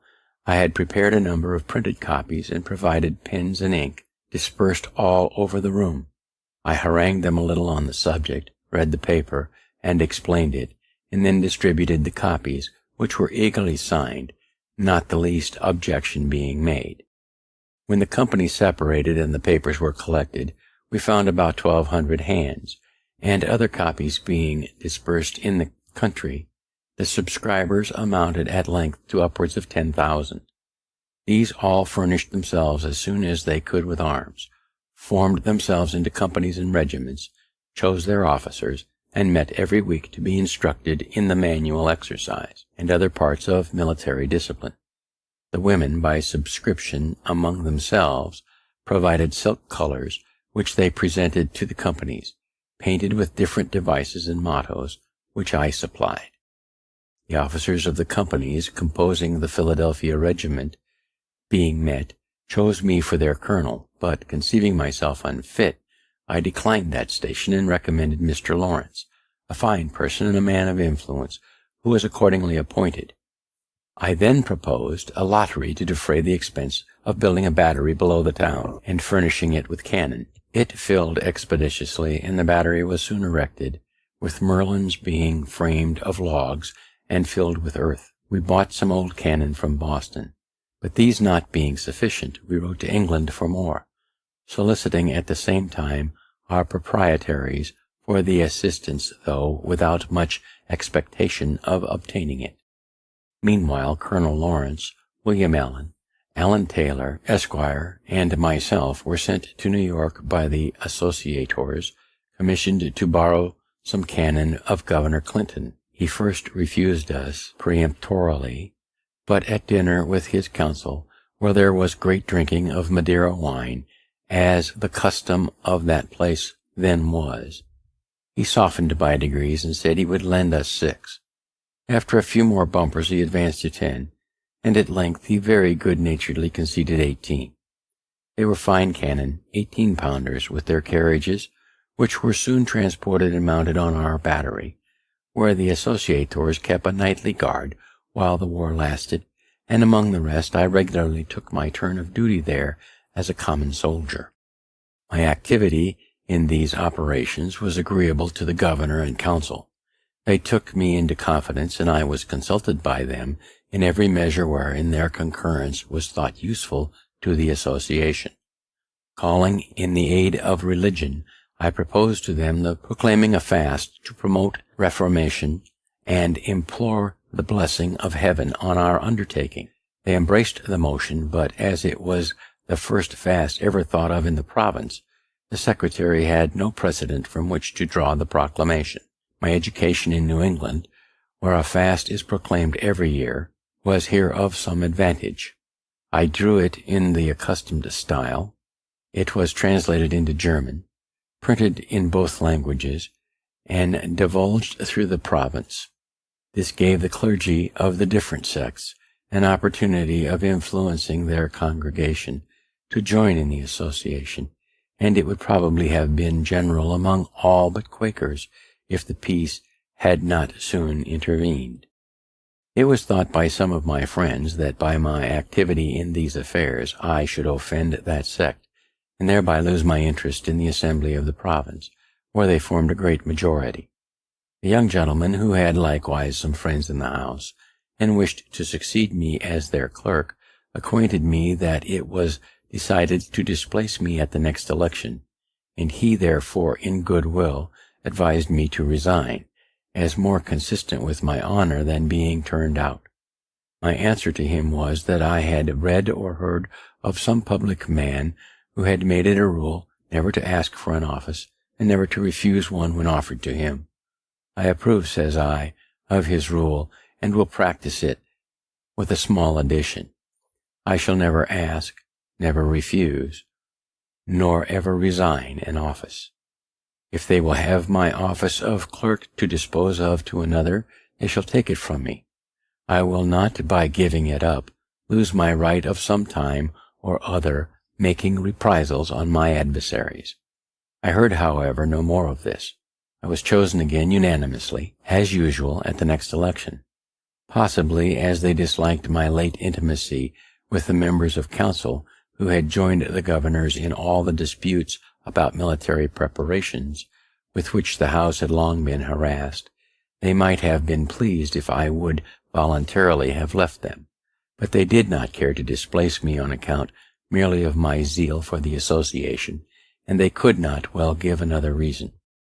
Indeed, I had some cause to believe that the defense of the country was not disagreeable to any of them, provided they were not required to assist in it, and I found that a much greater number of them than I could have imagined, though against offensive war, were clearly for the defensive. My pamphlets, pro and con, were published on the subject, and some by good Quakers in favor of defense, which I believe convinced most of their younger people.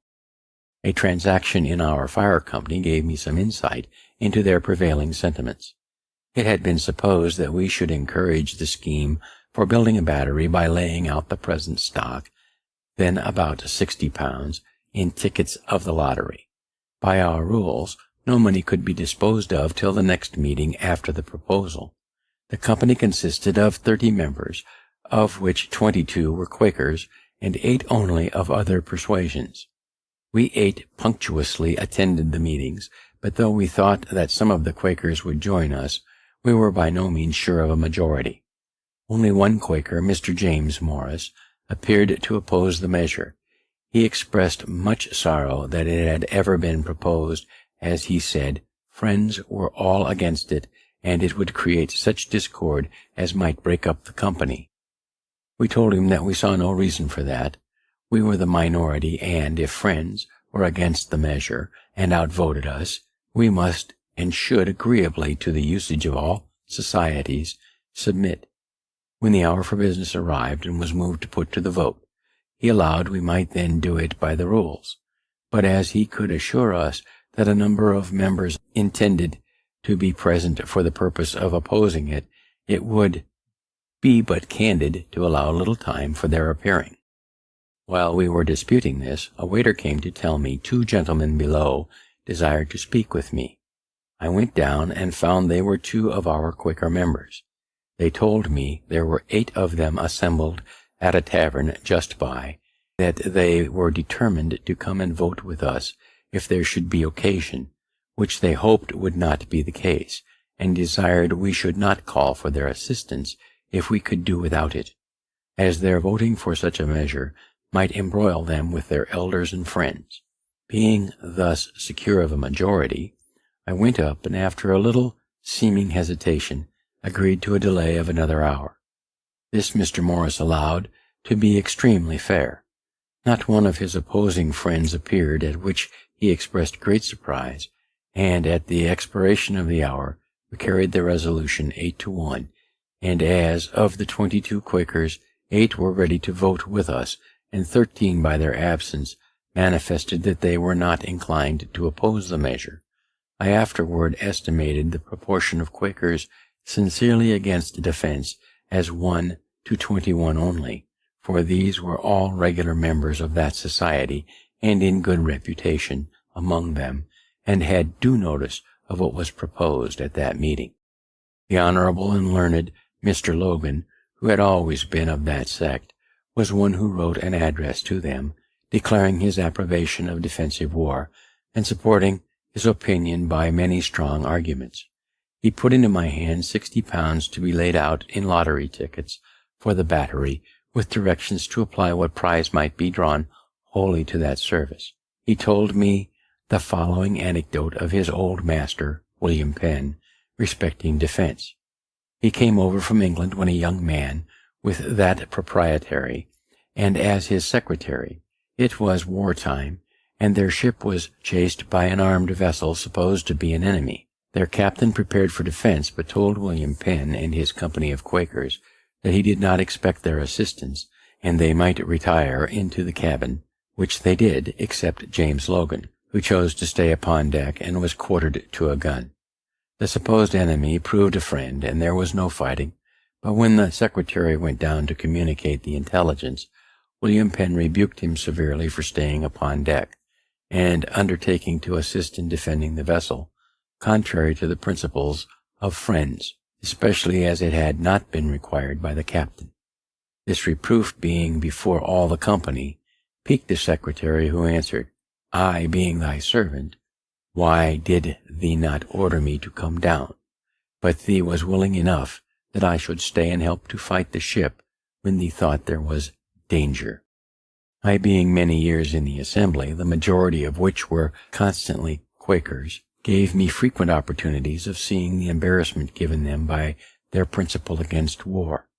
Whenever application was made to them, by order of the Crown, to grant aids for military purposes, they were unwilling to offend government on the one hand by a direct refusal, and their friends, the body of the Quakers, on the other, by compliance contrary to their principles. Hence a variety of evasions to avoid complying, and modes of disguising the compliance when it became unavoidable.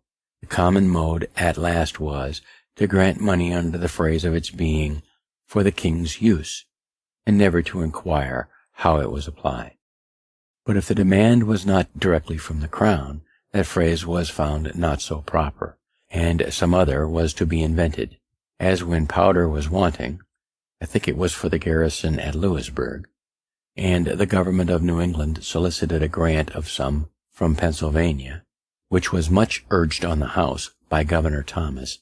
They could not grant money to buy powder, because that was an ingredient of war, but they voted an aid to New England of £3,000 to be put into the hands of the governor, and appropriated it for the purchase of bread, flour, wheat, or other grain. Some of the council, desirous of giving the House still further embarrassment, advised the governor not to accept provision, as not being the thing he had demanded, but he replied, I shall take the money, for I understand very well their meaning. Other grain is gunpowder, which he accordingly bought, and they never objected to it. It was an allusion to this fact that, when in our fire company we feared the success of our proposal in favor of the lottery, and I had said to my friend Mr. Singh, one of our members, if we fail, let us move the purchase of a fire engine with the money. The Quakers can have no objection to that. And then, if you nominate me, and I you, as a committee for that purpose, we will buy a great gun, which is certainly a fire engine. I see, says he, you have improved by being so long in the assembly. Your equivocal project would be just a match for their wheat or other grain.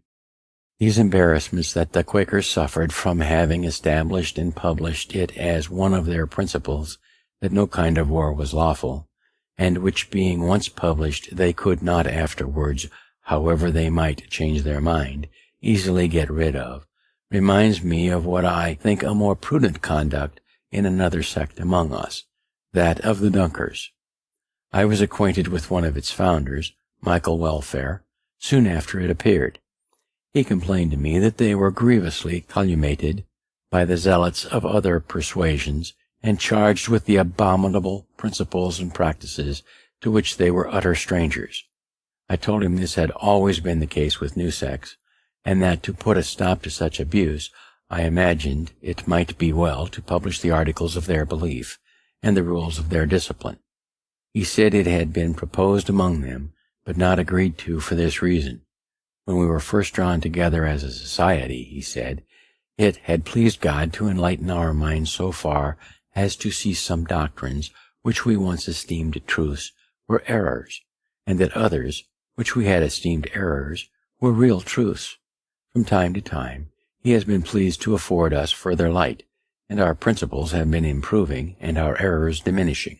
Now we are not sure that we are arrived at the end of this progression, and at the perfection of spiritual or theological knowledge, and we fear that, if we should once print our confession of faith, we should feel ourselves as if bound and confirmed by it, and perhaps be unwilling to receive further improvement, and our successors still more so, as conceiving what we, their elders and founders, have done, to be something sacred, never to be departed from. This modesty in a sect is perhaps a singular instance in the history of mankind.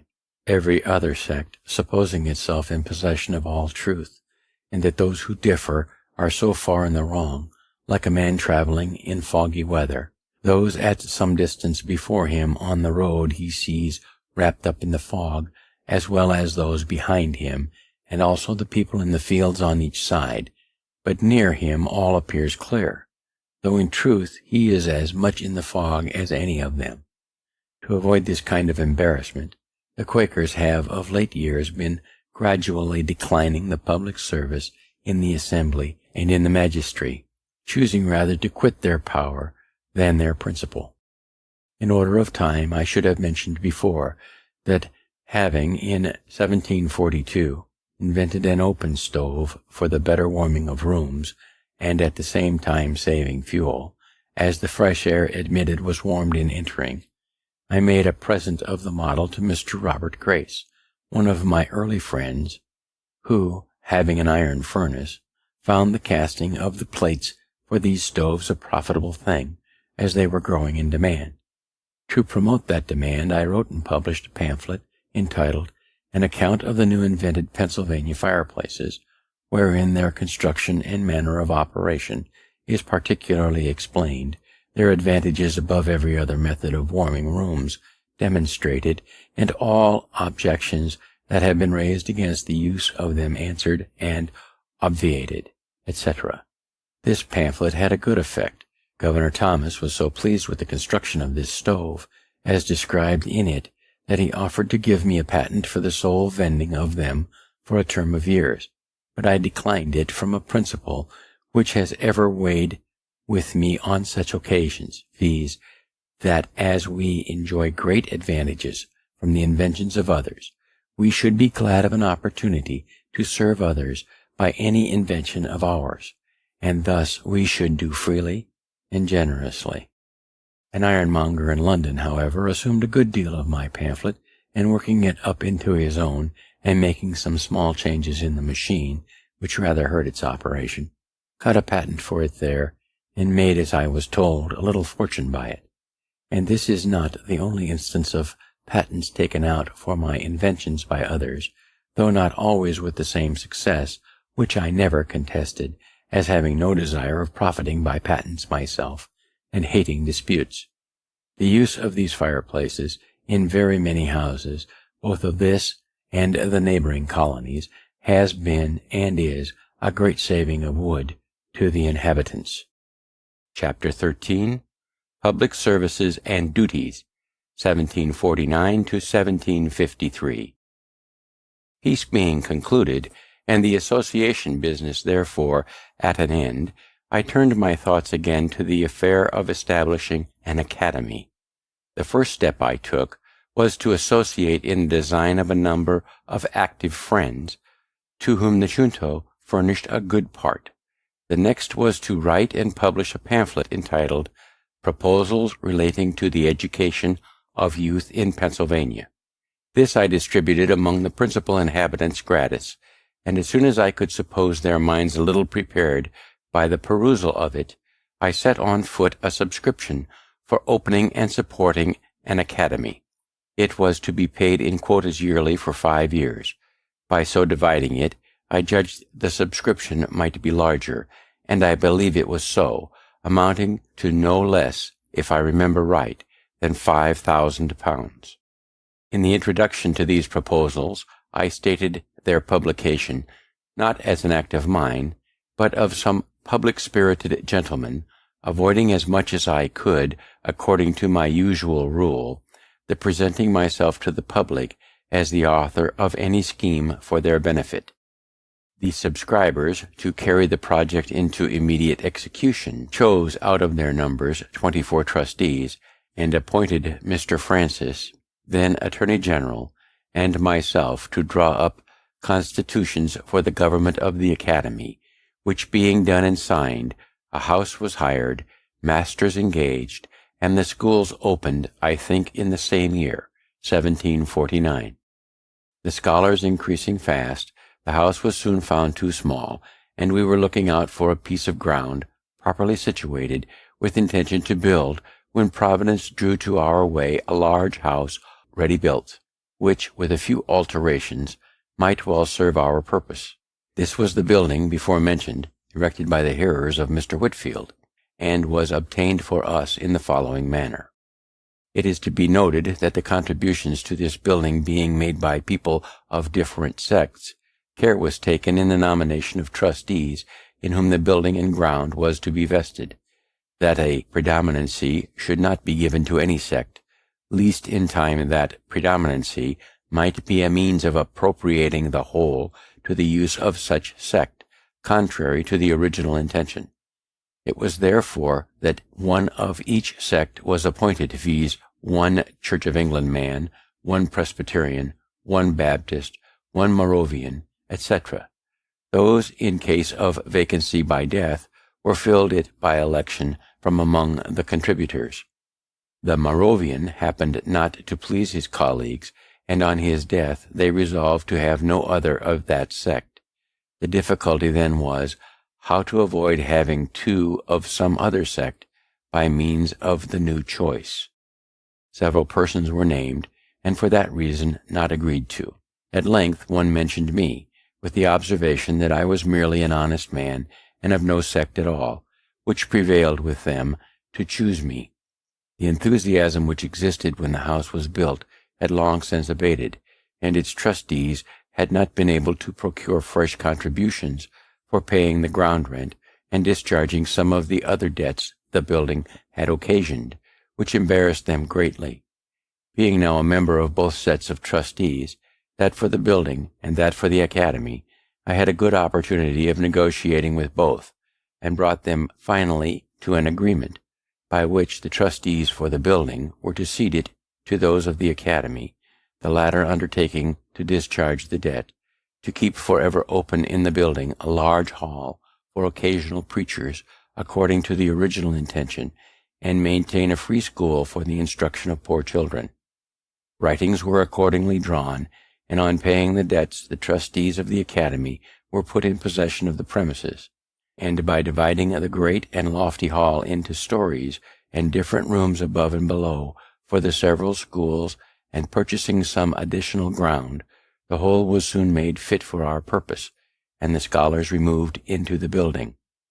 The care and trouble of agreeing with the workmen, purchasing materials, and superintending the work fell upon me, and I went through it the more cheerfully as it did not then interfere with my private business, having the year before taken a very able, industrious, and honest partner, Mr. David Hall, with whose character I was well acquainted, as he had worked for me 4 years. He took off my hands all care of the printing office, paying me punctually my share of the profits. The partnership continued 18 years, successfully for us both. The trustees of the academy, after a while, were incorporated by a charter from the governor. Their funds were increased by contributions in Britain and grants of land from the proprietaries, to which the assembly had since made considerable addition, and thus was established the present University of Philadelphia. I have been continued one of its trustees from the beginning, now near 40 years, and have had the very great pleasure of seeing a number of the youth who have received their education in it distinguished by their proven abilities, serviceable in public stations, and ornaments to their country. When I disengaged myself, as above mentioned, from private business, I flattered myself that, by the sufficient though moderate fortune I had acquired, I had secure leisure during the rest of my life for philosophical studies and amusements. I purchased all Dr. Spence's apparatus, who had come from England to lecture here, and I proceeded in my electrical experiments with great alacrity.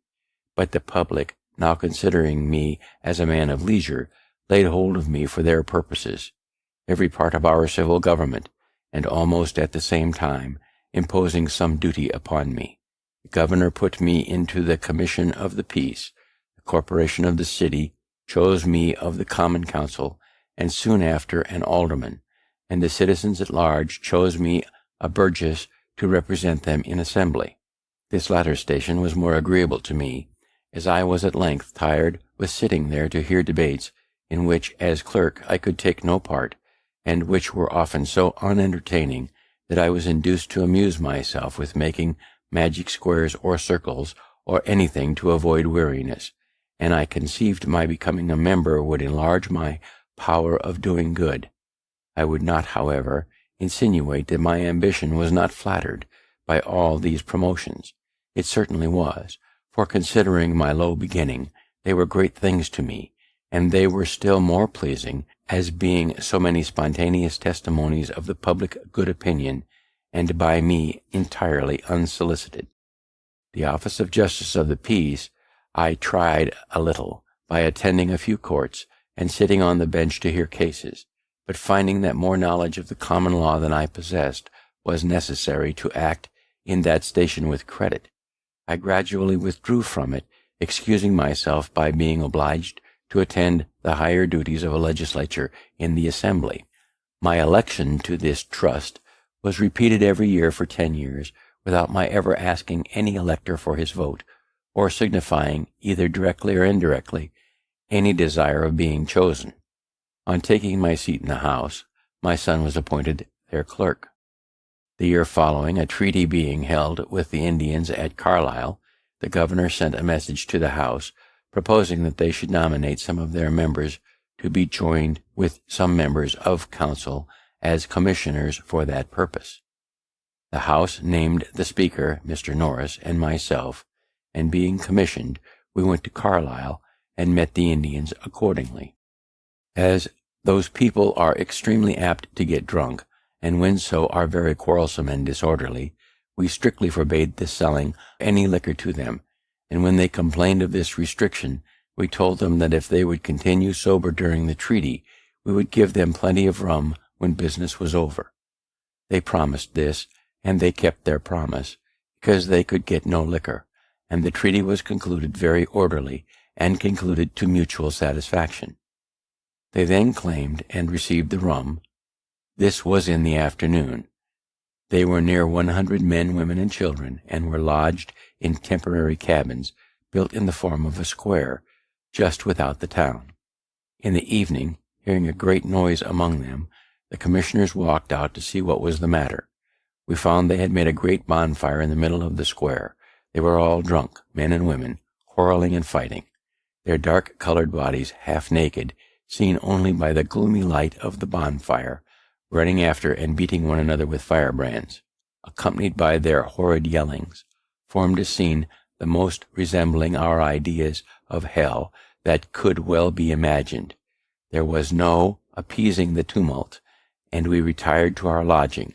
At midnight a number of them came thundering at our door, demanding more rum, of which we took no notice. The next day, sensible they had misbehaved in giving us that disturbance, they sent 3 of their old councillors to make their apology. The orator acknowledged the fault, but laid it upon the rum, and then endeavored to excuse the rum by saying, "The Great Spirit who made all things, made everything for some use, and whatever use he designed anything for, that use it should always be put to. Now when he made rum, he said, "Let this be for the Indians to get drunk with," and it must be so. And indeed, if it be the design of Providence to extirpate these savages in order to make room for cultivators of the earth, it seems not improbable that rum may be the appointed means. It has already annihilated all the tribes who formerly inhabited the sea-coast. In 1751, Dr. Thomas Bond, a particular friend of mine, conceived the idea of establishing a hospital in Philadelphia, a very beneficent design which has been ascribed to me, but was originally his, for the reception and cure of poor sick persons, whether inhabitants of the province or strangers. He was zealous and active in endeavoring to procure subscriptions for it, but the proposal being a novelty in America, and at first not well understood, he met but with small success. At length he came to me with the complaint that he found there was no such thing as carrying a public-spirited project through without my being concerned in it. "For," says he, "I am often asked by those to whom I propose subscribing, 'Have you consulted Franklin upon this business? And what does he think of it?' And when I tell them that I have not, supposing it rather out of your line, they do not subscribe, but say they will consider of it. I inquire into the nature and probable utility of his scheme, and received from him a very satisfactory explanation. I not only subscribed to it myself, but engaged heartily in the design of procuring subscriptions from others. Previously, however, to this solicitation, I endeavored to prepare the minds of the people by writing on the subject in the newspapers, which was my usual custom in such cases, but which he had omitted. The subscriptions afterward were more free and generous, but beginning to flag. I saw they would be insufficient without some assistance from the Assembly, and therefore proposed to petition for it, which was done. Country members did not at first relish the project. They objected that it could only be serviceable to the city, and therefore the citizens alone should be at the expense of it, and they doubted whether the citizens themselves generally approved of it. My allegation, on the contrary, that it met with such approbation as to leave no doubt of our being able to raise £2,000 by voluntary donations, they considered as a most extravagant supposition and utterly impossible. On this I formed my plan, and asked leave to bring a bill for incorporating the contributions according to the prayer of their petition, and granting them a blank sum of money, which leave was obtained chiefly on the consideration that the House would throw the bill out if they did not like it. I drew it so as to make the important clause a conditioned one, viz., and be it enacted by the authority aforesaid, that when the said contributions shall have met and chosen their managers and treasurer, and shall have raised by their contributions a capital stock of value, the yearly interest of which is to be applied to the accommodating of the sick poor in the said hospital, free of charge, for diet, attendance, advice, and medicines, and shall make the same appear to the satisfaction of the Speaker of the Assembly for the time being, that then it shall and may be lawful for the said Speaker, and he is hereby required, to sign an order on the provincial treasurer for the payment of £2,000 in 2 yearly payments to the treasurer of the said hospital, to be applied to the founding, building, and furnishing of the same.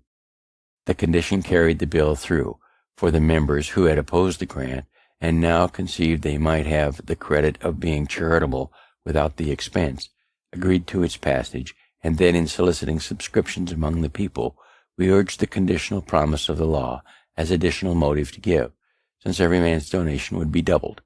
Thus the clause worked both ways. The subscriptions soon exceeded the requisite sum, and we claimed and received the public gift, which enabled us to carry the design into execution. A convenient and handsome building was soon erected. The institution has by constant experience been found useful, and flourishes to this day, and I do not remember any of my political maneuvers, the success of which gave me at the time more pleasure, or wherein, after thinking of it, I more easily excused myself for having made some use of cunning. It was about this time that another projector, the Reverend Gilbert Tennant, came to me with a request that I would assist him in procuring a subscription for erecting a new meeting house. It was to be for use of a congregation he had gathered among the Presbyterians, who were originally disciples of Mr. Whitefield. Unwilling to make myself disagreeable to my fellow citizen by too frequent soliciting their contributions, I absolutely refused. He then desired I would furnish him with a list of names of persons I knew by experience to be generous and public-spirited. I thought it would be unbecoming in me, after their kind compliance with my solicitations, to mark them out to be worried by other beggars, and therefore refused also to give him such a list. He then desired I would at least give him my advice. That I will readily do, said I, and in the first place I advise you to apply to all those whom you know will give something. Next, to those whom you are uncertain whether they will give anything or not, and show them the list of those who have given, and, lastly, do not neglect those who you are sure will give nothing, for in some of them you may be mistaken. He laughed and thanked me, and said he would take my advice. He did so, for he asked of everybody, and he obtained a much larger sum than he expected, with which he erected the capacious and very elegant meeting house that stands in Arch Street. Our city, though laid out with a beautiful regularity, the streets large, straight, and crossing each other at right angles, had the disgrace of suffering those streets to remain long unpaved, and in wet weather wheels of heavy carriages plowed them into a quagmire, so that it was difficult to cross them, and in dry weather the dust was offensive. I had lived near what was called the Jersey Market, and saw with pain the inhabitants wading in mud while purchasing their provisions. A strip of ground down the middle of that market was at least paved with brick, so that being once in the market they had firm footing, but were often over shoes in dirt to get there. By talking and writing on the subject, I was at length instrumental in getting the street paved with some stone between the market and the bricked foot pavement that was on each side next to the houses. This for some time gave an easy access to the market, dry shod, but the rest of the street not being paved, whenever a carriage came out of the mud upon the pavement, it shook off and left its dirt upon it, and it was soon covered with mire, which was not removed, the city as yet having no scavengers. After some inquiry, I found a poor industrious man who was willing to undertake keeping the pavement clean by sweeping it twice a week, carrying off the dirt from before all the neighbors' doors for the sum of 6 per month, to be paid by each house. I then wrote and printed a paper setting forth the advantages to the neighborhood that might be obtained by this small expense, the greater ease in keeping our houses clean, so much dirt not being brought in by people's feet, the benefit of the shops by more custom, etc., etc., as buyers could more easily get at them, and by not having, in windy weather, the dust blown in upon their goods, etc., etc. I sent one of these papers to each house, and in a day or two went round to see who would subscribe an agreement to pay these 6. It was unanimously signed, and for a time well executed. All the inhabitants of the city were delighted with the cleanliness of the pavement that surrounded the market, it being a convenience to all, and thus raised a general desire to have all the streets paved, and made the people more willing to submit to a tax for that purpose. After some time I drew a bill for paving the city, and brought it into the Assembly. It was just before I went to England in 1757, and did not pass until I was gone, and then with an alteration in the mode of assessment, which I thought not for the better, but with an additional provision for lighting, as well as paving the streets, which was a great improvement. It was by a private person, the late Mr. John Clifton, his giving a sample of the utility of lamps by placing one at his door, that the people were first impressed with the idea of enlightening all the city. The honor of this public benefit has also been ascribed to me, but it belongs truly to that gentleman.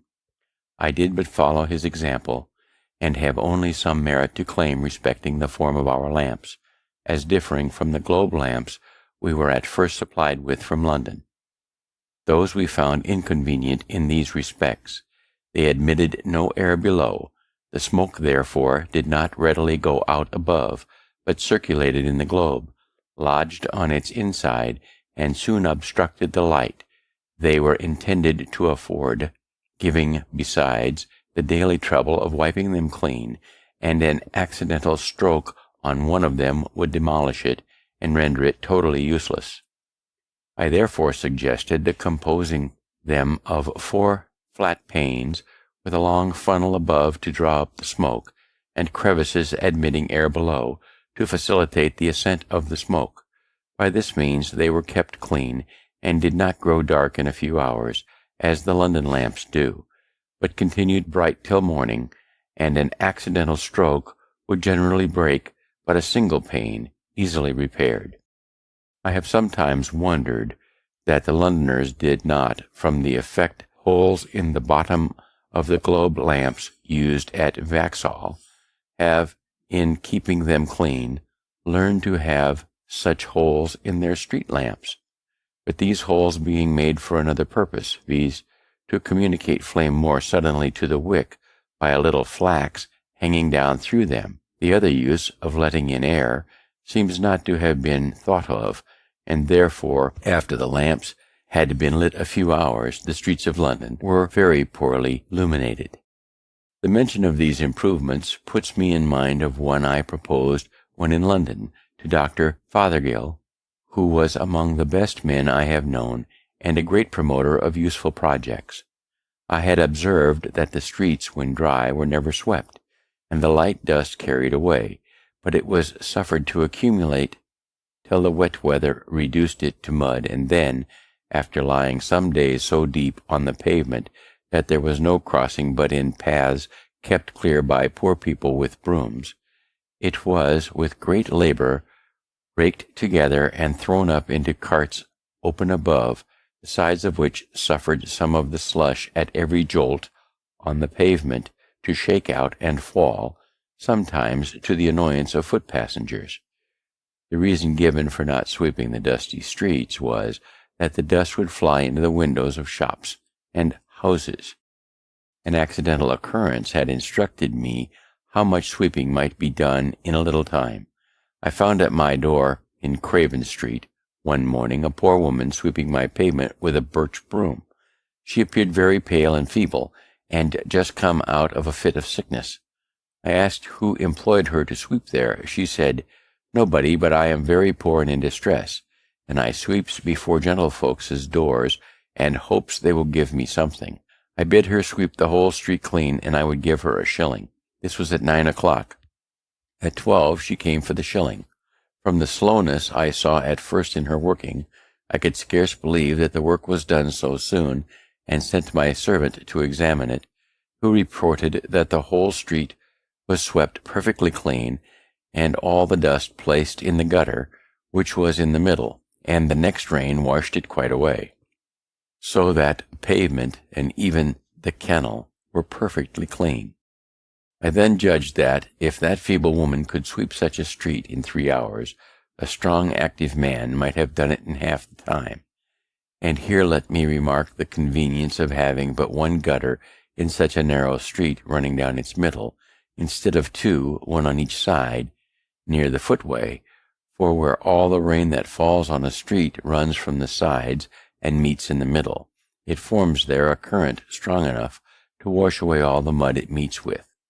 But when divided into 2 channels, it is often too weak to cleanse either, and only makes the mud it finds more fluid, so that the wheels of carriages and feet of horses throw and dash it upon the foot pavement, which is thereby rendered foul and slippery, and sometimes splash it upon those who are walking. My proposal, communicated to the good doctor, was as follows. For the more effectual cleaning and keeping clean the streets of London and Westminster, it is proposed that the several watchmen be contracted with to have the dust swept up in dry seasons and the mud raked up at other times. each in their several streets and lanes of his round, that they be furnished with brooms and other proper instruments for these purposes, to be kept at their respective stands, ready to furnish the poor people they may employ in the service. That in the dry summer months the dust will all be swept up into heaps at proper distances before the shops and windows of houses are usually opened, when the scavengers with close-covered carts shall also carry it away. That the mud, when raked up, be not left in heaps to be spread abroad again by the wheels of carriages and trampling of horses, but that the scavengers be provided with bodies of carts, not placed high upon wheels, but low upon sliders, with lattice bottoms, which, being covered with straw, will retain the mud thrown into them, and permit the water to drain from it. Thereby it will become much lighter, water making the greatest part of its weight. These bodies of carts to be placed at convenient distances, and the mud brought to them in wheelbarrows, by remaining there placed till the mud is drained, and the horses brought to draw them away. I have since had doubts of the practicality of the latter part of this proposal, on account of the narrowness of some streets, and the difficulty of placing the draining sleds so as not to encumber too much of the passage. But I am still of opinion that the former, requiring the dust to be swept up and carried away before the shops are open, is very practicable in the summer, when the days are long. For in walking through the Strand and Fleet Street one morning at 7 o'clock, I observed there was not one shop open, though it had been daylight and the sun up above 3 hours. The inhabitants of London, choosing voluntarily to live much by candlelight and sleep by sunshine, and yet often complain, a little absurdly, of the duty on candles and the high price of tallow. Some may think these trifling matters not worth minding or relating, but when they consider that though dust blown into the eyes of a single person or into a single shop on a windy day is but of small importance, yet the greater number of the instances in a populous city and its frequent repetitions give it weight and consequence, perhaps they will not censure very severely those who bestow some attention to affairs of this seemingly low nature.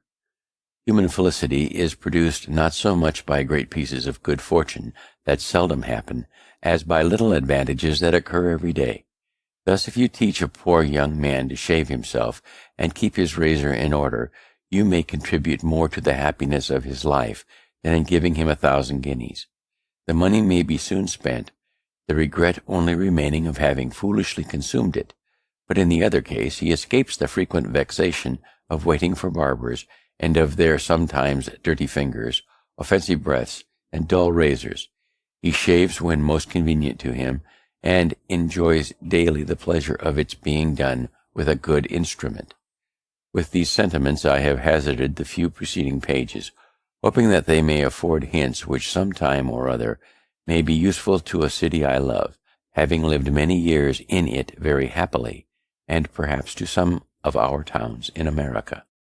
Having been for some time employed by the Postmaster General of America as his comptroller in regulating several offices and bringing the offices to account, I was, upon his death in 1753, appointed jointly with Mr. William Hunter to succeed him by a commission from the Postmaster General in England. The American office never had hitherto paid anything to that of Britain. We were to have £600 a year between us, if we could make that sum out of the profits of the office. To do this, a variety of improvements were necessary.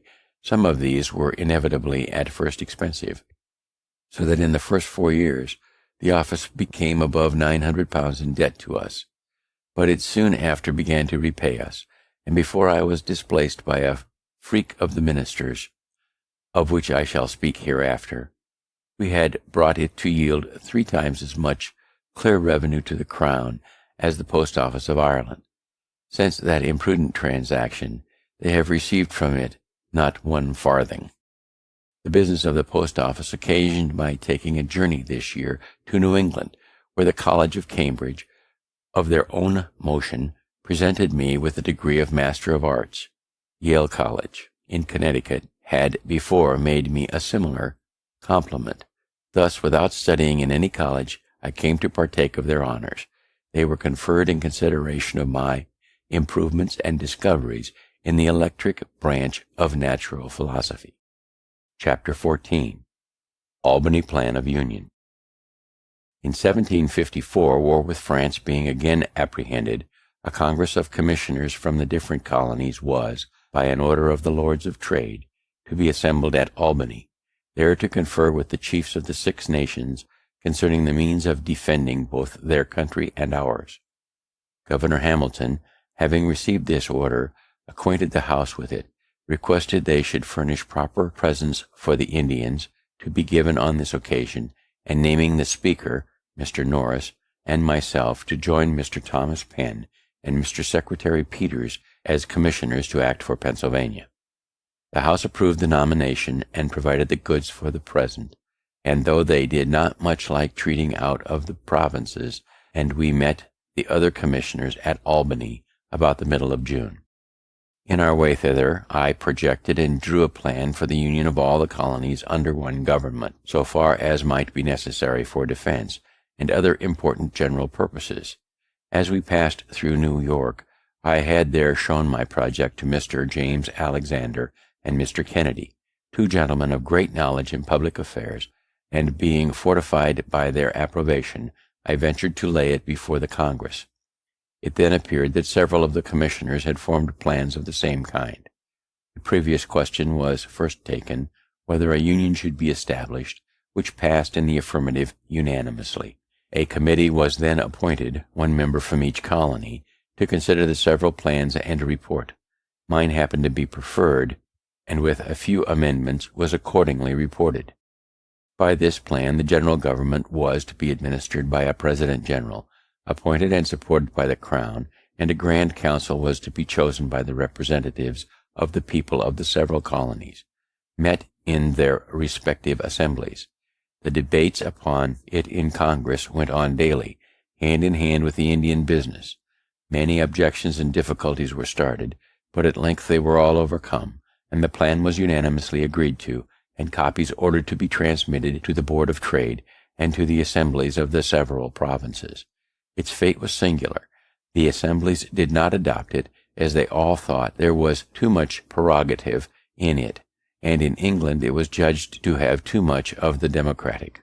The Board of Trade therefore did not approve of it, nor recommend it for the approbation of His Majesty, but another scheme was formed, supposed to answer the same purpose better, whereby the governors of the provinces, with some members of their respective councils, were to meet and order the raising of troops, building of forts, etc., and to draw on the treasury of Great Britain for the expense, which was afterward to be refunded by an act of Parliament laying a tax on America. My plan, with my reasons in support of it, is to be found among the political papers that are printed. Being the winter following in Boston, I had much conversation with Governor Shirley upon both the plans. Part of what passed between us on the occasion may also be seen among those papers.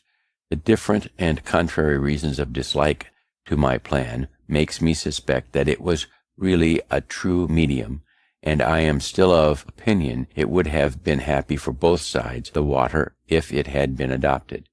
The colonies so united would have been sufficiently strong to have defended themselves. There would then have been no need of troops from England. Of course, the subsequent pretense for taxing America, and the bloody contest it occasioned, would have been avoided. But such mistakes are not new. History is full of the errors of states and princes. Look round the habitable world, how few know their own good, or, knowing it, pursue. Those who govern, having much business on their hands, do not generally like to take the trouble of considering and carrying into execution new projects. The best public measures are therefore seldom adopted from previous wisdom, but forced by the occasion. The governor of Pennsylvania, in sending it down to the Assembly, expressed his approbation of the plan, as appearing to him to be drawn up with great clearness and strength of judgment, and therefore recommended it as well worthy of their closest and most serious attention.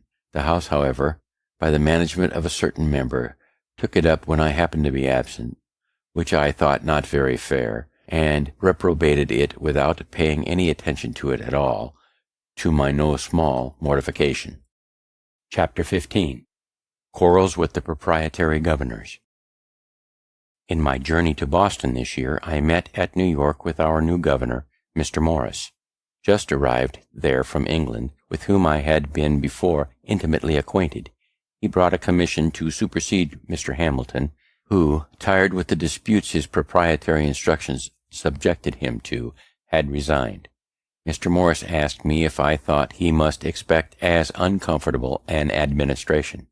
I said, no, you may, on the contrary, have a very comfortable one, if you will only take care not to enter into any disputes with the Assembly. My dear friend, says he pleasantly, how can you advise my avoiding disputes? You know I love disputing. It is one of my greatest pleasures. However, to show the regard I have for your counsel, I promise you I will, if possible, avoid them. He had some reason for loving to dispute, being eloquent, an accurate sophister, and therefore generally successful in argumentative conversation. He had been brought up to it from a boy, his father, as I have heard, accustoming his children to dispute with one another for his diversion, while sitting at table after dinner. But I think the practice was not wise, for in the course of my observation, these disputing, contradicting, and confuting people are generally unfortunate in their affairs. They get victory sometimes, but they never get goodwill, which would be of more use to them. We parted, he going to Philadelphia, and I to Boston. In returning, I met at New York with the votes of the Assembly, by which it appeared that, notwithstanding his promise to me, he and the House were already in high contention, and it was a continual battle between them as long as he retained the government. I had my share of it, for as soon as I got back to my seat in the Assembly, I was put on every committee for answering his speeches and messages, and by the committees always desired to make the drafts. Our answers, as well as his messages, were often tart, and sometimes indecently abusive, and as he knew I wrote for the Assembly, one might have imagined that when we met we could hardly avoid cutting throats. But he was so good-natured a man that no personal difference between him and me was occasioned by the contest, and we often dined together. One afternoon, in the height of this public quarrel, we met in the street. Franklin, says he, you must go home with me and spend the evening. I am to have some company that you will like. And taking me by the arm, he led me to his house. In gay conversation over our wine after supper, he told us, jokingly, that he much admired the idea of Sancho Panza, who, when it was proposed to give him a government, requested it might be a government of blacks, as then, if he could not agree with his people, he might sell them. One of his friends, who sat next to me, says, Franklin, why do you continue to side with these damned Quakers? Had not you better sell them? The proprietor would give you a good price. The governor, says I, has not yet blackened them enough.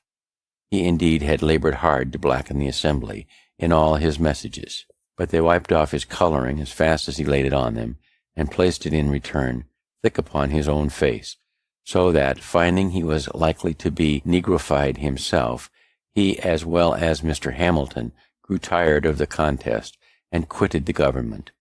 These public quarrels were all at bottom owing to the proprietaries, our hereditary governors, who, when any expense was to be incurred for the defense of their province, with incredible meanness, instructed their deputies to pass no act for levying the necessary taxes, unless their vast estates were in the same act expressly excused, and they had even taken bonds of these deputies to observe such instructions.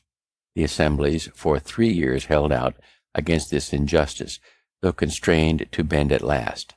At length Captain Denny, who was Governor Morris's successor, ventured to disobey these instructions. How that was brought about I shall show hereafter. But I am got forward too fast with my story. There are still some transactions to be mentioned that happened during the administration of Governor Morris. War being in a matter commenced with France, the government of Massachusetts Bay projected an attack upon Crown Point, and sent Mr. Quincy to Pennsylvania and Mr. Pownall, afterward Governor Pownall, to New York to solicit assistance.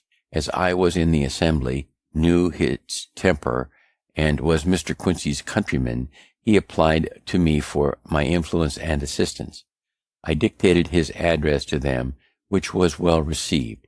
They voted an aid of £10,000 to be laid out in provisions, but the governor refusing this assent to their bill, which included this with other sums granted for the use of the crown, unless a clause were inserted exempting the proprietary estate from bearing any part of the tax that would be necessary.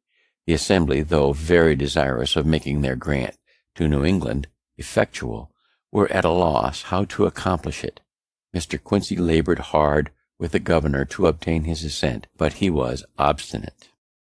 I then suggested a method of doing the business without the governor, by order of the trustees of the loan office, which by law the Assembly had the right of drawing. There was indeed little or no money at that time in the office, and therefore I proposed that the orders should be payable in a year, and to bear an interest of 5%. With these orders, I supposed the provisions might easily be purchased. The Assembly, with very little hesitation, adopted the proposal. The orders were immediately printed, and I was one of the committee directed to sign and dispose of them. The funds for paying them was the interest of all the paper currency then extant in the province upon loan, together with the revenue arising from the excise, which being known to be more than sufficient, they obtained instant credit, and were not only received in payment for the provisions, but many moneyed people who had cash lying by them vested in those orders, which they found advantageous, as they bore interest while upon hand, and might on any occasion be used as money, so that they were eagerly all bought up, and in a few weeks none of them were to be seen. Thus the important affair was by my means completed. Mr. Quincy returned thanks to the Assembly in a handsome memorial, went home highly pleased with this success of his embassy, and ever after bore for me the most cordial and affectionate friendship. Chapter 16. Braddock's Expedition. The British government, not choosing to permit the union of the colonies as proposed at Albany, and to trust that union with their defense, lest they should thereby grow too military and feel their own strength, suspicions and jealousies at this time being entertained of them, sent over General Braddock with 2 regiments of regular English troops for that purpose. He landed at Alexandria in Virginia, and thence marched to Fredericktown in Maryland, where he halted for carriages.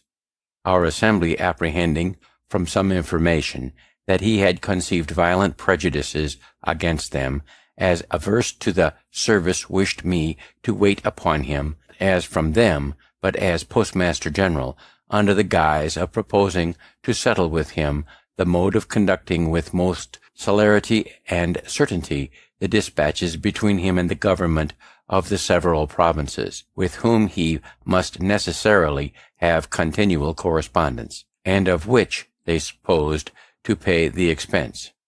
My son accompanied me on this journey. We found the general at Fredericktown, waiting impatiently for the return of those he had sent through the back parts of Maryland and Virginia to collect wagons. I stayed with him several days, dined with him daily, and had full opportunity of removing all his prejudices by the information of what the Assembly had before his arrival actually done, and were still willing to do, to facilitate his operations. When I was about to depart, the returns of wagons to be obtained were brought in, by which it appeared that they amounted only to 25, and not all of those were in serviceable condition. The general and all the officers were surprised, declared the expedition was then at an end, being impossible, and exclaimed against the ministers for ignorantly landing them in a country destitute of the means of conveying their stores, baggage, etc., not less than 150 wagons being necessary. I happened to say I thought it was pity they had not been landed rather in Pennsylvania, as in that country almost every farmer had his wagon. The general eagerly laid hold of my words and said, "Then you, sir, who are a man of interest there, can probably procure them for us, and I beg you will undertake it."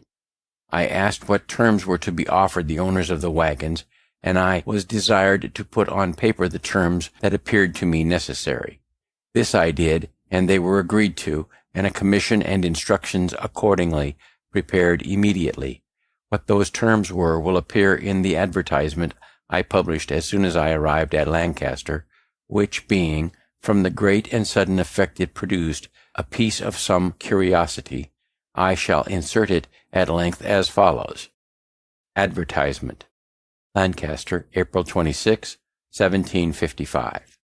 Whereas 150 wagons, with 4 horses to each wagon, and 1,500 saddle or pack horses are wanted for the service of His Majesty's forces, now about to rendezvous at Will's Creek, and His Excellency General Braddock having been pleased to empower me to contract for the hire of the same, I hereby give notice that I shall attend for that purpose at Lancaster from this day to next Wednesday evening, and at York from next Thursday morning till Friday evening, where I shall be ready to agree for wagons and teams or single horses on the following terms, viz.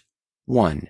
That there shall be paid for each wagon, with 4 good horses and a driver, 15 shillings per diem, and for each able horse, with a pack saddle or other saddle and furniture, 2 shillings per diem, and for each able horse without a saddle, 18 pence per diem. 2.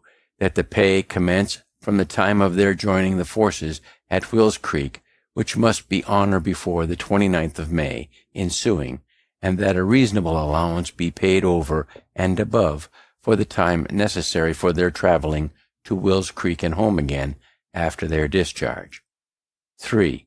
Each wagon and team, and every saddle or pack horse, is to be valued by indifferent persons chosen between me and the owner, and in case of the loss of any wagons, team, or other horse in the service, the price accordingly to such valuation is to be allowed and paid. 4. 7 days' pay is to be advanced and paid in hand by me to the owner of each wagon and team, or horse, at the time of contracting, if required, and the remainder to be paid by General Braddock, or by the paymaster of the army, at the time of their discharge, or from time to time as it shall be demanded. 5. No drivers of wagons or persons taking care of the hired horses are on any account to be called upon to do the duty of soldiers, or to be otherwise employed than in conducting or taking care of their carriages or horses. 6.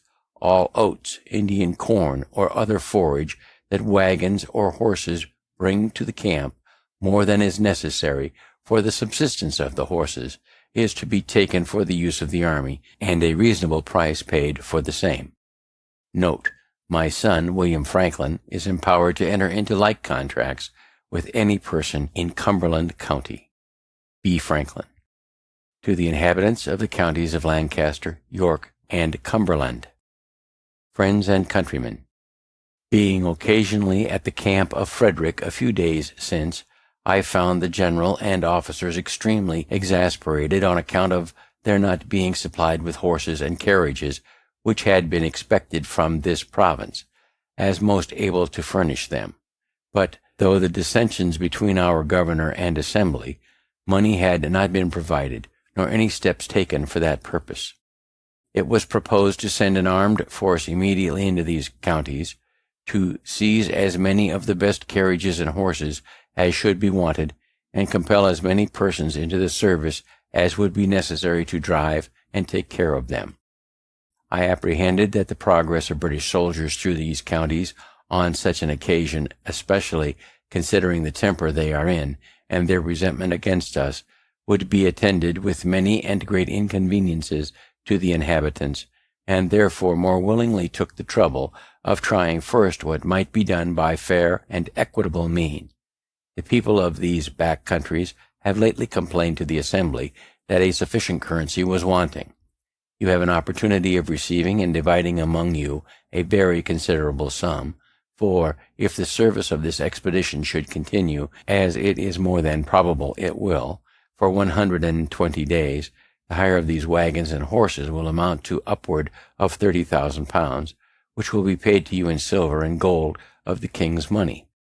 The service will be light and easy, for the army will scarce march above 12 miles per day, and the wagons and baggage horses, as they carry those things that are absolutely necessary for the welfare of the army, must march with the army, and no faster, and are, for the army's sake, always placed where they can be most secure, whether in a march or in a camp.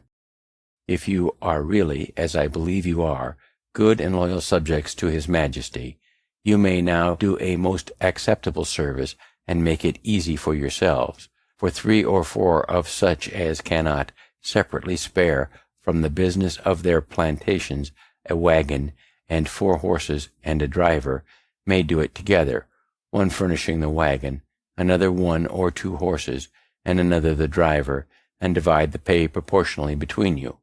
But if you do not this service to your king and country voluntarily, when such good pay and reasonable terms are offered you, your loyalty will be strongly suspected. The king's business must be done. So many brave troops, come so far for your defense, must not stand idle through your backwardness to do what may be reasonably expected from you. Wagons and horses must be had, violent measures will probably be used, and you will be left to seek for recompense where you can find it, and your case perhaps be little pitied or regarded. I have no particular interest in this affair, as except the satisfaction of endeavoring to do good. I shall have only my labor for my pains. If this method of obtaining the wagons and horses is not likely to succeed, I am obliged to send word to the general in 14 days, and I suppose Sir John St. Clair, the hussar, with a body of soldiers, will immediately enter the province for the purpose, which I shall be sorry to hear, because I am very sincerely and truly your friend and well-wisher, B. Franklin. I received of the general about 800 pounds, to be disbursed in advance money to the wagon owners, etc., but the sum being insufficient, I advanced upward of 200 pounds more, and in 2 weeks the 150 wagons with 259 carriage horses were on the march for the camp. The advertisement promised payment according to the valuation, in case any wagon or horse should be lost. The owners, however, alleging they did not know General Braddock, or what dependence might be had on his promise, insisted on my bond for the performance, which I accordingly gave them.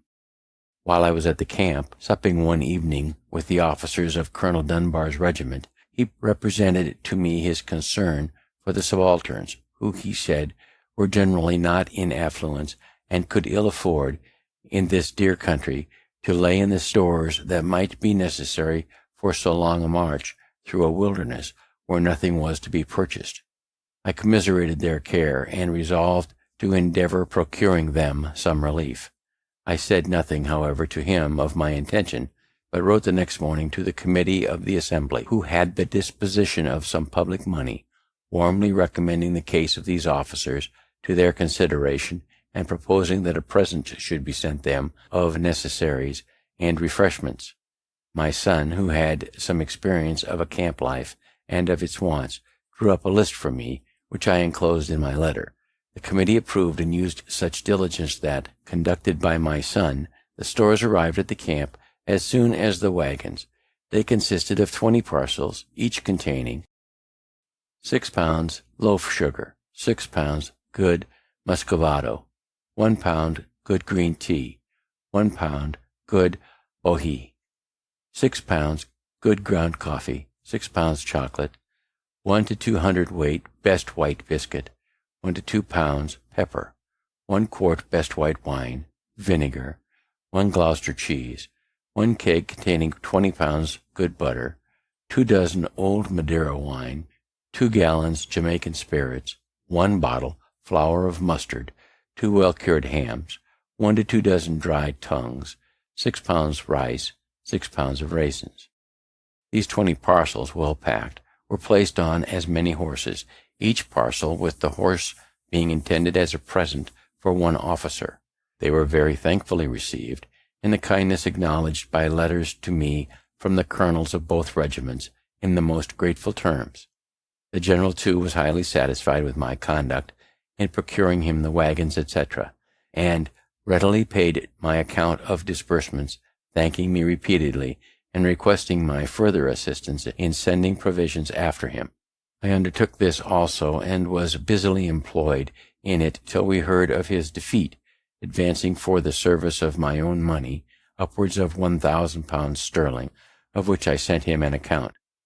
It came to his hands, luckily for me, a few days before the battle, and he returned me immediately an order on the paymaster for the round sum of £1,000, leaving the remainder to the next account.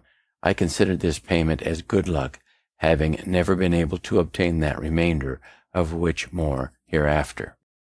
The general was, I think, a brave man, and might probably have made a figure as a good officer in some European war. But he had too much self-confidence, too high an opinion of the validity of regular troops, and too mean a one of both Americans and Indians. George Crowan, our Indian interpreter, joined him on his march with 100 of those people who might have been of great use to his army as guides, scouts, etc., if he had treated them kindly, but he slighted and neglected them, and they gradually left him. In conversation with him one day, he was giving me some account of his intended progress. After taking Fort Duquesne, says he, I am to proceed to Niagara, and having taken that to Frontenac, if the season will allow me, and I suppose it will, for Duquesne can hardly detain me above 3 or 4 days, and I see nothing that can obstruct my march to Niagara. Having before revolved in my mind the long line his army must take in the march by a very narrow road to be cut for them through the woods and bushes, and also what I had read of a former defeat of 1,500 French who invaded the Iroquois country, I had conceived some doubts and some fears for the event of the campaign. But I ventured only to say, to be sure, sir, if you arrive well before Duquesne, with these fine troops, so well provided with artillery, that place not yet completely fortified, and as we hear with no very strong garrison, can probably make but a short resistance. The only danger I apprehend of obstruction to your march is from ambuscades of Indians, who, by constant practice, are dexterous in laying and executing them, and the slender line, near 4 miles long, which your army must make, may expose it to be attacked by surprise in its flanks, and to be cut like a thread into several pieces, which from their distance cannot come up in time to support each other. He smiled at my ignorance and replied, these savages may indeed be a formidable enemy to your raw American militia, but upon the King's regular and disciplined troops, sir, it is impossible they should make any impression. I was conscious of an impropriety in my disputing with a military man in matters of his profession, and said no more. The enemy, however, did not take the advantage of his army which I apprehended its long line of march exposed it to, but let it advance without interruption till within 9 miles of the place, and then, when more in a body, for it had just passed a river where the front had halted till all were come over, and in a more open part of the woods than any it had passed, attacked its advanced guard by heavy fire from behind trees and bushes, which was the first intelligence the general had of an enemy's being near him. This guard being disordered, the general hurried his troops up to their assistance, which was done in great confusion, though wagons, baggage, and cattle, and presently the fire came upon their flank. The officers, being on horseback, were more easily distinguished, picked out as marks, and fell very fast, and the soldiers were crowded together in a huddle, having or hearing no orders, and standing to be shot at, till 2/3 of them were killed, and then being seized with a panic, the whole fled with precipitation. The wagoners took each horse out of its team and scampered. Their example was immediately followed by others, so that all the wagons, provisions, artillery, and stores were left to the enemy.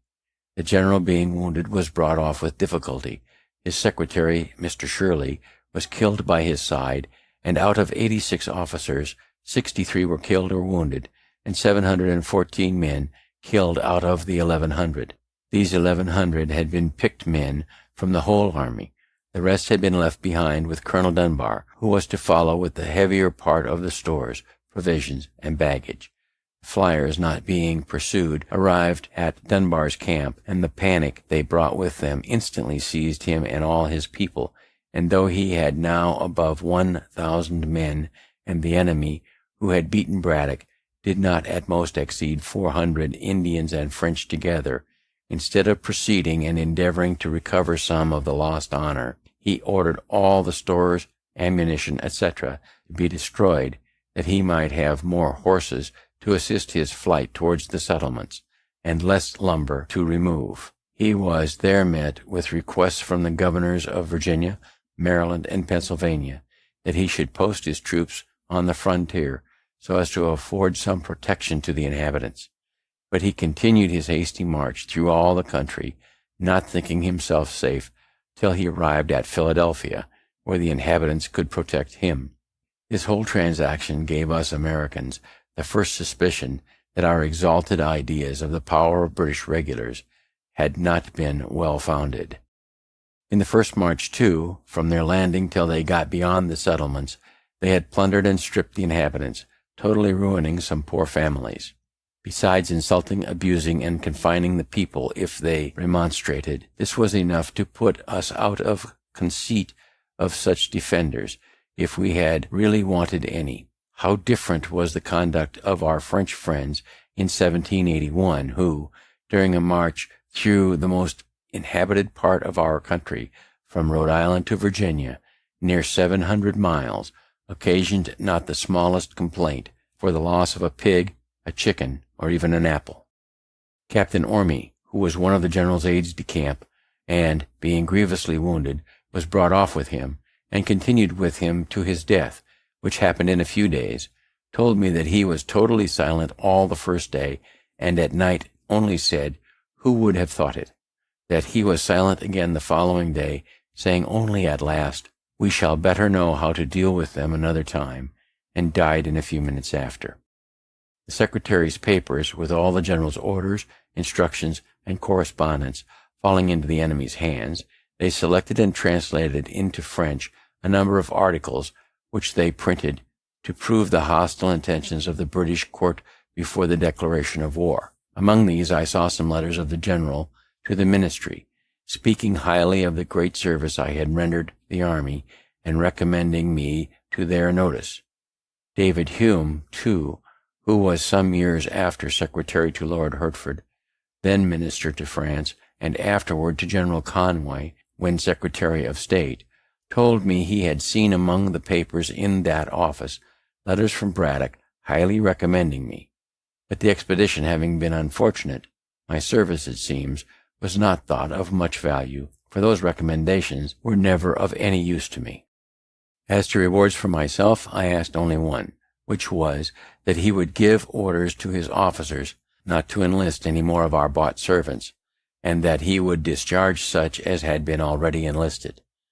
This he readily granted, and several were accordingly returned to their masters on my application. Dunbar, when the command devolved on him, was not so generous. He being at Philadelphia on his retreat, or rather flight, I applied to him for the discharge of the servants of 3 poor farmers in Lancaster County that he had enlisted, reminding him of the late general's orders on that head. He promised me that, if the masters would come to him at Trenton, where he should be in a few days on his march to New York, he would there deliver their men to them. They accordingly were at the expense and trouble of going to Trenton, and there he refused to perform his promise, to their great loss and disappointment. As soon as the loss of the wagons and horses was generally known, all the owners came upon me for the valuation which I had given bond to pay. The demands gave me a great deal of trouble, my acquainting them that the money was ready in the paymaster's hands, but that orders for paying it must first be obtained from General Shirley, and my assuring them that I had applied to that general by letter, but he being at a distance, an answer could not soon be received, and they must have patience. All this was not sufficient to satisfy, and some began to sue me. General Shirley at length relieved me from this terrible situation by appointing commissioners to examine the claims and ordering payment. They amounted to near £20,000, which to pay would have ruined me. Before we had the news of this defeat, the 2 doctors' bond came to me with a subscription paper for raising money to defray the expense of a grand firework, which it was intended to exhibit at a rejoicing on receipt of the news of our taking Fort Duquesne. I looked grave and said it would, I thought, be time enough to prepare for the rejoicing when we knew we should have occasion to rejoice. They seemed surprised that I did not immediately comply with their approval. "Why the devil," says one of them, "you surely don't suppose that the fort will not be taken?" "I don't know that it will not be taken, but I know that the events of war are subject to great uncertainty." I gave them the reasons of my doubting. The subscription was dropped, and the projectors thereby missed the mortification they would have undergone if the firework had been prepared. Dr. Bond, on some other occasion afterward, said that he did not like Franklin's forebodings. Governor Morris, who had continually worried the Assembly with message after message before the defeat of Braddock, to beat them into the making of acts to raise money for the defense of the province, without taxing, among others, the proprietary estates, and had rejected all their bills for not having such an exempting clause, now redoubled his attacks with more hope of success, the danger and necessity being greater. The Assembly, however, continued firm, believing they had justice on their side, and that it would be giving up an essential right if they suffered the governor to amend their money bills. In one of the last, indeed, which was for granting £50,000, his proposed amendment was only of a single word. The bill expressed that all estates, real and personal, were to be taxed, those of the proprietaries not excepted. His amendment was for not, read only, a small but very material alteration. However, when the news of this disaster reached England, our friends there, whom we had taken care to furnish with all the Assembly's answers to the governor's messages, raised a clamor against the proprietaries for their meanness and injustice in giving their governor such instructions, some going so far as to say that, by obstructing the defense of their province, they forfeited their right to it. They were intimidated by this, and sent orders to their Receiver General to add £5,000 of their money to whatever sum might be given by the Assembly for such purpose. This being notified to the House, was accepted in lieu of their share of a general tax, and a new bill was formed with an exempting clause, which passed accordingly. By this act I was appointed one of the commissioners for disposing of the money, £60,000. I had been active in modeling the bill and procuring its passage, and had at the same time drawn a bill for establishing and disciplining a volunteer militia, which I carried through the House without much difficulty, as care was taken in it to leave the Quakers at their liberty.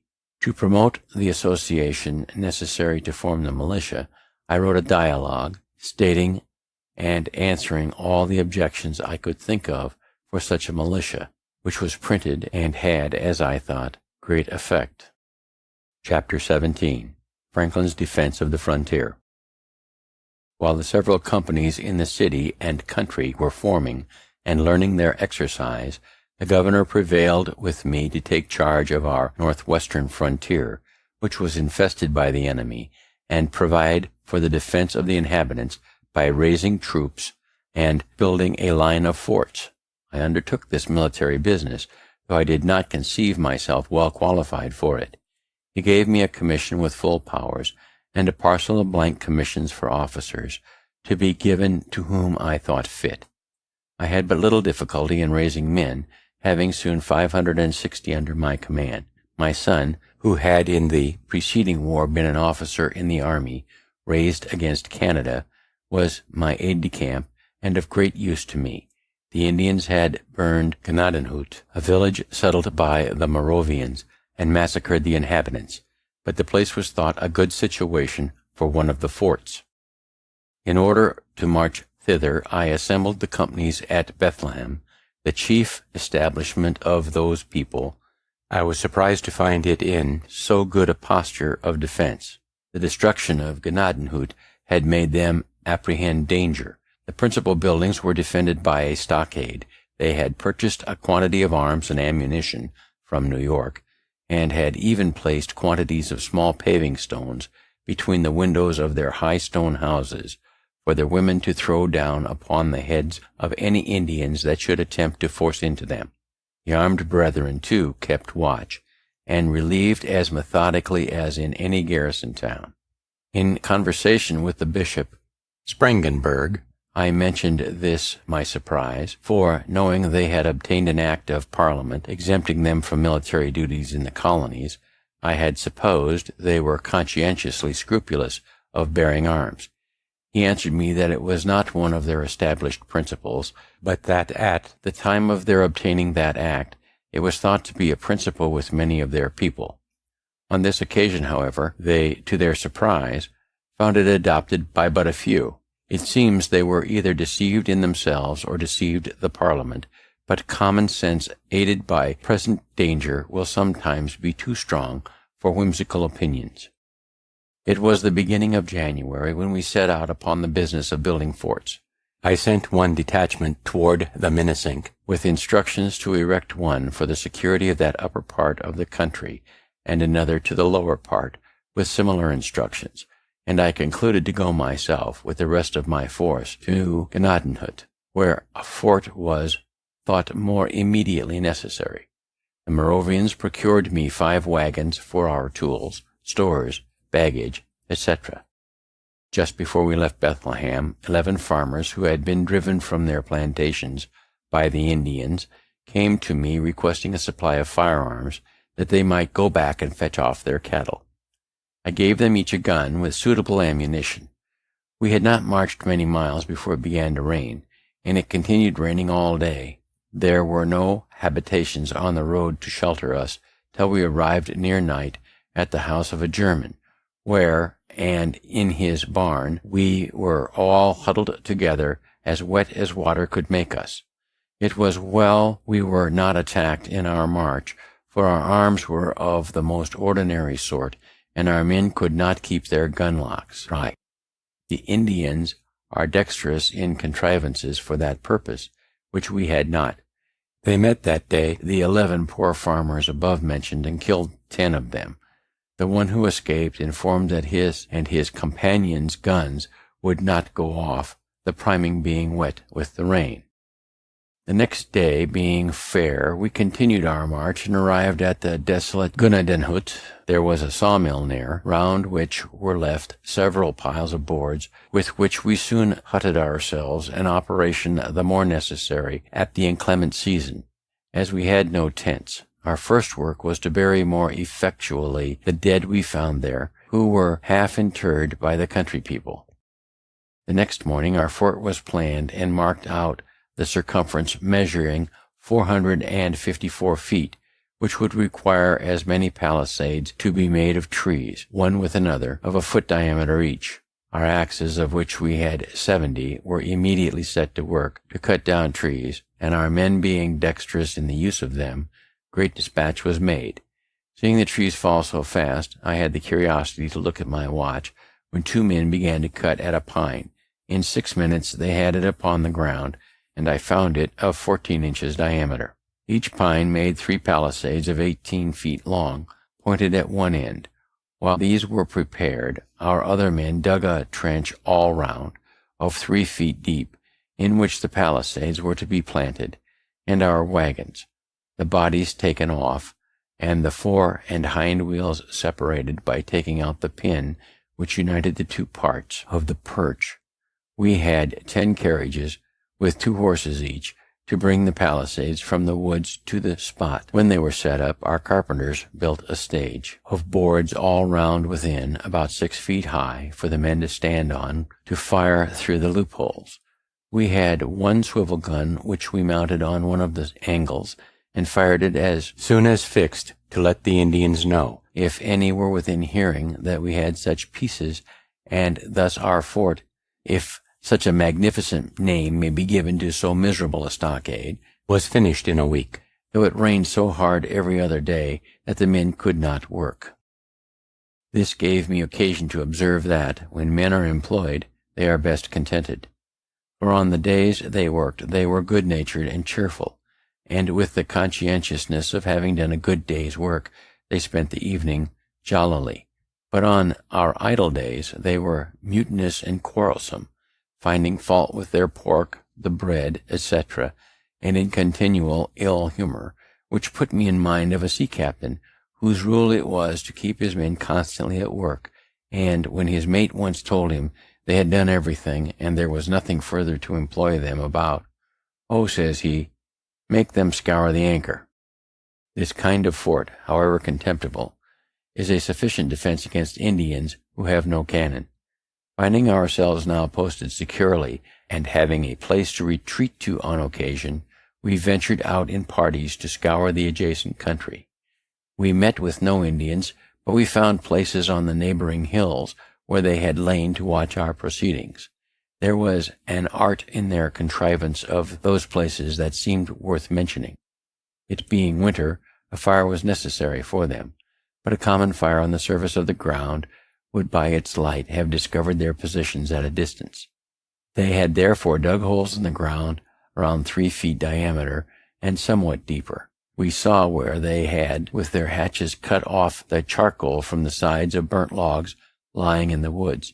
With these coals they made small fires in the bottoms of the holes, and we observed, among the weeds and grass, the prints of their bodies, made by their laying all round with their legs hanging down in the holes to keep their feet warm, which, with them, is an essential point. This kind of fire, so managed, could not discover them, either by its light, flame, sparks, or even smoke. It appeared that their number was not great, and it seems they saw we were too many to be attacked by them with prospect of advantage. We had for our chaplain a zealous Presbyterian minister, Mr. Beatty, who complained to me that the men did not generally attend his prayers and exhortations. When they enlisted, they were promised, besides pay and provisions, a gill of rum a day, which was punctually served out to them, half in the morning and the other half in the evening, and I observed they were punctual in attending to receive it, upon which I said to Mr. Beatty, "It is perhaps below the dignity of your profession to act as steward of the rum, but if you were to deal it out and only just after prayers, you would have them all about you." He liked the thought, undertook the office, and, with the help of a few hands to measure out the liquor, executed it to satisfaction, and never were prayers more generally and more punctually attended, so that I thought this method preferable to the punishment inflicted by some military laws for non-attendance on divine service. I had hardly finished this business, and got my fort well stored with provisions, when I received a letter from the governor, acquainting me that he had called the assembly, and wished my attendance there, if the posture of affairs on the frontier was such that my remaining there was no longer necessary. My friends, too, of the assembly, pressing me by their letters to be, if possible, at the meeting, and my 3 intended forts now being completed, with the inhabitants contented to remain on their farms under that protection, I resolved to return the more willingly, as a New England officer, Colonel Chapin, experienced in Indian war, being on visit to our establishment, consented to accept the command. I gave him a commission, and, parading the garrison, had it read before them, and introduced him to them as an officer who, by his skill in military affairs, was much more fit to command them than myself, and, giving them a little exhortation, drew my leave. I was escorted as far as Bethlehem, where I rested a few days to recover from the fatigue I had undergone. The first night, being in a good bed, I could hardly sleep. It was so different from my hard lodgings on the floor of our hut at Gnadenhut, wrapped only in a blanket or two. While at Bethlehem, I inquired a little into the practice of the Moravians. Some of them had accompanied me, and all were very kind to me. I found they worked for a common stock, ate at common tables, and slept in common dormitories, great numbers together. In the dormitories I observed loopholes at certain distances, all along just under the ceiling, which I thought judiciously placed, for change of air. I was at their church, where I was entertained with good music, the organs being accompanied with violins, hautboys, flutes, clarinets, etc. I understood that their sermons were not usually preached to mixed congregations of men, women, and children, as is our common practice, but that they assembled sometimes the married men, at other times their wives, then the young men, the young women, and the little children, each division by itself. The sermon I heard was to the latter, who came in and were placed in rows on benches, the boys under the conduct of a young man, their tutor, and the girls conducted by a young woman. The discourse seemed well adapted to their capacities, and was delivered in a pleasing, familiar manner, coaxing them, as it were, to be good. They behaved very orderly, but looked pale and unhealthy, which made me suspect they were kept too much within doors, and not allowed sufficient exercise. I inquired concerning the Moravian marriages, whether the report was true that they were by lot. I was told that lots were used only in particular cases, that generally when a young man found himself disposed to marry, he informed the elders of his class, who consulted the elder ladies that governed the young women. As these elders of the different sexes were well acquainted with the tempers and dispositions of their respective pupils, they could best judge what matches were suitable, and their judgments were generally acquiesced in. But if, for example, it should happen that 2 or 3 young women were found to be equally proper for the young man, the lot was then recurred to. I objected, if the matches are not made by the mutual choice of the parties, some of them may chance to be very unhappy. And so they may, answered my informer, if you let the partners choose for themselves, which, indeed, I could not deny. Being returned to Philadelphia, I found the association went on swimmingly. The inhabitants that were not Quakers, having pretty generally come into it, formed themselves into companies, and chose their captains, lieutenants, and ensigns, according to the new law. Dr. B. visited me and gave me an account of the pains he had taken to spread a general good liking to the law, and ascribed much of those endeavors. I had had the vanity to ascribe all to my dialogue. However, not knowing but what he might be in the right, I let him enjoy his opinion, which I take to be generally the best way in such cases. The officers, meeting, chose me to be colonel of the regiment, which I this time accepted. I forgot how many companies we had, but we paraded around 1,200 well-looking men with a company of artillery, who had been furnished with 6 brass field pieces, which they had become so expert in the use of as to fire 12 times in a minute. The first time I reviewed my regiment, they accompanied me to my house, and would salute me with some rounds fired before my door, which shook down and broke several glasses of my electrical apparatus. And my new honor proved not much less brittle, for all our commissions were soon after broken by a repeal of the law in England. During the short time of my colonelship, being about to set on a journey to Virginia, the officers of my regiment took it to their heads that it would be proper for them to escort me out of town as far as the lower ferry. Just as I was getting on horseback, they came to my door, between 30 and 40, mounted, and all in their uniforms. I had not been previously acquainted with the project, or I should have prevented it, being naturally averse to the assuming of state on any occasion, and I was a good deal chagrined at their appearance, as I could not avoid their accompanying me. What made it worse was, that as soon as we began to move, they drew their swords and rode with them naked all the way. Somebody wrote an account of this to the proprietor, and it gave him great offense. No such honor had been paid him when in the province, nor to any of his governors, and he said it was only proper to princes of the blood royal, which, may it be true for aught I know, who was, and still am, ignorant of the etiquette of such cases. This silly affair, however, increased the rancor against me, which was before not a little, on account of my conduct in the assembly respecting the exemption of his estates from taxation, which I had always opposed very warmly, and not without severe reflection on his meanness and injustice of contending for it. He accused me to the ministry as being the great obstacle to the king's service, preventing, by my influence in the House, the proper form of the bills for raising money, and he insisted this parade with my officers as a proof of my having an intention to take the government of the province out of his hands by force. He also applied to Sir Edward Falconer, the Postmaster General, to deprive me of my office, but it had no other effect than to procure from Sir Everard's a general admonition.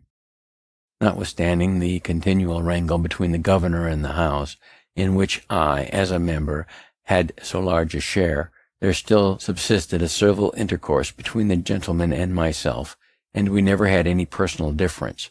I have sometimes since thought that his little or no resentment against me for the answers it was known I drew up to his messages might be the effect of professional habit, and that, being bred a lawyer, he might consider us both as merely advocates for contending clients in a suit, he for the proprietaries, and I for the assembly.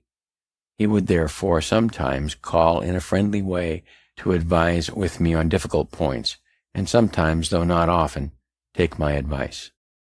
We acted in concert to supply Braddock's army with provisions, and when the shocking news arrived of his defeat, the governor sent in haste for me to consult with him on measures for preventing the destruction of the back counties. I forget now the advice I gave, but I think it was that Dunbar should be written to and prevailed with, if possible, to post his troops on the frontier for their protection, till by reinforcements from the colonies he might be able to proceed on the expedition, and after my return from the frontier he would have had me undertake the conduct of such an expedition with provincial troops for the reduction of Fort Duquesne, Dunbar and his men being otherwise employed, and he proposed to commission me as general. I had not so good an opinion of my military abilities as he professed to have, and I believe his professions must have exceeded his real sentiments, but probably he might think that my popularity would facilitate the raising of the men, and my influence in the assembly the grant of money to pay for them, and that, perhaps, without taxing the proprietary estates. Finding me not as forward to engage as he expected, the project was dropped, and he soon after left the government, being superseded by Captain Denny. Chapter 18. Scientific Experiments. Before I proceed in relating the part I had in public affairs under the new governor's administration, it may not be amiss here to give some account of the rise and progress of my philosophical reputation. In 1746, being at Boston, I met there with Dr. Spence, who was lately arrived from Scotland, and showed me some electric experiments. They were imperfectly performed, as he was not very expert, but being on a subject quite new to me, they equally surprised and pleased me. Soon after my return to Philadelphia, our library company received from Mr. P. Collinson, Fellow of the Royal Society of London, a present of a glass tube with some account of the use of it in making such experiments. I eagerly seized the opportunity of repeating what I had seen at Boston, and by such practice acquired great readiness in performing those, also, which we had an account of from England, adding a number of new ones. I say much practice, for my house was continually full for some time with people who came to see these new wonders. To divide a little this encumbrance among my friends, I caused a number of similar tubes to be blown at our glass house, with which they furnished themselves, so that we had at length several performers. Among these the principal was Mr. Kennesley, an ingenious neighbor, who, being out of business, I encouraged to undertake showing the experiments for money, and drew up for him 2 lectures, in which the experiments were ranged in such order, and accompanied with such explanations in such method, as the foregoing should assist in comprehending the following. He procured an elegant apparatus for the purpose, in which all the little machines that I had roughly made for myself were nicely formed by instrument makers. His lectures were well attended and gave great satisfaction, and after some time he went through the colonies, exhibiting them in every capital town, and picked up some money. In the West Indies, indeed, it was with difficulty the experiments could be made from the general moisture of the air. Obliged as we were to Mr. Collinson for his present of the tube, etc., I thought it right he should be informed of our success in using it, and wrote him several letters containing accounts of our experiments. He got them read at the Royal Society, where they were not at first thought worth so much notice as to be printed in their Transactions. One paper, which I wrote for Mr. Kennesley, on the sameness of lightning with electricity, I sent to Dr. Mitchell, an acquaintance of mine, and one of the members also of that society, who wrote me word that it had been read, but was laughed at by the connoisseurs. The papers, however, being shown to Dr. Fothergill, he thought them of too much value to be stifled, and advised the printing of them. Mr. Collinson then gave them to Cave for publication in his Gentleman's Magazine, but he chose to print them separately in a pamphlet, and Dr. Fothergill wrote the preface. Cave, it seems, judged rightly for his profit, for by the additions that arrived afterwards, they swelled to a 4th volume, which has had 5 editions and cost him nothing for copy money. It was, however, some time before those papers were much taken notice of in England, a copy of them happening to fall into the hands of the Count de Buffon, a philosopher deservedly of great reputation in France, and indeed all over Europe. He prevailed with Monsieur Delabard to translate them into French, and they were printed at Paris. The publication offended the Abbé Nollet, preceptor of the natural philosophy to the royal family, and an able experimenter, who had formed and published a theory of electricity, which then had the general vogue. He could not at first believe that such a work came from America, and said it must have been fabricated by his enemies at Paris to decry his system. Afterwards, having been assured that there really existed such a person as Franklin at Philadelphia, which he had doubted, he wrote and published a volume of letters, chiefly addressed to me, defending his theory and denying the verity of my experiments and of the position deduced from them. I once proposed answering the abbé, and actually began the answer, but on consideration that my writings contained a description of experiments which anyone might repeat and verify, and if not to be verified could not be defeated, or of observations offered as conjectures and not delivered dogmatically, therefore not laying me under any obligation to defend them, and reflecting that a dispute between two persons writing in different languages might be lengthened greatly by mistranslations, and thence misconceptions of one another's meaning, much of one of the abbé's letters being founded on an error in the translation, I concluded to let my papers shift for themselves, believing it was better to spend what time I could spare from public business in making new experiments than in disputing about those already made.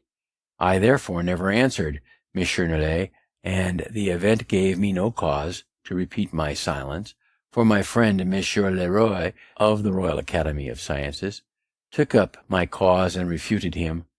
My book was translated into Italian, German, and Latin languages, and the doctrine it contained was by degrees universally adopted by the philosophers of Europe, in preference to that of the abbé, so that he lived to see himself the last of his sect, except M. B. of Paris, his immediate disciple.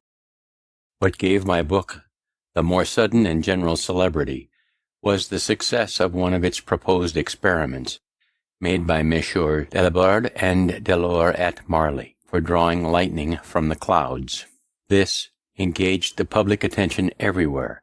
M. Delors, who had an apparatus for experimental philosophy, and lectured at the branch of science, undertook to repeat what he called the Philadelphia experiments, and after they were performed before the king and court, all the curious of Paris flocked to see them. I will not swell this narrative with an account of that capital experiment, nor of the infinite pleasure I received in the process of a similar one I made soon after with a kite at Philadelphia, as both are to be found in the histories of electricity. Dr. Wright, an English physician, when at Paris, wrote to a friend who was of the Royal Society an account of the high esteem my experiments were in among the learned abroad, and of their wonder that my writings had been so little noticed in England. The Society on this resumed the consideration of the letters that had been read to them, and the celebrated Dr. Watson drew up a summary account of them, and of all I had afterwards sent to England on the subject, which he accompanied with some praise of the writer. This summary was then printed in the Transactions, and some members of the Society in London, particularly the very ingenious Mr. Canton, having verified the experiment of producing lightning from the clouds by a pointed rod, had acquainted them with the success. They soon made me more than amends for the slight with which they had before treated me. Without my having made any application for that honour, they chose me a member, and voted that I should be excused the customary payments, which would have amounted to 25 guineas, and ever since have given me their Transactions gratis. They also presented me with the gold medal of Sir Godfrey Copley for the year 1753, the delivery of which was accompanied by a very handsome speech of the President, Lord Macclesfield, where I was highly honoured. Chapter 19. An Agent of Pennsylvania in London. Our new governor, Captain Denny, brought over for me the before-mentioned medal from the Royal Society, which he presented to me at an entertainment given by the city. He accompanied it with very polite expressions of his esteem for me, having, as he said, been long acquainted with my character. After dinner, when the company, as was customary at that time, were engaged in drinking, he took me aside into another room and acquainted me that he had been advised by his friends in England to cultivate a friendship with me as one who was capable of giving him the best advice and of contributing most effectually to the making of his administration easy, that he therefore desired of all things to have a good understanding with me, and he begged me to be assured of his readiness on all occasions to render me every service that might be in his power. He said much to me also of the proprietor's good disposition towards the province, and of the advantage it might be to us all, and to me in particular, if the opposition that had been so long continued to his measures was dropped, and harmony restored between him and the people, in effecting which it was thought no one could be more serviceable than myself, and I might depend on adequate acknowledgments and recompenses, etc., etc. The drinkers, finding we did not return immediately to the table, sent us a decanter of Madeira, which the governor made liberal use of, and in proportion became more profuse of his solicitations and promises. My answers were to this purpose, that my circumstances, thanks to God, were such as to make proprietary favours unnecessary to me, and that being a member of the Assembly, I could not possibly accept of any.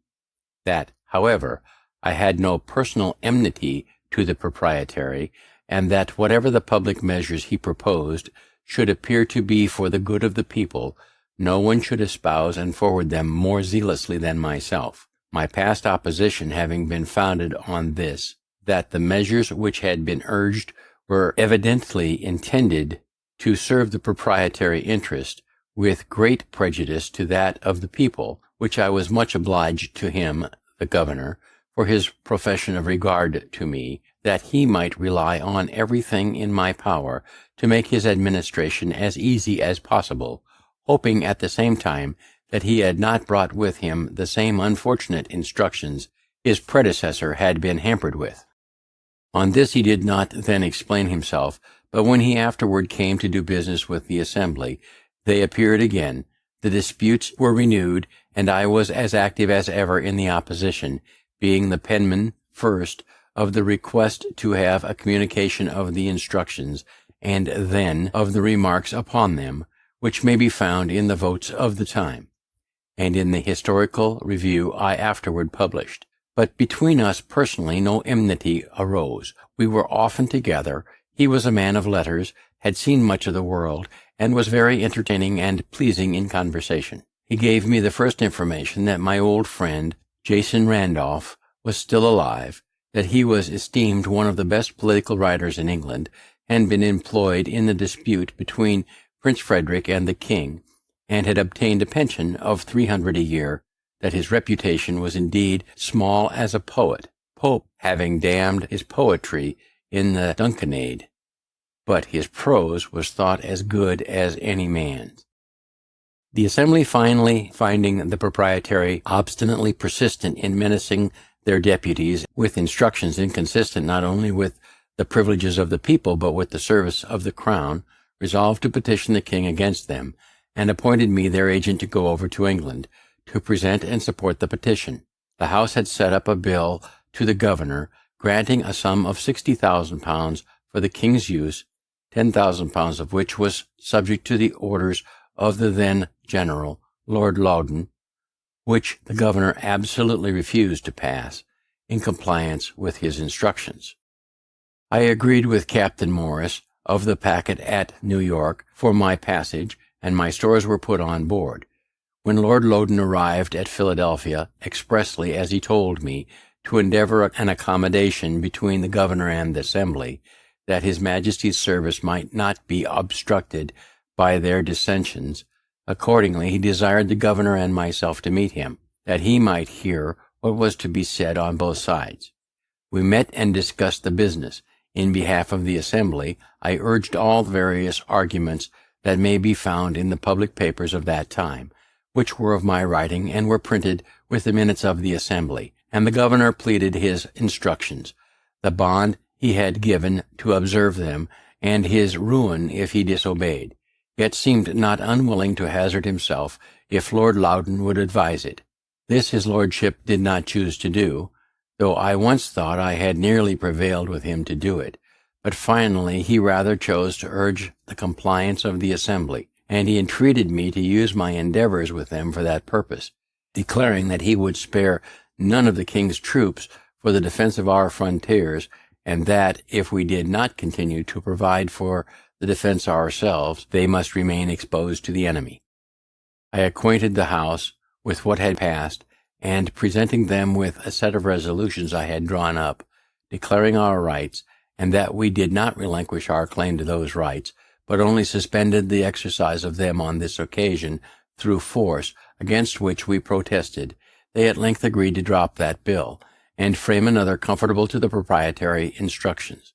This, of course, the governor passed, and I was then at liberty to proceed on my voyage. But in the meantime the packet had sailed with my sea stores, which was some loss to me, and my only recompense was his lordship's thanks for my service, all the credit of obtaining the accommodation falling to his share. He set out for New York before me, and as the time for dispatching the packet-boats was at his disposition, and there were 2 then remaining there, one of which he said was to sail very soon, I requested to know the precise time, that I might not miss her by any delay of mine. His answer was, I have given out that she is to sail on Saturday next, but I may let you know, entre annonce, that if you are there by Monday morning, you will be in time, but do not delay longer. By some accidental hindrance at a ferry, it was Monday noon before I arrived, and I was much afraid she might have sailed, as the wind was fair, but I was soon made easy by the information that she was still in the harbor and would not move till the next day. One would imagine that I was now on the very point of departing for Europe. I thought so, but I was not then so well acquainted with his lordship's character, of which indecision was one of the strongest features. I shall give some instances. It was about the beginning of April that I came to New York, and I think it was near the end of June before we sailed. There were then 2 of the packet-boats, which had been long in port, but were delayed for the general's letters, which were always to be ready tomorrow. Another packet arrived. She too was detained, and before we sailed a 4th was expected. Ours was the first to be dispatched, as having been there the longest. Passengers were engaged in all, and some extremely impatient to be gone, and the merchants uneasy about their letters, and the orders they had given for insurance, it being wartime, for fall goods, but their anxiety availed nothing. His lordship's letters were not ready, and yet whoever waited on him found him always at his desk, pen in hand, and concluded that he must needs write abundantly. Going myself one morning to pay my respects, I found in his antechamber one Innes, a messenger of Philadelphia, who had come from thence express with a packet from Governor Denny for the general. He delivered to me some letters from my friends there, which occasioned my inquiry when he was to return and where he lodged, that I might send some letters by him. He told me he was ordered to call tomorrow at 9 for the general's answer to the governor, and should set off immediately. I put my letters into his hand that same day. A fortnight after, I met him again in the same place. "So you are soon returned, Innes?" "Returned? No, I am not gone yet." "How so?" "I have called here by order every morning these 2 weeks past for his lordship's letter, and it is not yet ready." "Is it possible, when he is so great a writer, for I see him constantly at his escritoire?" "Yes," says Innes, "but he is like St. George on the signs, always on horseback and never rides on." This observation of the messenger was, it seems, well founded, for when in England I understood that Mr. Pitt gave it as one reason for removing this general and sending Generals Amherst and Wolfe, that the minister never heard from him and could not know what he was doing. This daily expectation of sailing, and all the 3 packets going down to Sandy Hook to join the fleet there, the passengers thought it best to be on board, lest by a sudden order the ship should sail and they be left behind. There, if I remember right, we were about 6 weeks, consuming our sea stores and obliged to procure more. At length the fleet sailed, the general and all his army on board, bound to Louisbourg, with the intent to besiege and take that fortress. All the packet boats in company ordered to attend the general's ship, ready to receive his dispatches when they should be ready. We were out 5 days before we got a letter with leave to part, and then our ship quitted the fleet and steered for England. The other 2 packets he still detained, carrying them with him to Halifax, where he stayed some time to exercise the men in sham attacks upon sham forts. Then altered his mind as to besieging Louisbourg, and returned to New York with all his troops, together with the 2 packets above mentioned and all their passengers. During his absence, the French and savages had taken Fort George on the frontier of that province, and the savages had massacred many of the garrison after capitulation. I saw afterwards in London Captain Bonnell, who commanded one of those packets. He told me that, when he had been detained a month, he acquainted his lordship that his ship was grown foul to a degree that must necessarily hinder her fast sailing, a point of consequence for a packet boat, and requested an allowance of time to heave her down and clean her bottom. He was asked how long that would require. He answered 3 days. The general replied, "If you can do it in 1 day, I give leave, otherwise not, for you must certainly sail the day after tomorrow." So he never obtained leave, though detained afterwards from day to day during full 3 months. I saw also in London one of Bonnell's passengers, who was so enraged against his lordship for deceiving and detaining him so long at New York, and then carrying him to Halifax and back again, that he swore he would sue him for damages. Whether he did or not, I have heard. As he represented the injury to his affairs, it was very considerable. On the whole, I wondered much how such a man came to be entrusted with so important a business as the conduct of a great army. But having since seen more of the great world, and the means of obtaining and motives for giving places, my wonder is diminished. General Shirley, on whom the command of the army devolved upon the death of Braddock, would, in my opinion, if continued in place, have made a much better campaign than that of Loudon in 1757, which was frivolous, expensive, and disgraceful to our nation beyond conception. For though Shirley was not a bred soldier, he was sensible and sagacious in himself, and attentive to good advice from others, capable of forming judicious plans, and quick and active in carrying them to execution. Loudon, instead of defending the colonies with his great army, left them totally exposed while he paraded idly at Halifax, by which means Fort George was lost. Besides, he deranged all our mercantile operations, and distressed our trade by a long embargo on the exportation of provisions, on pretense of keeping supplies from being obtained by the enemy, but in reality for beating down their price in favor of the contractors, in whose profits, it was said, perhaps from suspicion only, he had a share. And when at length the embargo was taken off, by neglecting to send notice of it to Charlestown, the Carolina fleet was detained near 3 months longer, whereby their bottoms were so much damaged by the worm that a great part of them foundered in their passage home. Shirley was, I believe, sincerely glad of being relieved from so burdensome a charge as the conduct of an army must be to a man unacquainted with military business. I was at the entertainment given by the city of New York to Lord Loudoun on his taking upon him the command. Shirley, though thereby superseded, was present also. There was a great company of officers, citizens, and strangers, and some chairs having been borrowed in the neighborhood, there was one among them very low, which fell to the lot of Mr. Shirley. Perceiving it as I sat by him, I said, "Have they given you, sir, too low a seat?" "No matter," says he, "Mr. Franklin, I find a low seat the easiest." While I was, as aforementioned, detained at New York, I received all the accounts of my provisions, etc., that I had furnished to Braddock, some of which accounts could not sooner be obtained from the different persons I had employed to assist in the business. I presented them to Lord Loudoun, desiring to be paid the balance. He caused them to be regularly examined by the proper officer, who, after comparing every article with its voucher, certified them to be right, and the balance due, for which his lordship promised to give me an order on the paymaster.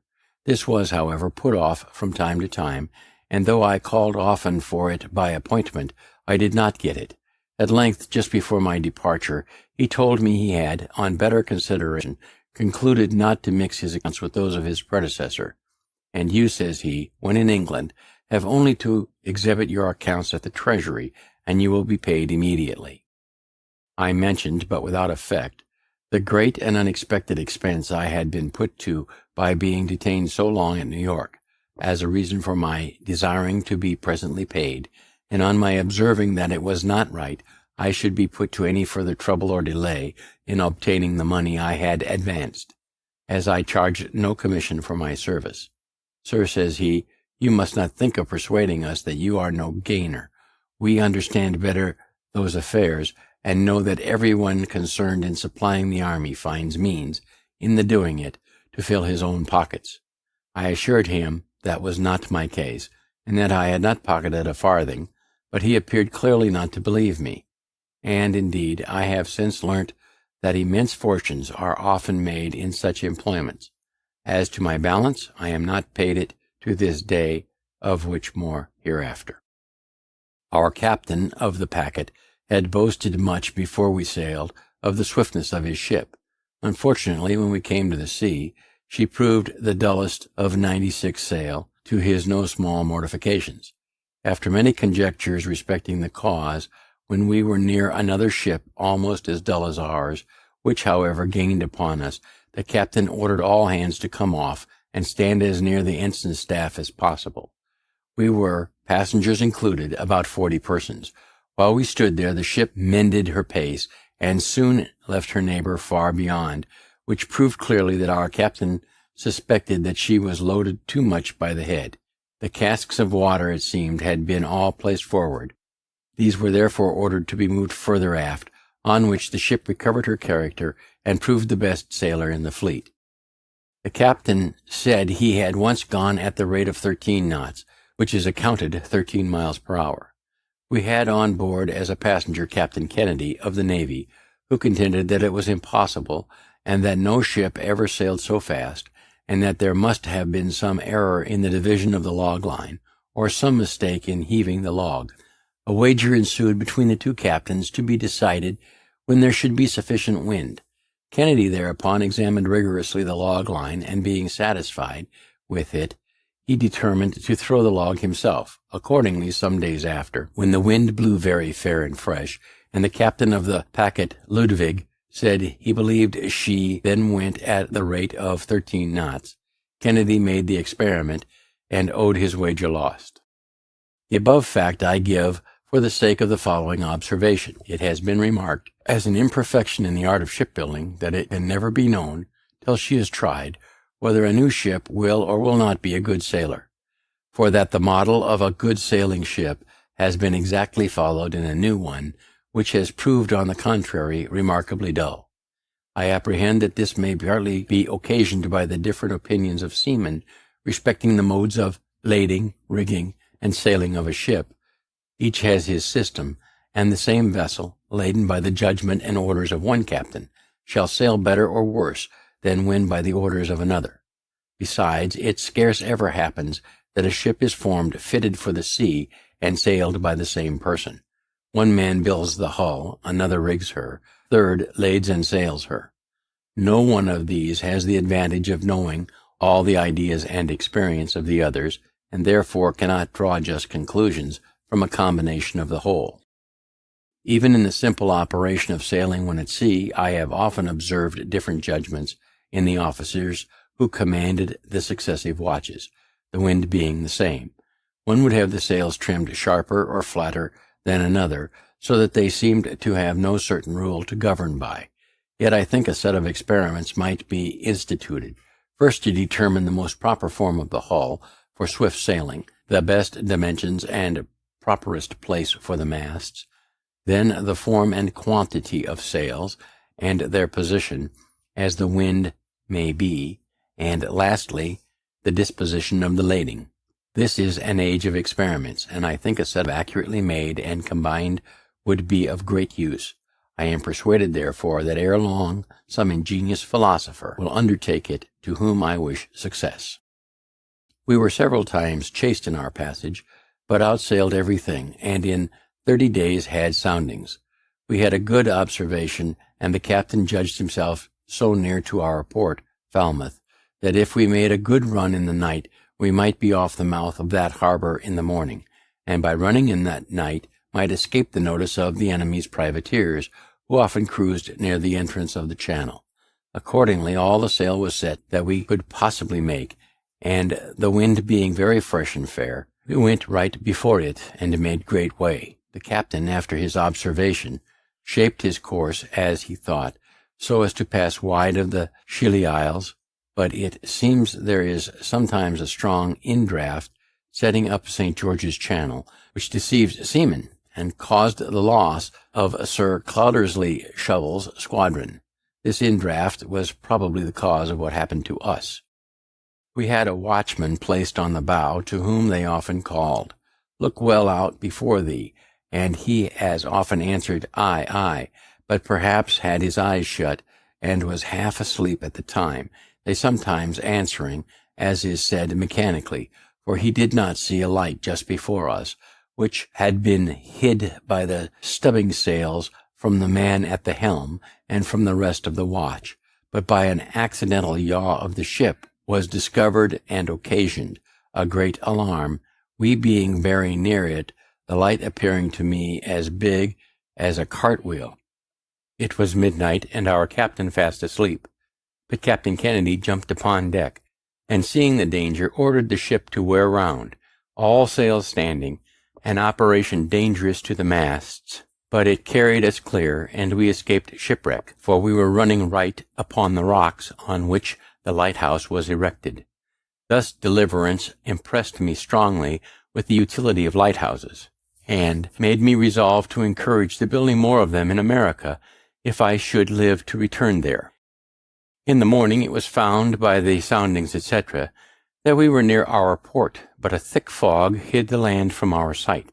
About 9 o'clock the fog began to rise, and seemed to be lifted up from the water like a curtain at a playhouse, discovering underneath the town of Falmouth, the vessels in its harbor, and the fields that surrounded it.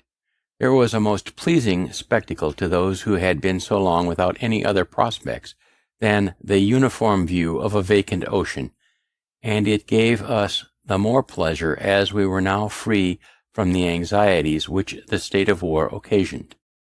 I set out immediately with my son for London, and we only stopped a little by the way to view Stonehenge on Salisbury Plain, and Lord Pembroke's house and the gardens, with his very curious antiques, at Wilton. We arrived in London the 27th of July, 1757. As soon as I was settled in a lodging Mr. Charles had provided for me, I went to visit Dr. Fothergill, to whom I was strongly recommended, and whose counsel respecting my proceedings I was advised to obtain. He was against an immediate complaint to government, and thought the proprietaries should first be personally applied to, who might possibly be induced by the interposition and persuasion of some private friends to accommodate matters amicably. I then waited on my old friend and correspondent, Mr. Peter Collinson, who told me that John Halsbury, the great Virginia merchant, had requested to be informed when I should arrive, that he might carry me to Lord Granville's, who was then president of the council, and wished to see me as soon as possible. I agreed to go with him the next morning. Accordingly, Mr. Halsbury called for me and took me in his carriage to the nobleman's, who received me with great civility, and after some questions respecting the present state of affairs in America, and discoursed thereupon, he said to me, "You Americans have wrong ideas of the nature of your Constitution. You contend that the King's instructions to his governors are not laws, and think yourselves at liberty to regard or disregard them at your own discretion. But those instructions are not like the pocket instructions given to a minister going abroad, for regulating his conduct in some trifling point of ceremony. They are first drawn up by judges learned in the laws. They are considered, debated, and perhaps amended in council, after which they are signed by the king. They are then, so far as they relate to you, the law of the land, for the king is the legislator of the colonies." I told his lordship this was new doctrine to me. I had always understood from our charters that our laws were to be made by our assemblies, to present it indeed to the king for his royal assent, but being once given, the king could not repeal or alter them. And as the assemblies could not make permanent laws without his assent, so neither could he make a law for them without theirs. He assured me I was totally mistaken. I did not think so, however, and his lordship's conversation having a little alarmed me as to what might be the sentiments of the court concerning us, I wrote it down as soon as I returned to my lodgings. I recollected that about 20 years before, a clause in a bill brought into Parliament by the ministry had proposed to make the king's instructions laws in the colonies, but the clause was thrown out by the Commons, for which we adored them as our friends and friends of liberty, till by their conduct towards us in 1765, it seemed that they had refused that point of sovereignty to the king only that they might reserve it for themselves. With his keen insight into human nature and his consequent knowledge of American character, he foresaw the inevitable result of such an attitude on the part of England. His conversation with Granville makes these last pages of the Autobiography one of his most important parts. After some days, Dr. Fothergill having spoken to the proprietaries, they agreed to a meeting with me at Mr. T. Penn's house in Spring Garden. The conversation at first consisted of mutual declarations of disposition to reasonable accommodations, but I supposed each party had his own ideas what should be meant by reasonable. We then went into consideration of our several points of complaint, which I enumerated. The proprietaries justified their conduct as well as they could, and I, the assemblies. We now appeared very wide and so far from each other in our opinions as to discourage all hope of agreement. However, it was concluded that I should give them the heads of our complaints in writing, and they promised then to consider them. I did soon after, but they put the paper into the hands of their solicitor, Ferdinand John Paris, who managed for them all their law business in their great suit with the neighboring proprietary of Maryland, Lord Baltimore, which had subsisted 70 years, and wrote for them all their papers and messages in their dispute with the assembly. He was a proud, angry man, and as I had occasionally in answers of the assembly treated his papers with some severity, they being really weak in point of argument and haughty in expression, he had conceived a mortal enmity to me, which, discovering itself whenever we met, I declined the proprietary's proposal that he and I should discuss the heads of complaint between our two selves, and refused treating with anyone but them. They then, by his advice, put the paper into the hands of the Attorney and Solicitor General for their opinion and counsel upon it, where it lay unanswered a year, wanting 8 days, during which time I made frequent demands of an answer from the proprietaries, but without obtaining any other than that they had not yet received the opinion of the Attorney and Solicitor General. What it was when they received it, I never learnt, for they did not communicate it to me, but sent a long message to the assembly, drawn and signed by Paris, reciting my paper, complaining of its want of formality, as a rudeness on my part, and giving a flimsy justification of their conduct, adding that they should be willing to accommodate matters if the assembly would send out some person of candor to treat with them for that purpose, intimating whereby that I was not such. Want of formality or rudeness was, probably, my not having addressed the papers to them with the assumed titles of true and absolute proprietaries of the province of Pennsylvania, which I omitted, this not thinking it necessary in a paper, the intention of which was only to reduce to a certainty by writing what in conversation I had delivered viva voce. But during this delay, the assembly having prevailed with Governor Denny to pass an act taxing the proprietary estate in common with the estates of the people, which was the grand point in dispute, they omitted answering the message. When this act, however, came over, the proprietaries, counselled by Paris, determined to oppose its receiving the royal assent. Accordingly, they petitioned the king in council, and a hearing was appointed in which 2 lawyers were employed by them against the act, and 2 by me in support of it. They alleged that the act was intended to load the proprietary estate in order to spare those of the people, and that if it were suffered to continue in force, and the proprietaries, who were in odium with the people, left to their mercy in proporting the taxes, they would inevitably be ruined. We replied that the act had no such intention, and would have no such effect, that the assessors were honest and discreet men under an oath to assess fairly and equitably, and that any advantage each of them might expect in lessening his own tax by augmenting that of the proprietaries was too trifling to induce them to perjure themselves. This is the purport of what I remember as urged by both sides, except that we insisted strongly on the mischievous consequences that must attend a repeal, for that the money, £100,000, being printed and given to the king's use, expended in his service, and now spread among the people, the repeal would strike it dead in their hands, to the ruin of many, and the total discouragement of future grants, and the selfishness of the proprietaries in soliciting such a general catastrophe, merely from a groundless fear of their estate being taxed too highly, was insisted upon in the strongest terms. On this, Lord Mansfield, one of the council, rose, and beckoning me, took me into the clerk's chamber, while the lawyers were pleading, and asked me if I was really of the opinion that no injury would be done the proprietary estate in the execution of the act. I said certainly. Then, says he, you can have little objection to enter into an engagement to assure that point. I answered, none at all. He then called in Paris, and after some discourse, his lordship's proposition was accepted on both sides.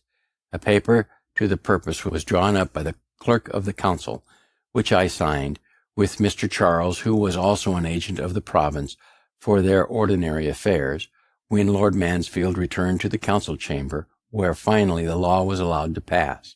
Some changes were, however, recommended, and we also engaged they should be made by a subsequent law, but the assembly did not think them necessary, for 1 year's tax having been levied by the act before the order of the council arrived, they appointed a committee to examine the proceedings of the assessors, and on this committee they put several particular friends of the proprietaries. After a full inquiry, they unanimously signed a report that they found the tax had been assessed with perfect equity. The assembly looked into my entering into the first part of the engagement as an essential service to the province, since it secured the credit of the paper money then spread over all the country. They gave me their thanks in form when I returned, but the proprietaries were enraged at Governor Denny for having passed the act, and turned him out with threats of suing him for breach of instructions which he had given bond to observe. He, however, having done it at the insistence of the general, and for his majesty's service, and having some powerful interest at court, despised the threats, and they were never put in execution. Appendix. Electrical Kite. To Peter Collinson, Philadelphia, October 19th, 1752. Sir, as frequent mention is made in public papers from Europe of the success of the Philadelphia experiment for drawing the electric fire from clouds by means of pointed rods of iron erected on high buildings, etc., it may be agreeable to the curious to be informed that the same experiment has succeeded in Philadelphia, though made in a different and more easy manner, which is as follows. Make a small cross of 2 light strips of cedar, the arms so long as to reach to the 4 corners of a large, thin, silk handkerchief, then extended. Tie the corners of the handkerchief to the extremities of the cross, so you have the body of a kite, which, being properly accommodated with a tail, loop, and string, will rise in the air, like those made of paper, but this, being of silk, is fitter to bear the wet and wind of a thunder gust without tearing. To the top of the upright stick of the cross is to be fixed a very sharp-pointed wire, rising a foot or more above the wood. To the end of the twine, next the hand, is to be tied a silk ribbon, and where the silk and twine join, a key may be fastened. This kite is to be raised when a thunder gust appears to be coming on, and the person who holds the string must stand within a door or window or under some cover, so that the silk ribbon may not be wet, and care must be taken that the twine does not touch the frame of the door or window. As soon as any of the thunderclouds come over the kite, the pointed wire will draw the electric fire from them, and the kite with all the twine will be electrified, and the loose filaments of the twine will stand out every way and be attracted by an approaching finger. And when the rain has wet the kite and twine so that it can conduct electric fire freely, you will find it streams out plentifully from the key on the approach of your knuckle. As this key, the file may be charged, and from electric fire thus obtained, spirits may be kindled, and all the electric experiments be performed, which are usually done by the help of a rubbed glass globe or tube, and thereby the sameness of the electric matter with that of lightning completely demonstrated. B. Franklin. From Father Abraham's Speech, 1760. The Way to Wealth. From Father Abraham's Speech, forming the preface to Poor Richard's Almanac for 1758. It would be thought a hard government that should tax its people 1/10 part of their time to be employed in its service, but idleness taxes many of us much more, if we reckoned all that is spent in absolute sloth, or doing of nothing, with that which is spent in the employments or amusements that amount to nothing. Sloth, by bringing on disease, absolutely shortens life. Sloth, like rust, consumes faster than labor wears, while the used key is always bright, as Poor Richard says. But dost thou love life? Then do not squander time, for that's the stuff life is made of, as Poor Richard says.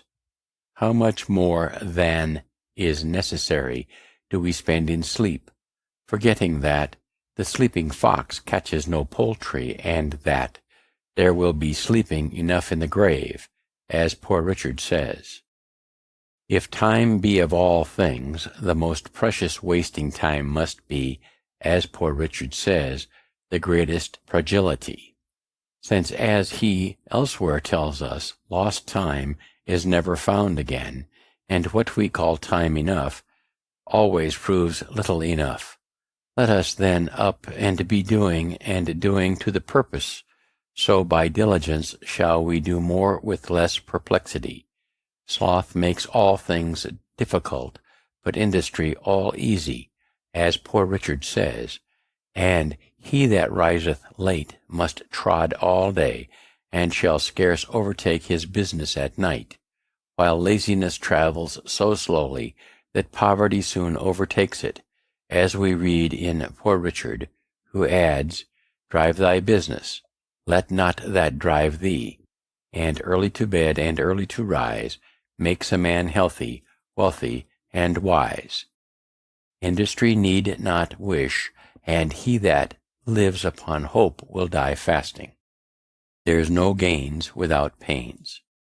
He that hath a trade hath an estate, and he that hath a calling hath an office of profit and honor. But then the trade must be worked, and the calling well formed, for neither the estate nor the office will enable us to pay our taxes. But though you have found no treasure, nor has any such relation left you a legacy, diligence is the mother of good luck, as Poor Richard says, and God gives all things to industry. One today is worth two tomorrow, and farther. Have you something to do tomorrow, do it today. If you were a servant, you would not be ashamed that a good master should catch you idle. Are you, then, your own master? Be ashamed to catch yourself idle. Stick to it steadily, and you will see great effects, for constant dropping wears away stones, and by diligence and patience the mouse ate into the cable, and little strokes fell great oaks. Methinks I hear some of you say, must a man afford himself no leisure? I will tell thee, my friend, what Poor Richard says. Employ thy time well, if thou meanest to gain leisure, and since thou art not sure of a minute, throw not away an hour. Leisure is time for doing something useful. This leisure the diligent man will obtain, but the lazy man never, so that, as Poor Richard says, a life of leisure and a life of laziness are two things. Keep thy shop, and thy shop will keep thee. And again, if you would have your business done, go. If not, send. If you would have a faithful servant, and when you like, serve yourself. A little neglect may breed great mischief, adding, for want of a nail, the shoe was lost, for want of a shoe, the horse was lost, and for want of a horse, the rider was lost, being overtaken and slain by the enemy, all for the want of care about a horseshoe nail. So much for industry, my friends, and attention to one's own business. But to these we must add frugality. What maintains one vice would bring up two children. You may think, perhaps, that a little tea or a little punch now and then, diet a little more costly, clothes a little finer, and a little entertainment now and then, can be no great matter. But remember what Poor Richard says, many a little makes a mickle. Beware of little expenses. A little leak will sink a great ship. And again, who dainties love shall beggars prove.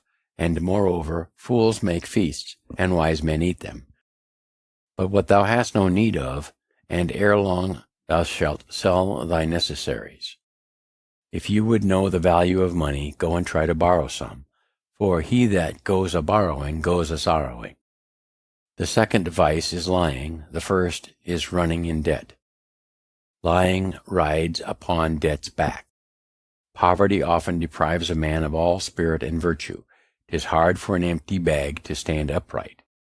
And now, to conclude, experience keeps a dear school, but fools will learn in no other, and scare in that, for it is true, we may give advice, but we cannot give conduct, as Poor Richard says. However, remember this, they that won't be counseled can't be helped, as Poor Richard says, and farther, that if you will not hear reason, she'll surely rap your knuckles. The Whistle. To Madame Brillian, Passé, November 10th, 1779. I am charmed with your description of paradise, and with your plan of living there, and I approve much of your conclusion that in the meantime we should draw all the good we can from this world. In my opinion, we might all draw more good from it than we do, and suffer less evil, if we should take care not to give too much for whistles, for to me it seems that most of the unhappy people we meet with are come to by neglect of that caution. You ask what I mean? You love stories, and will excuse my telling one of myself. When I was a child of 7 years old, my friends, on a holiday, filled my pockets with coppers. I went directly to a shop where they sold toys for children, and being charmed with the sound of a whistle that I met by the way in the hands of another boy, I voluntarily offered and gave all my money for one. I then came home and went whistling all over the house, much pleased with my whistle, but disturbing all the family. My brothers and sisters and cousins, understanding the bargain I had made, told me I had given 4 times as much for it as it was worth, put me in mind what good things I might have bought with the rest of the money, and laughed at me so much for my folly that I cried with vexation, and the reflection gave me more chagrin than the whistle gave me pleasure. This, however, was afterwards of use to me, the impression continuing on my mind, so that often when I was tempted to buy some unnecessary thing, I said to myself, "Don't give too much for the whistle," and I saved my money. As I grew up, came into the world, and observed the actions of men, I thought I met with many, very many, who gave too much for the whistle. When I saw one too ambitious for court favors, sacrificing his time and attendance on levees, his repose, his liberty, his virtue, and perhaps his friends, to attain it, I have said to myself, this man gives too much for his whistle. When I saw another, fond of popularity, constantly employing himself in political bustles, neglecting his own affairs and ruining them by neglect, he pays indeed, said I, too much for his whistle. If I knew a miser who gave up every kind of comfortable living, all the pleasure of doing good to others, all the esteem of his fellow citizens, and the joys of benevolent friendship, for the sake of accumulating wealth, poor man, said I, you pay too much for your whistle. When I met with a man of pleasure, sacrificing every laudable improvement of the mind, or of his fortune, to mere corporal sensations, and ruining his health in the pursuit, mistaken man, said I, you are providing pain for yourself instead of pleasure. You give too much for your whistle. If I see one fond of appearance, or fine clothes, fine houses, fine furniture, fine equipages, all above his fortune, for which he contracts debts and ends his career in a prison, alas, say I, he paid dear, very dear, for his whistle. When I see a beautiful, sweet-tempered girl married to an ill-natured brute of a husband, what a pity, say I, that she should pay so much for a whistle. In short, I conceive that the great part of the miseries of mankind are brought upon them by the false estimates they have made of the value of things, and by their giving too much for their whistles. Yet I ought to have charity for these unhappy people when I consider that, with all this wisdom of which I am boasting, there are certain things in the world so tempting, for example, the apples of King John, which happily are not to be bought, for they were put to sale by auction. I might very easily be led to ruin myself in the purchase, and find that I had once more given too much for the whistle. Adieu, my dear friend, and believe me ever yours very sincerely, with unalterable affection, B. Franklin. A letter to Samuel Mather. Passé, May 12th, 1784. Reverend Sir, it is now more than 60 years since I left Boston, but I remember well both your father and grandfather, having heard them both in the pulpit and seen them in their houses. The last time I saw your father, it was the beginning of 1724, when I visited him after my first trip to Pennsylvania. He received me in his library, and on taking leave, showed me a shorter way out of the house through a narrow passage, which was crossed by a beam overhead. We were still talking as I withdrew. He accompanied me behind, and I turned partly towards him, when he said hastily, "Stoop, stoop." I did not understand him, till I felt my head hit against the beam. He was a man that never missed an occasion of giving instruction, and upon this he said to me, "You are young, and have the world before you. Stoop as you go through it, and you will miss many hard thumps." This advice, thus beat into my head, has frequently been of use to me, and I often think of it when I see pride mortified and misfortunes brought upon people by their carrying their heads too high. B. Franklin. If you like the video, put a like, subscribe to the channel, and click on the bell to not miss our new videos.